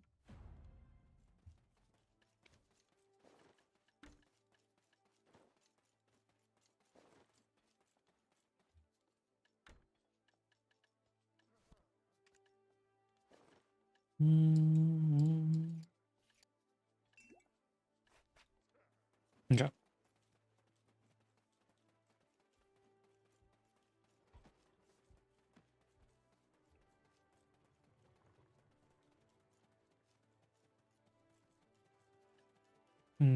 Got all the buffs. We're good.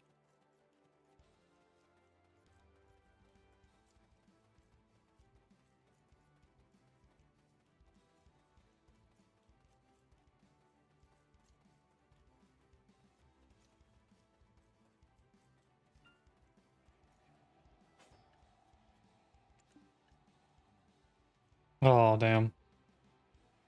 I didn't see reset was on a cooldown. Unlucky.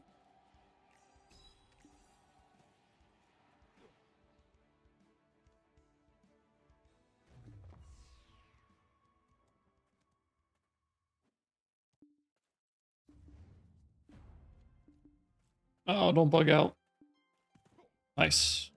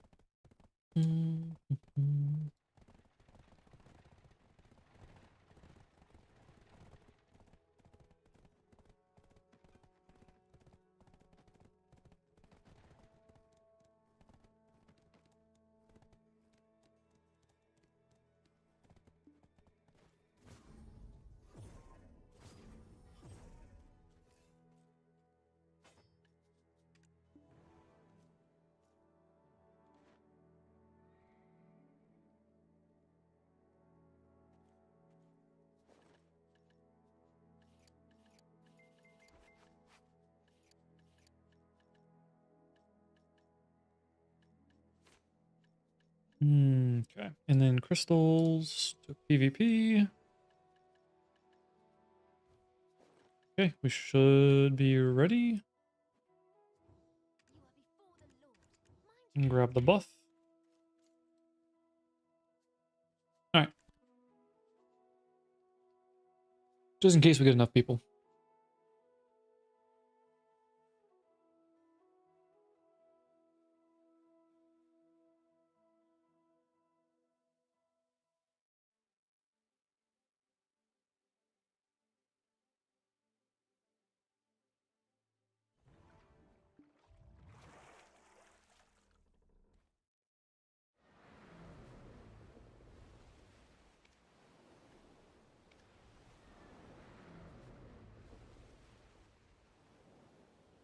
It's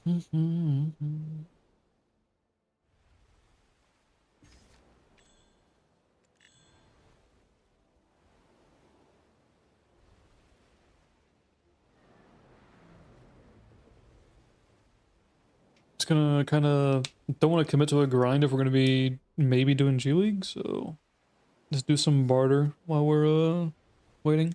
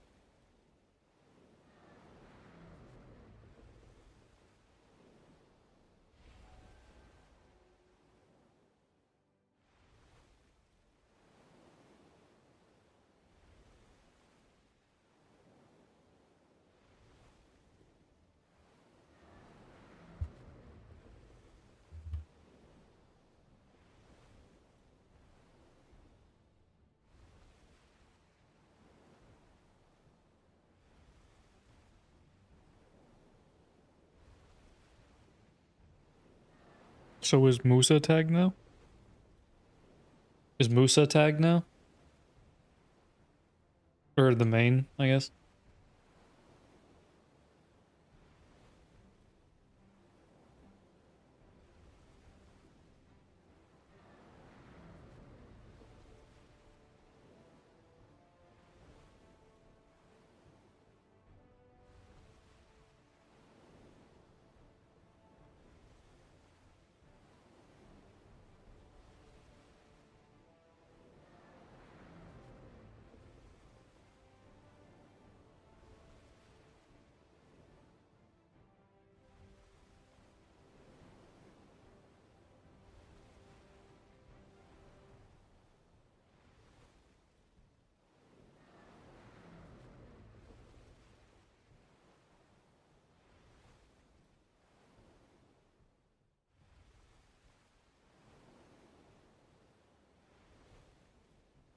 Have you already done an hour at Islands B?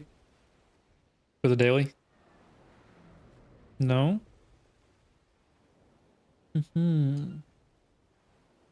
Might be Legion.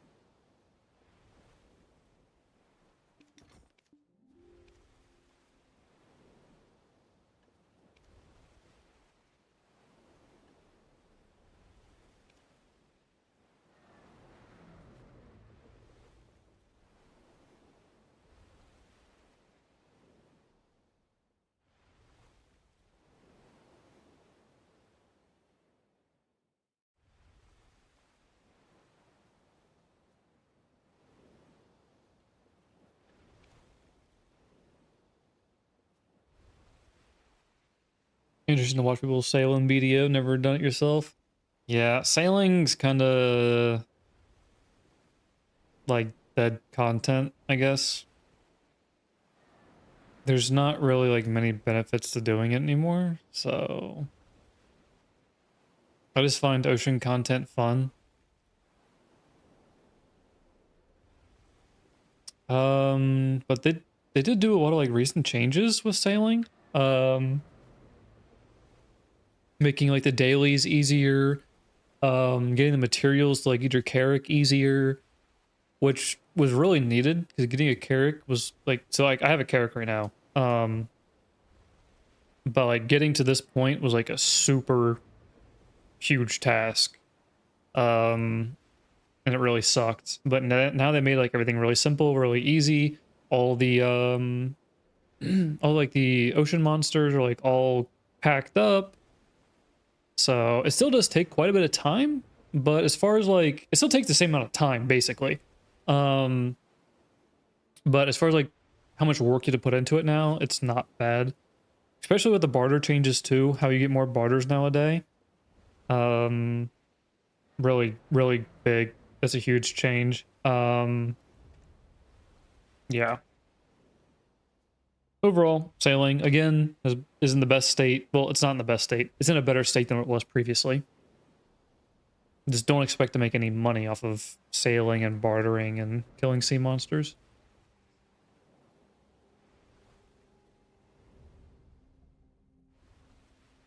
But it is a huge task to, like, start up. And just looking at the storage, for example, right? Like, all these are T5s. You can only do 6 each of these at one time for a barter. And then here are your T4s. Again, you can do 10 of these at one time. And so on and so forth. Your T3s and 2s and 1s. So, it is... So, like, to get 90, I mean... You get 100, I mean, it's quite a lot. It's quite a bit of time.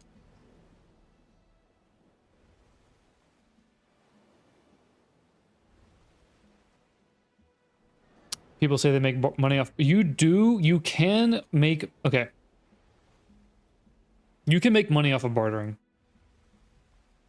So you could barter all day long and make, like, 500 mil. Like, literally all day long. And make, like, 500 mil. Or you could go grind for, like, 45 minutes and make 500 mil. Like, you can totally make money off of it if you wanted to, but, like, it's not worth the time invested. I always count bartering as just a loss in money. Like, it's just always going to be in the negative. Even though, like, you can still come up positive, I always just view it as, like, I'm losing money. You know? Because if I bartered for 2 hours, I could have spent 2 hours grinding instead and made 4 bill. Or I bartered and made, like, 100 mil. And I spent, like... 10 mil of that on like T1 mats. So yeah. It's just something I personally enjoy. Like, I enjoy sea content, so since you like sea content, do you ever play Corsair? I have never played Corsair. I actually recently, it was the closest I came to playing Corsair, and I didn't. How about playing her for for Succession, since she's heavy evasion scaling, and I could just like really fuck with people by just like going full evasion Corsair and being unkillable, but I didn't. Corsair is kind of like the typical like RP character for sailing, because you know like sea and how she looks and all that stuff, pirate and all that, whatever.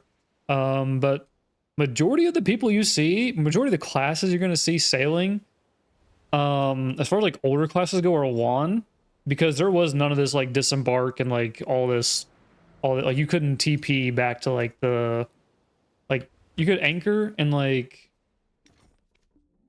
okay, so you could anchor right, and then like then like underneath board there's like a disembark option normally, and you could disembark and it'll TP you to the land. That was never there before. So like if you ever to go to land, you had to swim, and like people weren't gonna put up with that shit. So like majority of people are just playing WAN so they can avoid like swimming, right? You'll see some shies.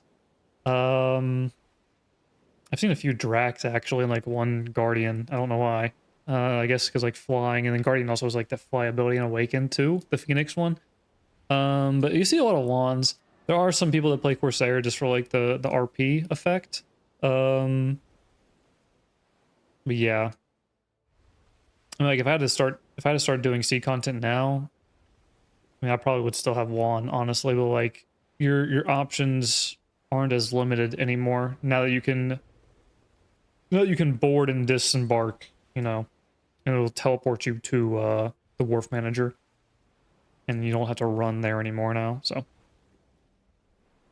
good improvements. But no, I never played Corsair.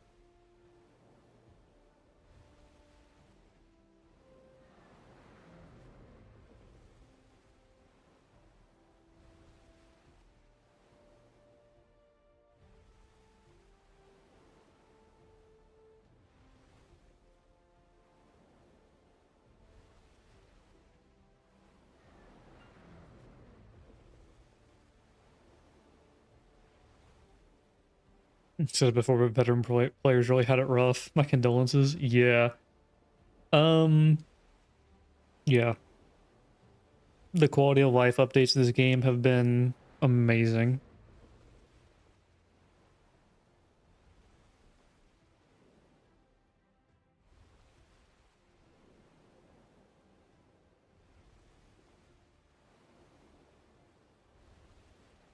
So I was like, that's why like I was saying before too. Like, and I don't mean it like in a bad way, but like the game is the easiest it's ever been to play, and like that's good.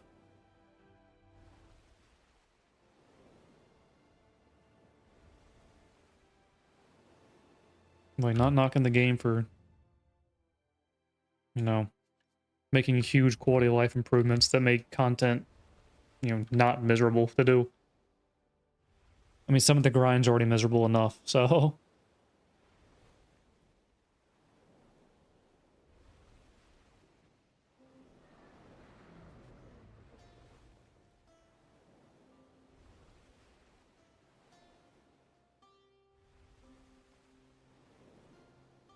yo, there's our seventh.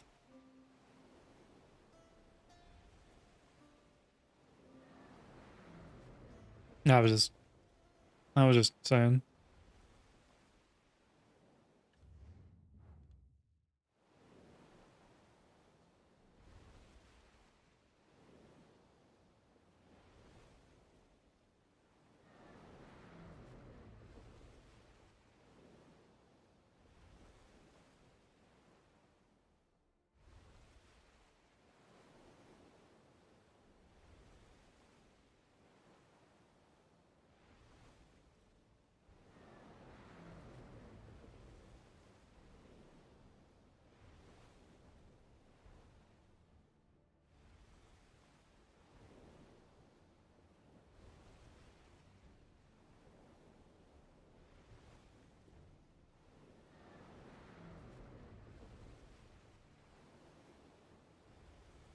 Oh, is he actually?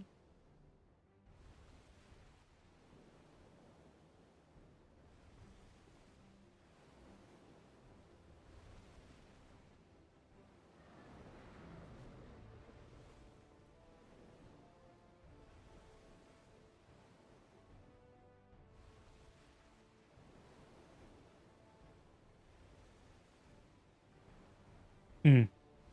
Sandwich Gate.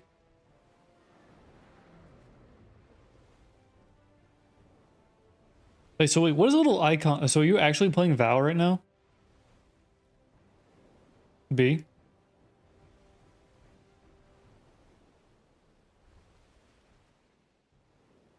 Oh, like I saw Albie like had some stuff on his thing, like next to his name, and I was like, I just didn't know.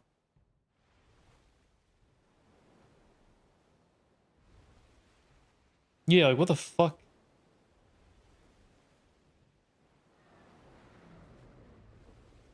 It should be up to date.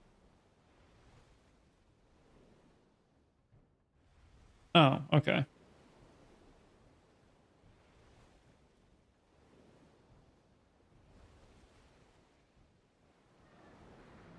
You like input it manually. Oh yeah, I don't have that. No. Yeah, no, I don't even appear online on Discord. Yeah. Yeah.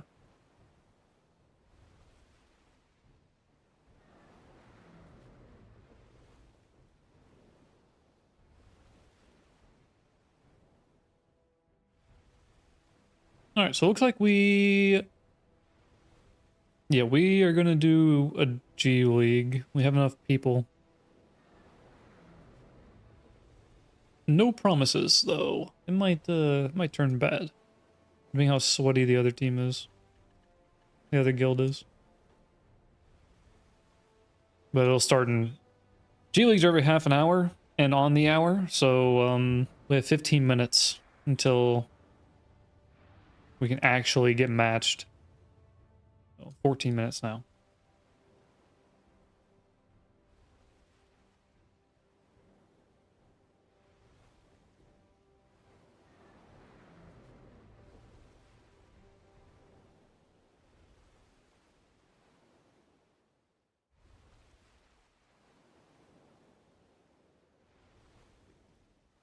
What is G League? Is it PvP against another guild? Yeah, so... Oh, one sec. Bro, you feel tanky as fuck, you go evasion. Oh, I mean, depending on how much evasion you got, but you also have a 10% scaling on Musa, so... You have how much? Oh, you're like minimum. Well, 1250 is minimum, but yeah. You have 10%, so yeah. Okay, so sorry, they were asking a question.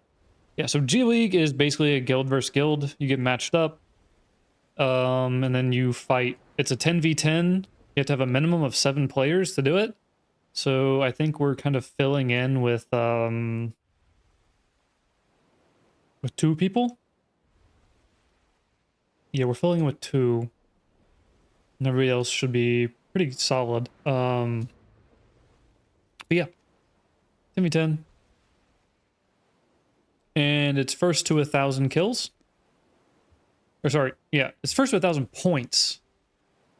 Sorry. So,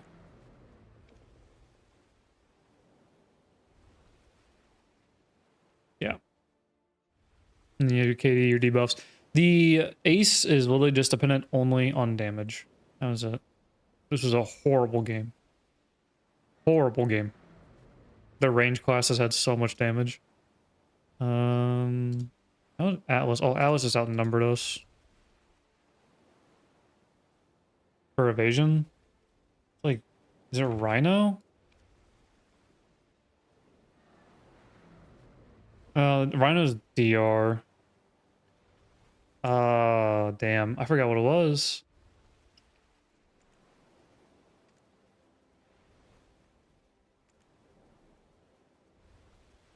What was it called? The buck? Oh, yeah, it's a buck, yeah.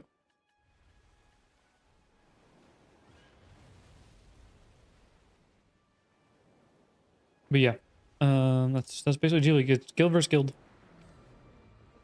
And there's supposed to be some like MMR to it, but there really isn't. The MMR is within 1,000.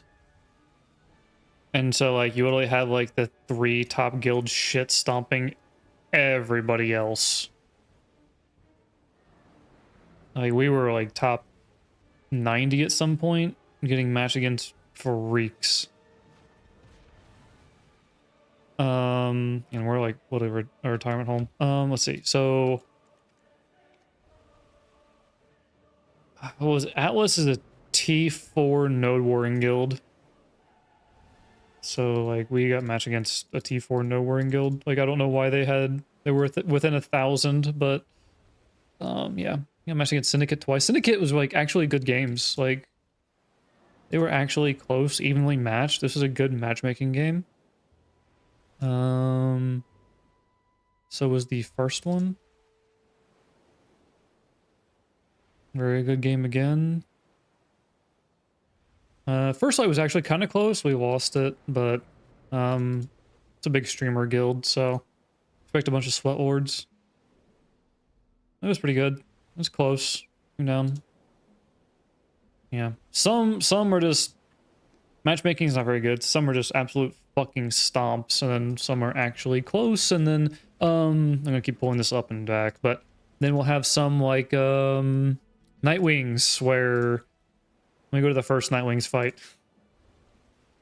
The first Nightwings fight, these guys didn't stand a shot. They didn't combine, they didn't have enough accuracy to kill me, so very RNG. Very RNG.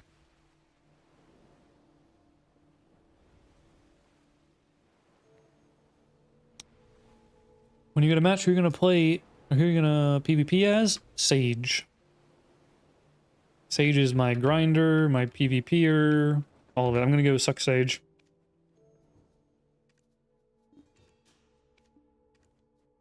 How about trying like Maegu out? She's really good. I feel like her Awaken version. Her Awaken version is very good.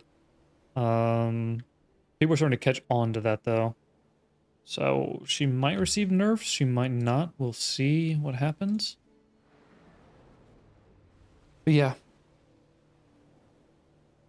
I go Succ Sage. 10v10 is the smallest fight I would ever want to be in as a Succ Sage. Just because like in a 10v10 is very easy for people to be like, hey, get the Sage, you know? Like you kind of want to be like an assassin class. You want to be just tormenting them, you know, and then escape and get into the, you know, go like behind your front line and chill. 15 versus 15 is probably like ideally where you want to be at, but 10v10 is still doable. Still really good. If I was better at Awakening, I would go Awakening, but I'm not. I just don't have the playtime recently on Awakening.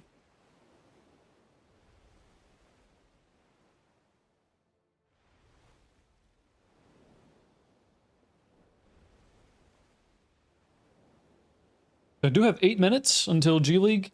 I'm gonna run to the bathroom real quick, and I will be right back.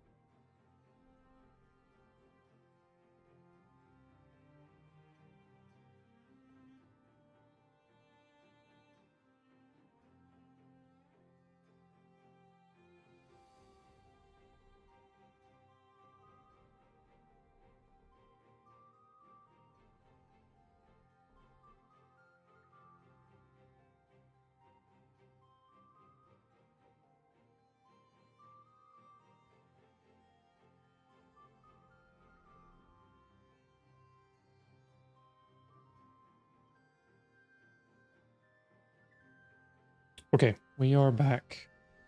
Let's do this barter. Oops.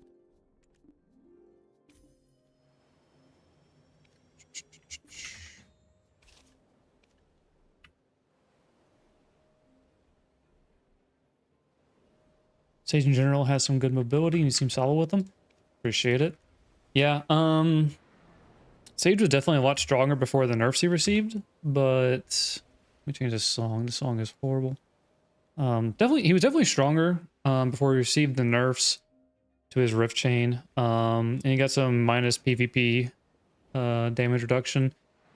Still did a lot of damage though, which is good. And I do full evasion, so unless they build accuracy, it's kind of tough to kill me a little bit, and we experienced that in our actual GVG that we had yesterday on stream. We had to have a Musa pop full elixirs and put on some accuracy to end up actually. He still had 2 combo me, but actually like deal a lot of damage. But yeah, I feel pretty confident on Sage. Succ Sage definitely. Awaken still kind of getting used to a little bit, but I gotta get more used to the cooldowns on Awaken and freestyling more on him. Yeah, we'll get there eventually. It's only day like 3 of playing on Awakened again since like 2 years ago.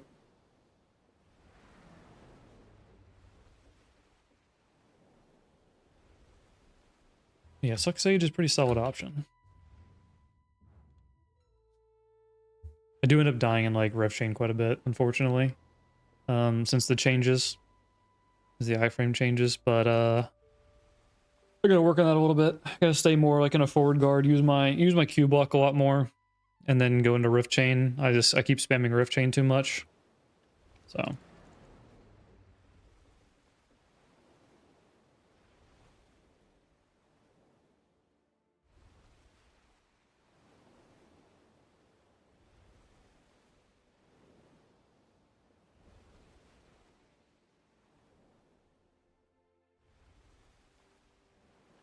I'm gonna go ahead and we'll keep going. We have some time.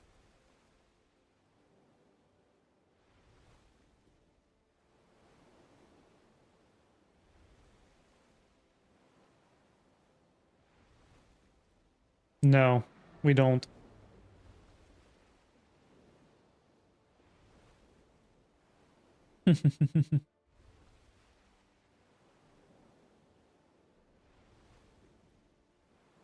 It's not worth it.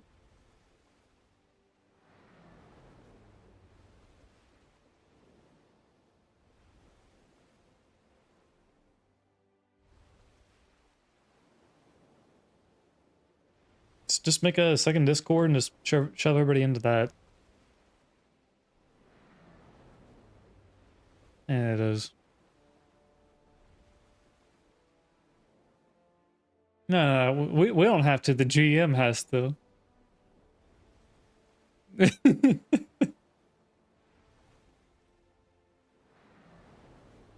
Hmm.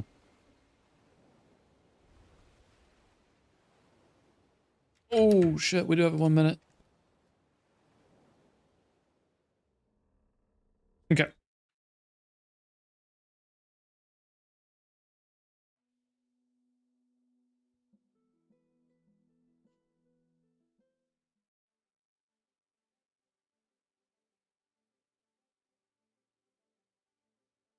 All right. Let's double check our stuff.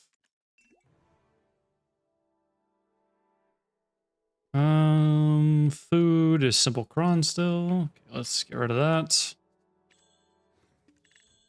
And we have our evasion on. We always start with evasion first.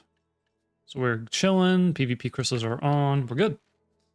Waiting for Q to pop. All right, so I'm gonna hop in. I'm gonna fully swap to Discord for this, so I can coordinate with them. Not that we get super sweaty about it, but yeah.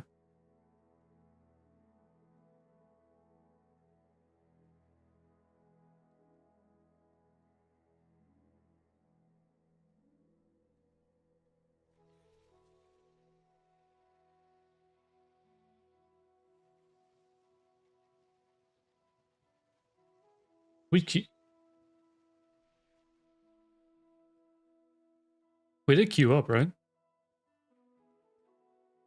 We queued up, right? Okay. Oh, yeah. Ah, shit. Yes.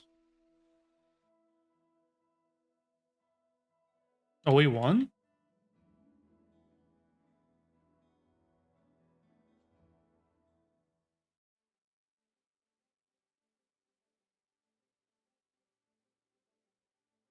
We in the trenches.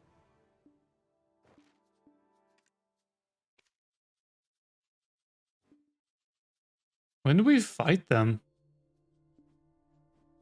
Oh, wait, when did we fight them last? I don't even see them.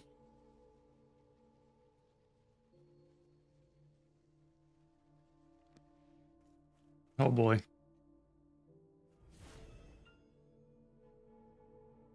Yeah, you're in.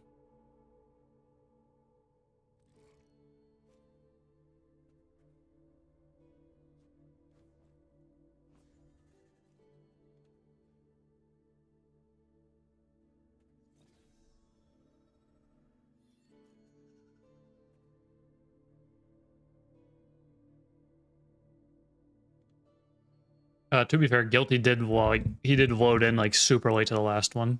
Yeah, he's in, he's in.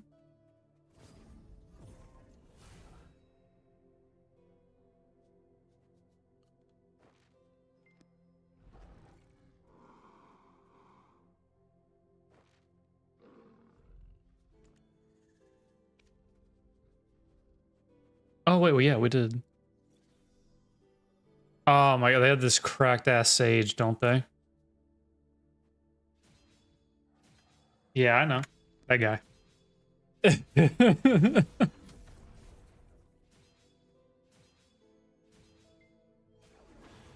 Oh god. I'm not ready to deal with this sage.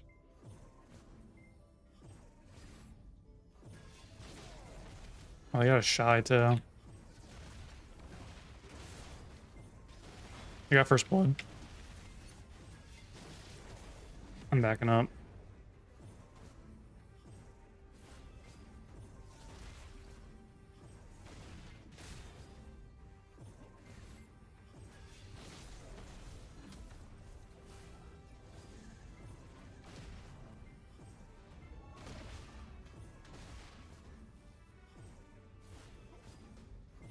B, I'm following behind you. Just okay. All good.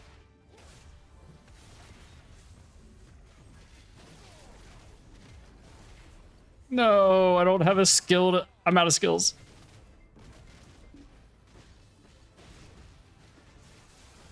I just died.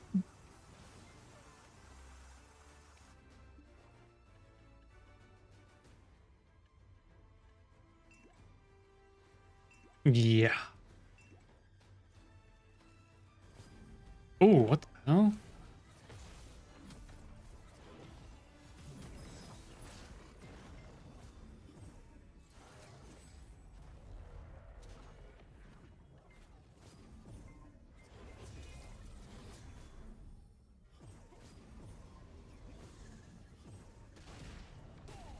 I got two Vs. I got the DK and the Sage V.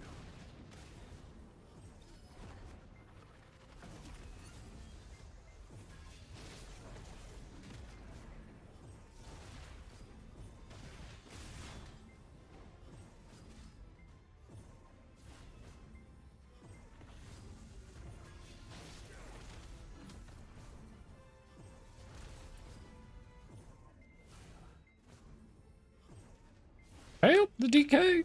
Oh, Kinch is dead. The Sage.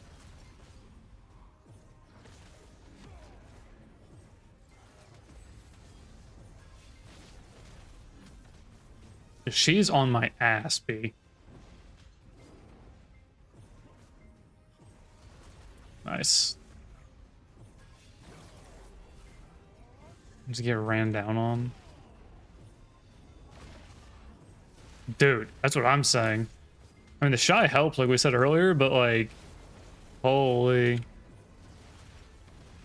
Oh, I'm dead here. Oh, no, I live. They have no accuracy.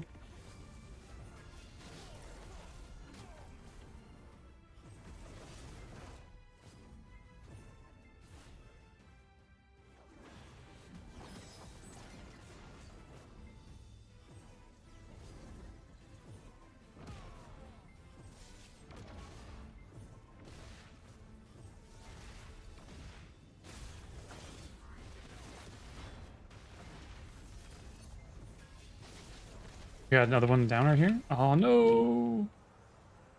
Almost got CC'd.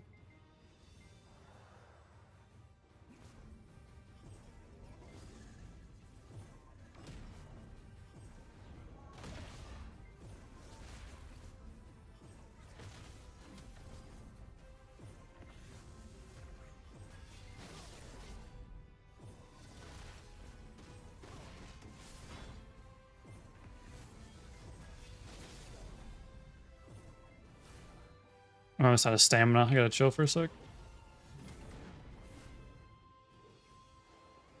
Yeah, well, I'm literally dead, so.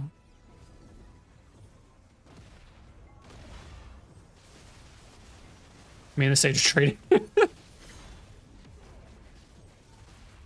I got him CC'd? Oh, no.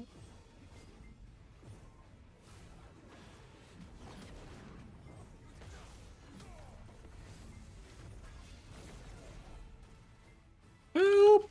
The backline. Oh, oh, Elvie just CC'd him. Never mind.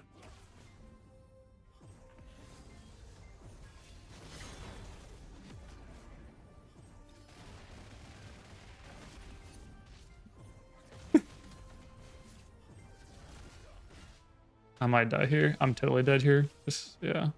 Yeah. That sage is just... Yeah.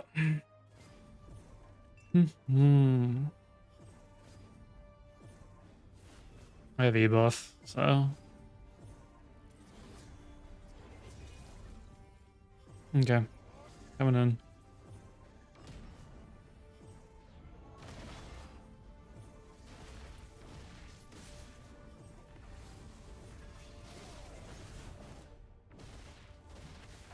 Nice. You got that? Or did she V? Cause she came right... Dude, she came right out of V in front of us. Yeah.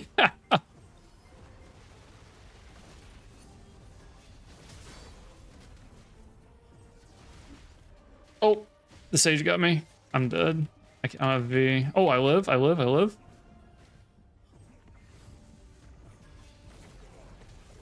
The DK's hunting me though.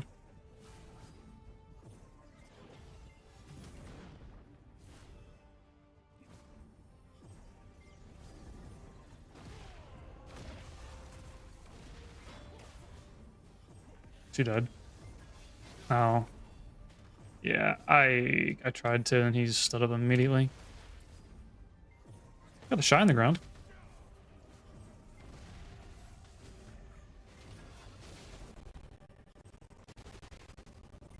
I'm gonna send it for that. Got it, got it. Yeah, same. I'm backing up.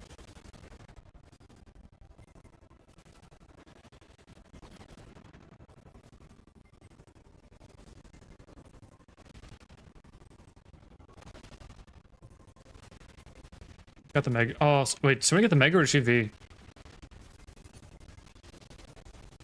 Oh, there's two.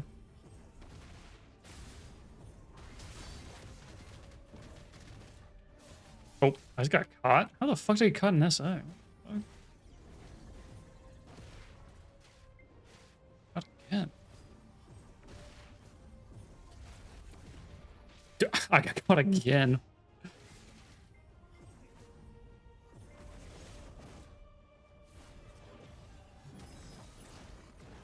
I'm not with. I'm being fucking hunted. Oh!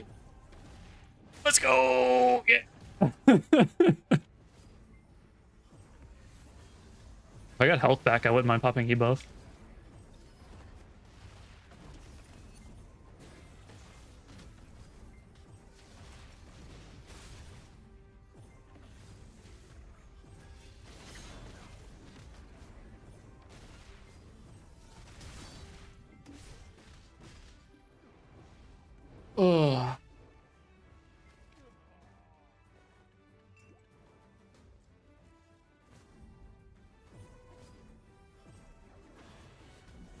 I gotta get my stacks back.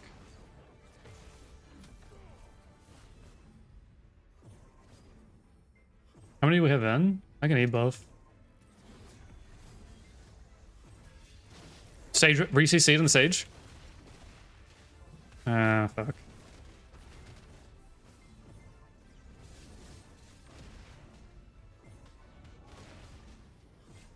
That DK wants me so bad.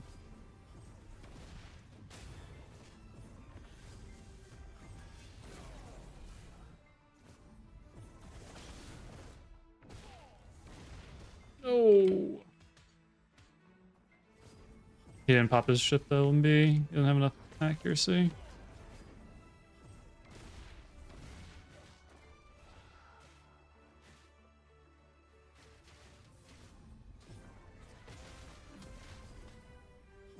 I think the Sage is the only thing that's really killing me. Oh, I just CC'd him.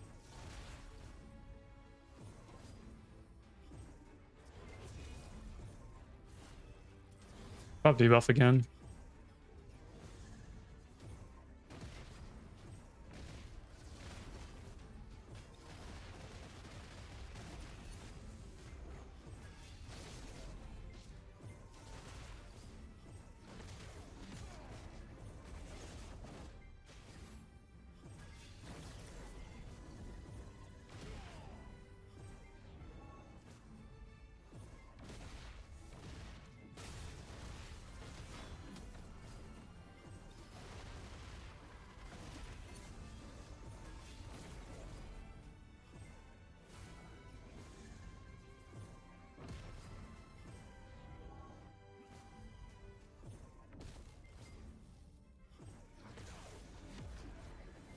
Nice.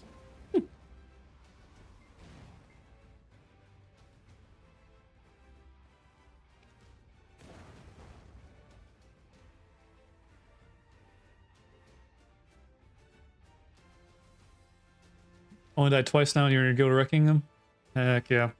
That was stomped him from the last fight. We didn't avoid the Sage last time, and this time we did. I mean, I don't even know what gear that guy's got. He's got hella gear. Yeah, didn't have like Guilty went 44 and 1. Yo, Guilty went 44 and 1. Yeah. Holy.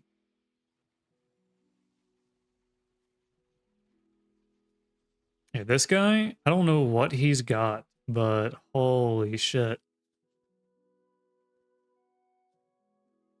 I don't know what, like, just looking at my shit, I'm almost 8k and he has 10k HP and he fucking hits. So it's like what is he doing, man? But yeah, so 21 and 3, 46 CCs, not bad. Damage a little bit less than what I'm normally getting. But there really weren't a whole lot of targets that we weren't like insta-killing basically. Damage taken's pretty good, less than 100k. Did a good job of like not being in there too much. We let the tanks go in more. So overall pretty good. We didn't have a shy. They did. So we really shouldn't have won that at all. Here's the other essence battle. He fucked us hard, the other one, but had a little bit more damage in this one. But I was also like kind of baiting myself a lot more. Oh, they had a shy again. We didn't have Guilty either, so like Guilty's got a lot of gear.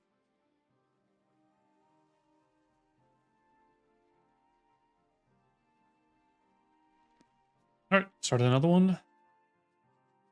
So 15 minutes from now, we'll have another G League.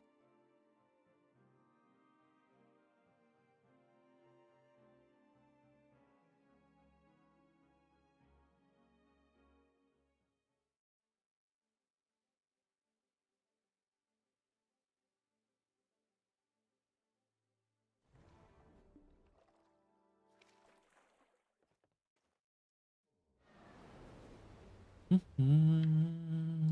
am I? Nope, I need to go over here.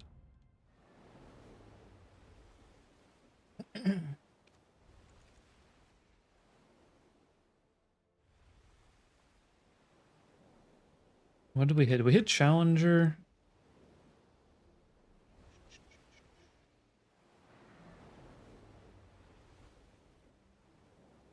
You know what? Let's do this.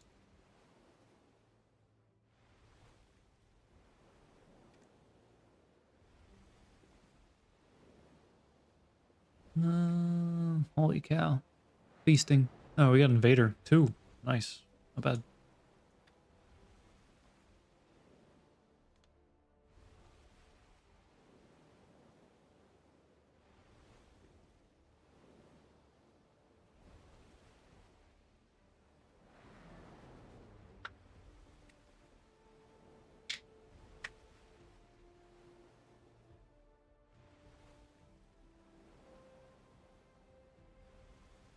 I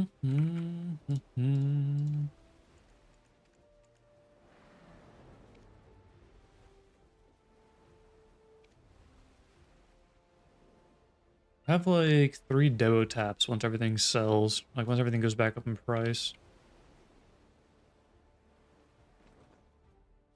One day.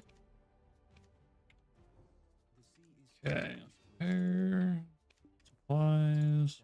Oop.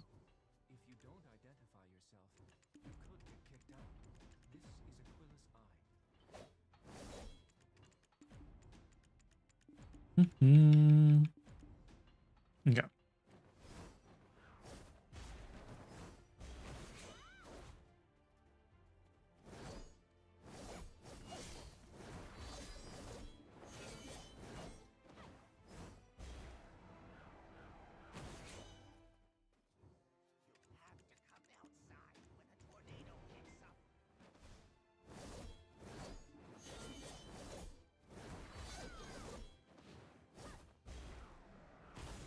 Oh, wait, we equipped...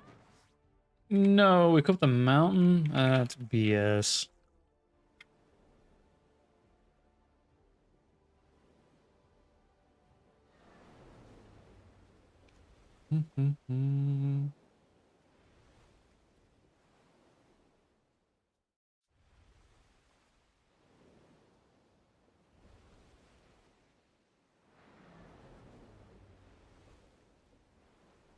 Get as much of our saleys done as possible before the next one.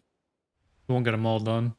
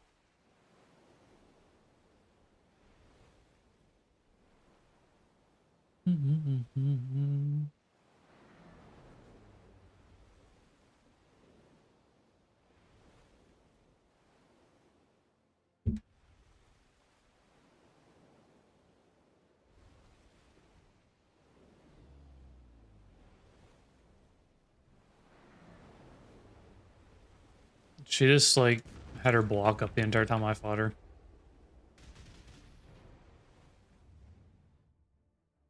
Yeah, she didn't have much. I think she...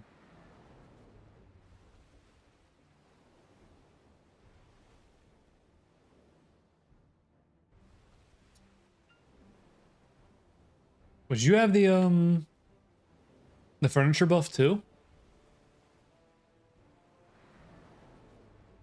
Oh.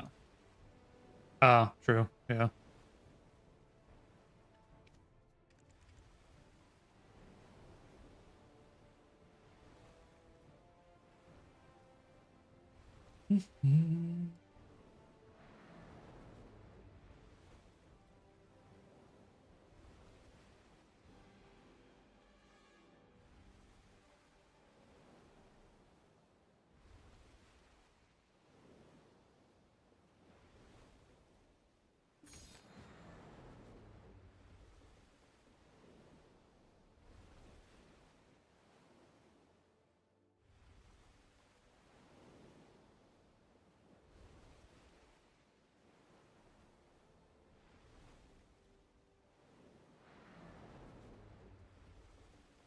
If I'm feeling really lazy and I'm not on Arsha, yeah. I mean, I don't have... I mean... Yeah. Oh, yeah, I know I run elixirs. I mean, it's basically the same price as burning a frenzy. It's like 2 mil more an hour.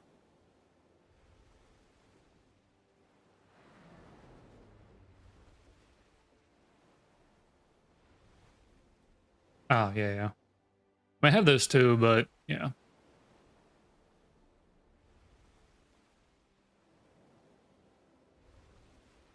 I still need the telescope piece. I still don't have it, but nah, like if I usually don't pop a perfume, but like if I just feel super lazy, I'll pop one.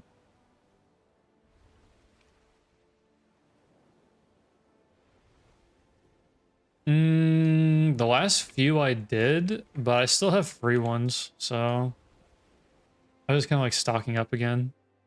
I have never touched my perfume stock until Dark Seekers came out. Yeah, like they kept giving them to me, like I've never used these, and then like Dark Seekers, I'm like I'm using these, so uh, you know, if I'm feeling lazy, I will.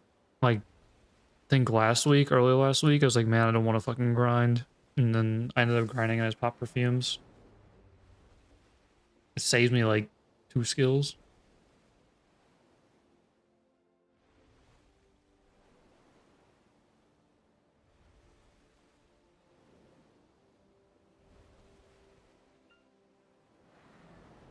You have a good night, Nova. Thank you for stopping by. Appreciate it. You have any questions in the future, whatnot? Come stop by again. I'll pull up Garmoth. We can walk and talk through it, you know? Yeah. You have a good night. Thank you for stopping by. Appreciate it. I'm usually live every day, 6 p.m. EST. So.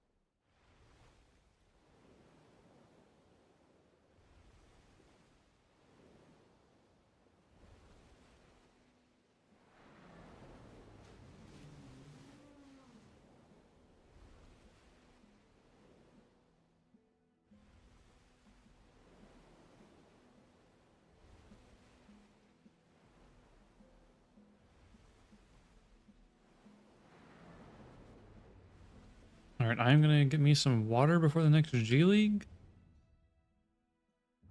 I will be right back.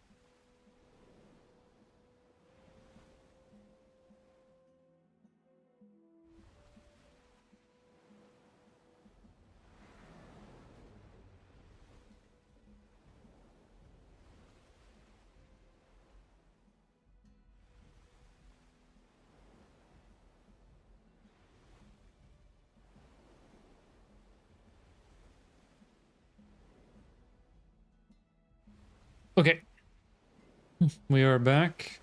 Oh crap, we're red hop. This will be the last G League, and I will be getting off.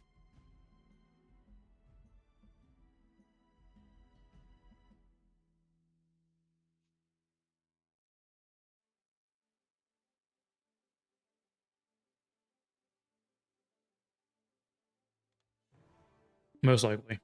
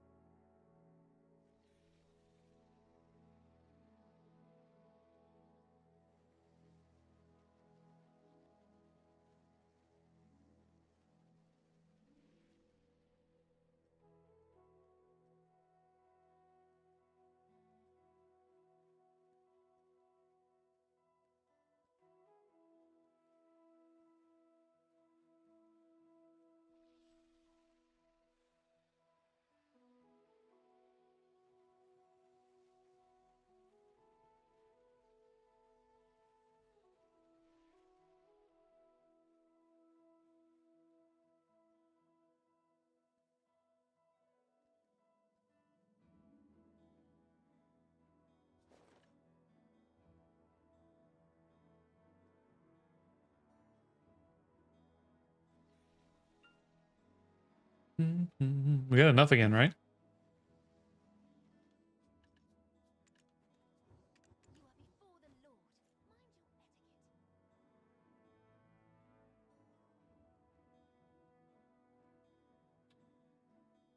Hmm. I'm guessing guilty is I guess guilty is also ready.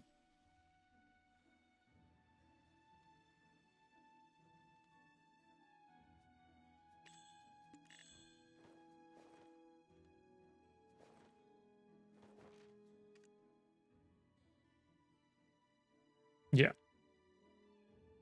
Yo, how long is the penalty for? Damn. Wow. And then you get 1 week.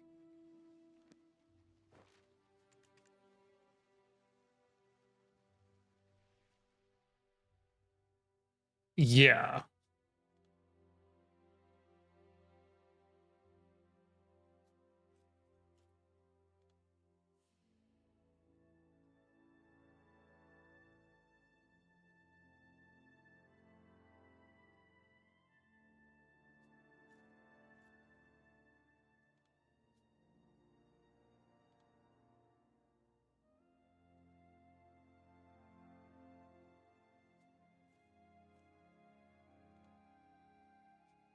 Havoc.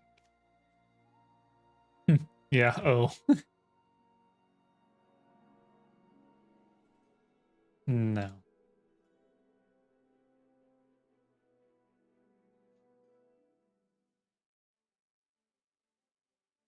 About to be sweaty.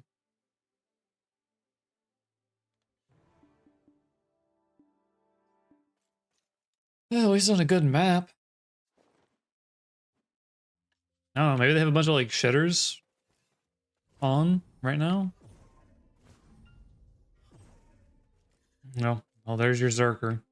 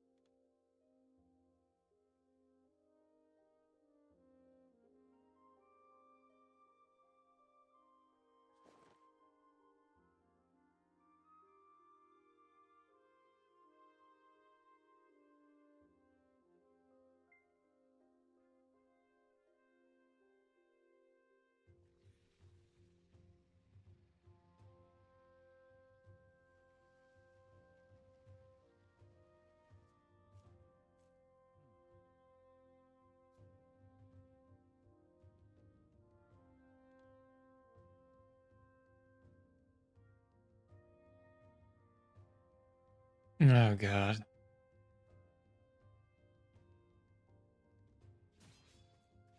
Yeah. I'm hiding behind the rock. Ah.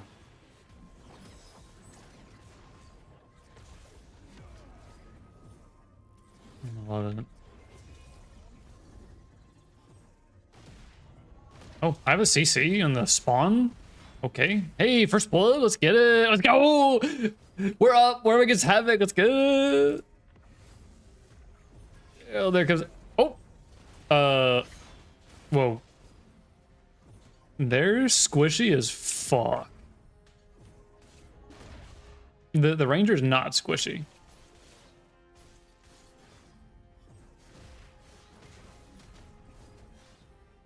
I'm just saying, I'm doing some work here. Oh no, I got grabbed. Somebody fucking help me up here, police. He respawned, ran in, and fucking grabbed my ass. Yeah, they hurt too.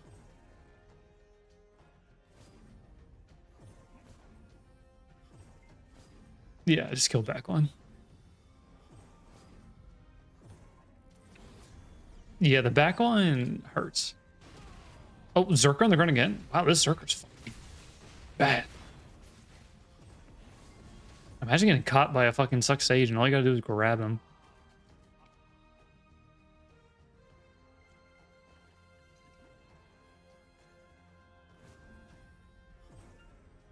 Yeah. Yeah, their backline is the only thing killing me. Honestly, their front line, not good. Dude.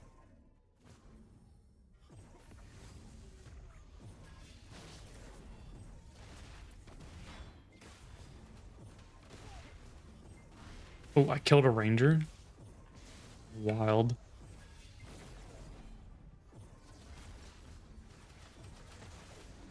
I don't know how much they've improved from like 3 years ago, but... Oh, please. Got him.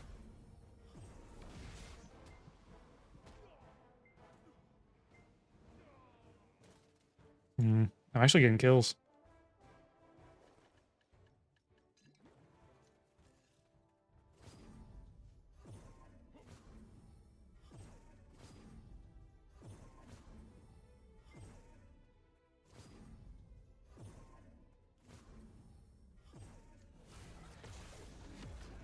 They're kind of staying in a ball now.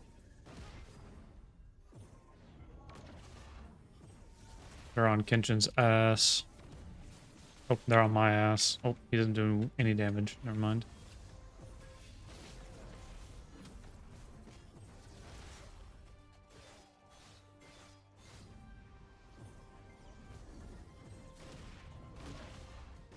Who the f... Right side of the road. Okay, the wizard has accuracy? Dude, he just fucking two-shot me. If it wasn't him, then it would had to be somebody close to him, but I only saw wizard. Is it the ranger? Okay. No, she just iframed me perfectly. It's wild.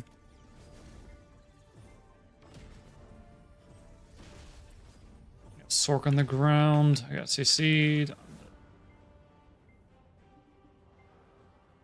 Left side of the road.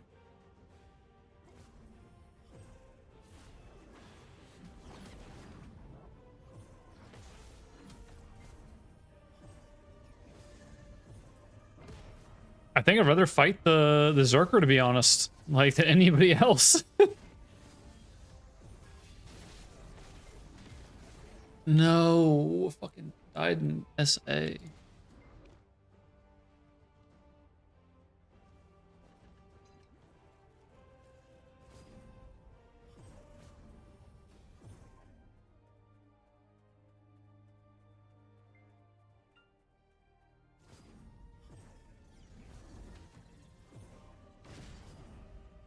You want to 1v1 the Zerker? Guy kind of squishy. Oh, Zerka on the ground again? Oh my, I'm dead. I got hash grabbed. What the fuck? And then the Wusa put the storm cloud above me and just insta killed me.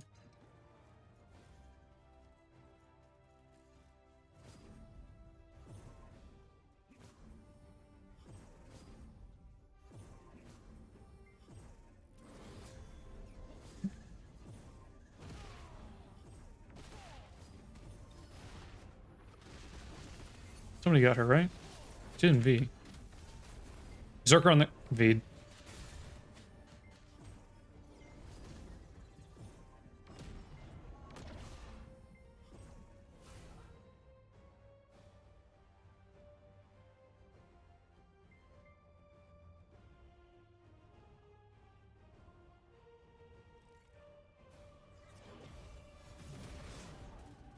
How that fucking catch me? Guilty, please.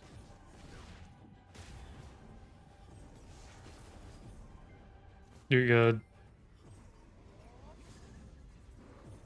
Yeah, well, I was protected and got fucking knocked out of it, so fucking stupid.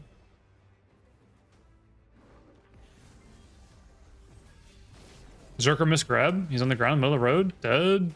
Guilty got it. Nice.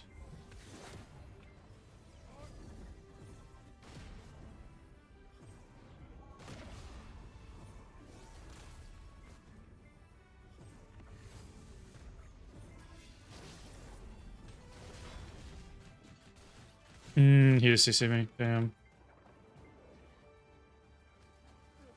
I got the archer though. Archer's on respawn. I mean, they're only 10 ahead of us. As a consistent no wording guild for the last like 4 years.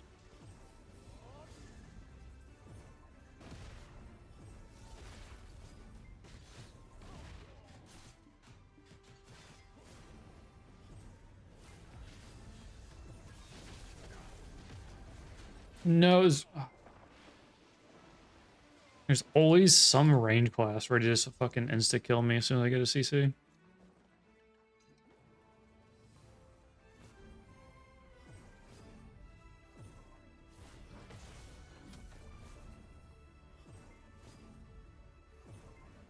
I'm with you guys.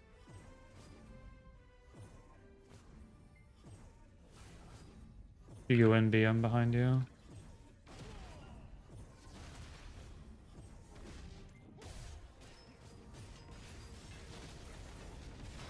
He's dead, he's dead. I'm dead though. Dude, constantly getting fucking shot in the back.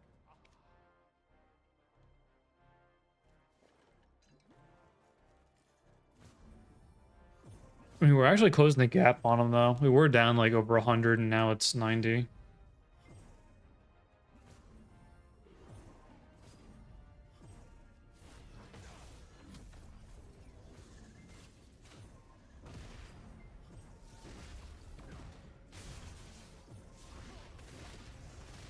Holy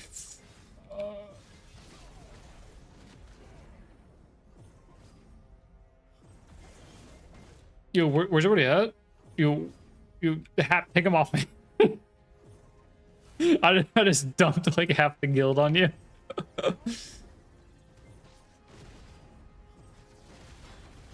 got two. I traded 2 for 1.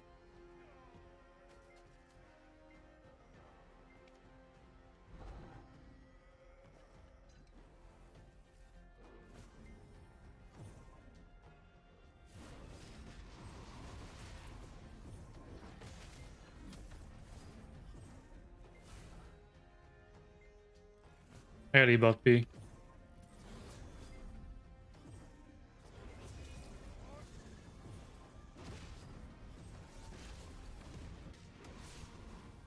Yeah. I'm just getting ranged down to death, honestly.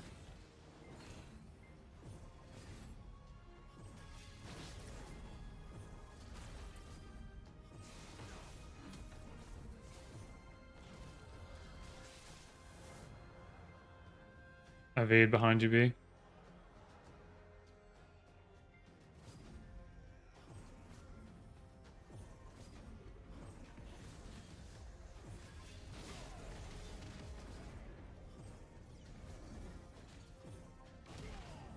Zerk on the ground on the road. And he got stood up. I'm gonna die to the archer. I'm gonna die to the Sork now.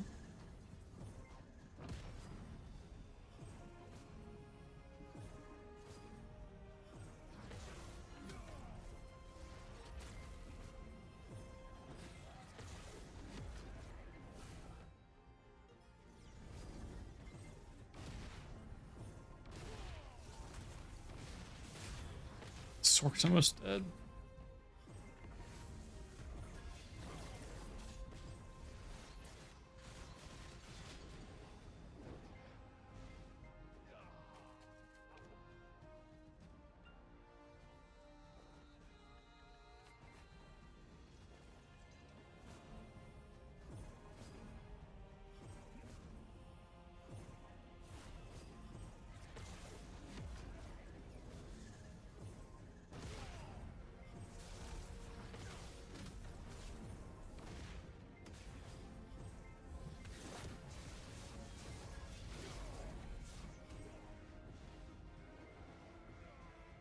I just can't even make it to the archers.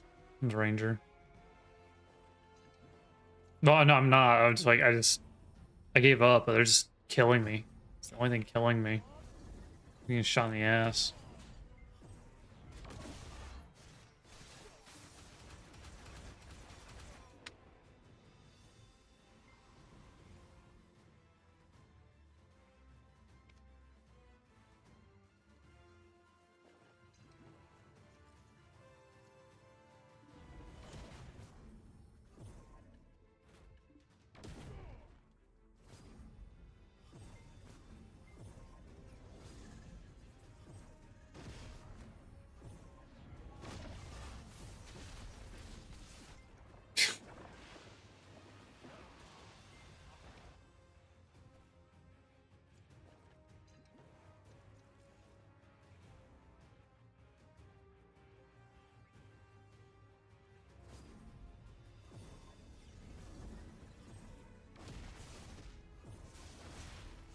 Cash grab again, bro.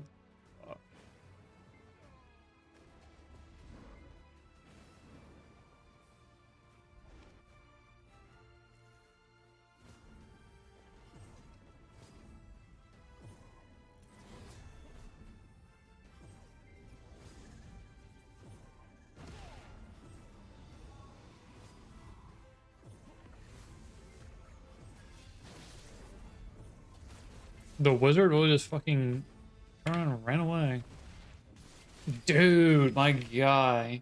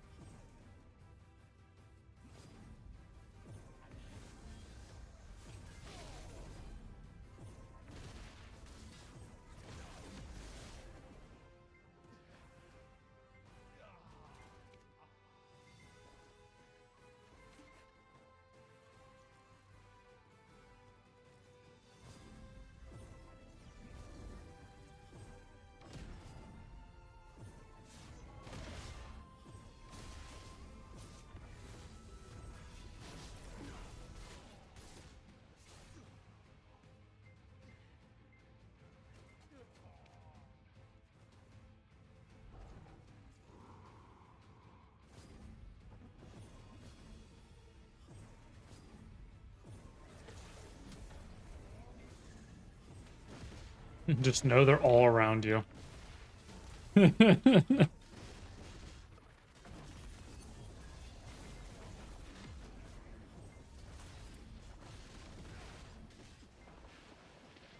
Rift chain changes were the dumbest fucking thing ever.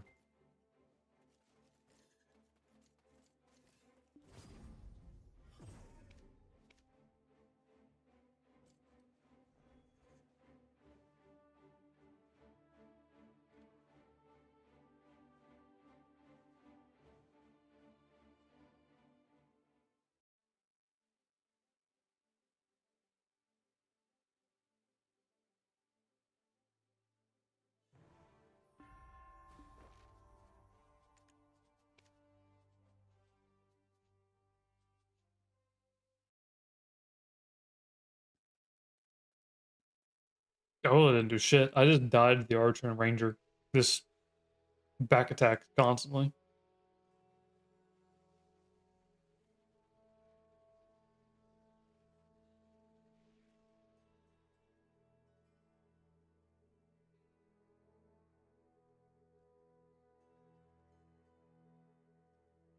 Yeah, it was a no wording guild, so.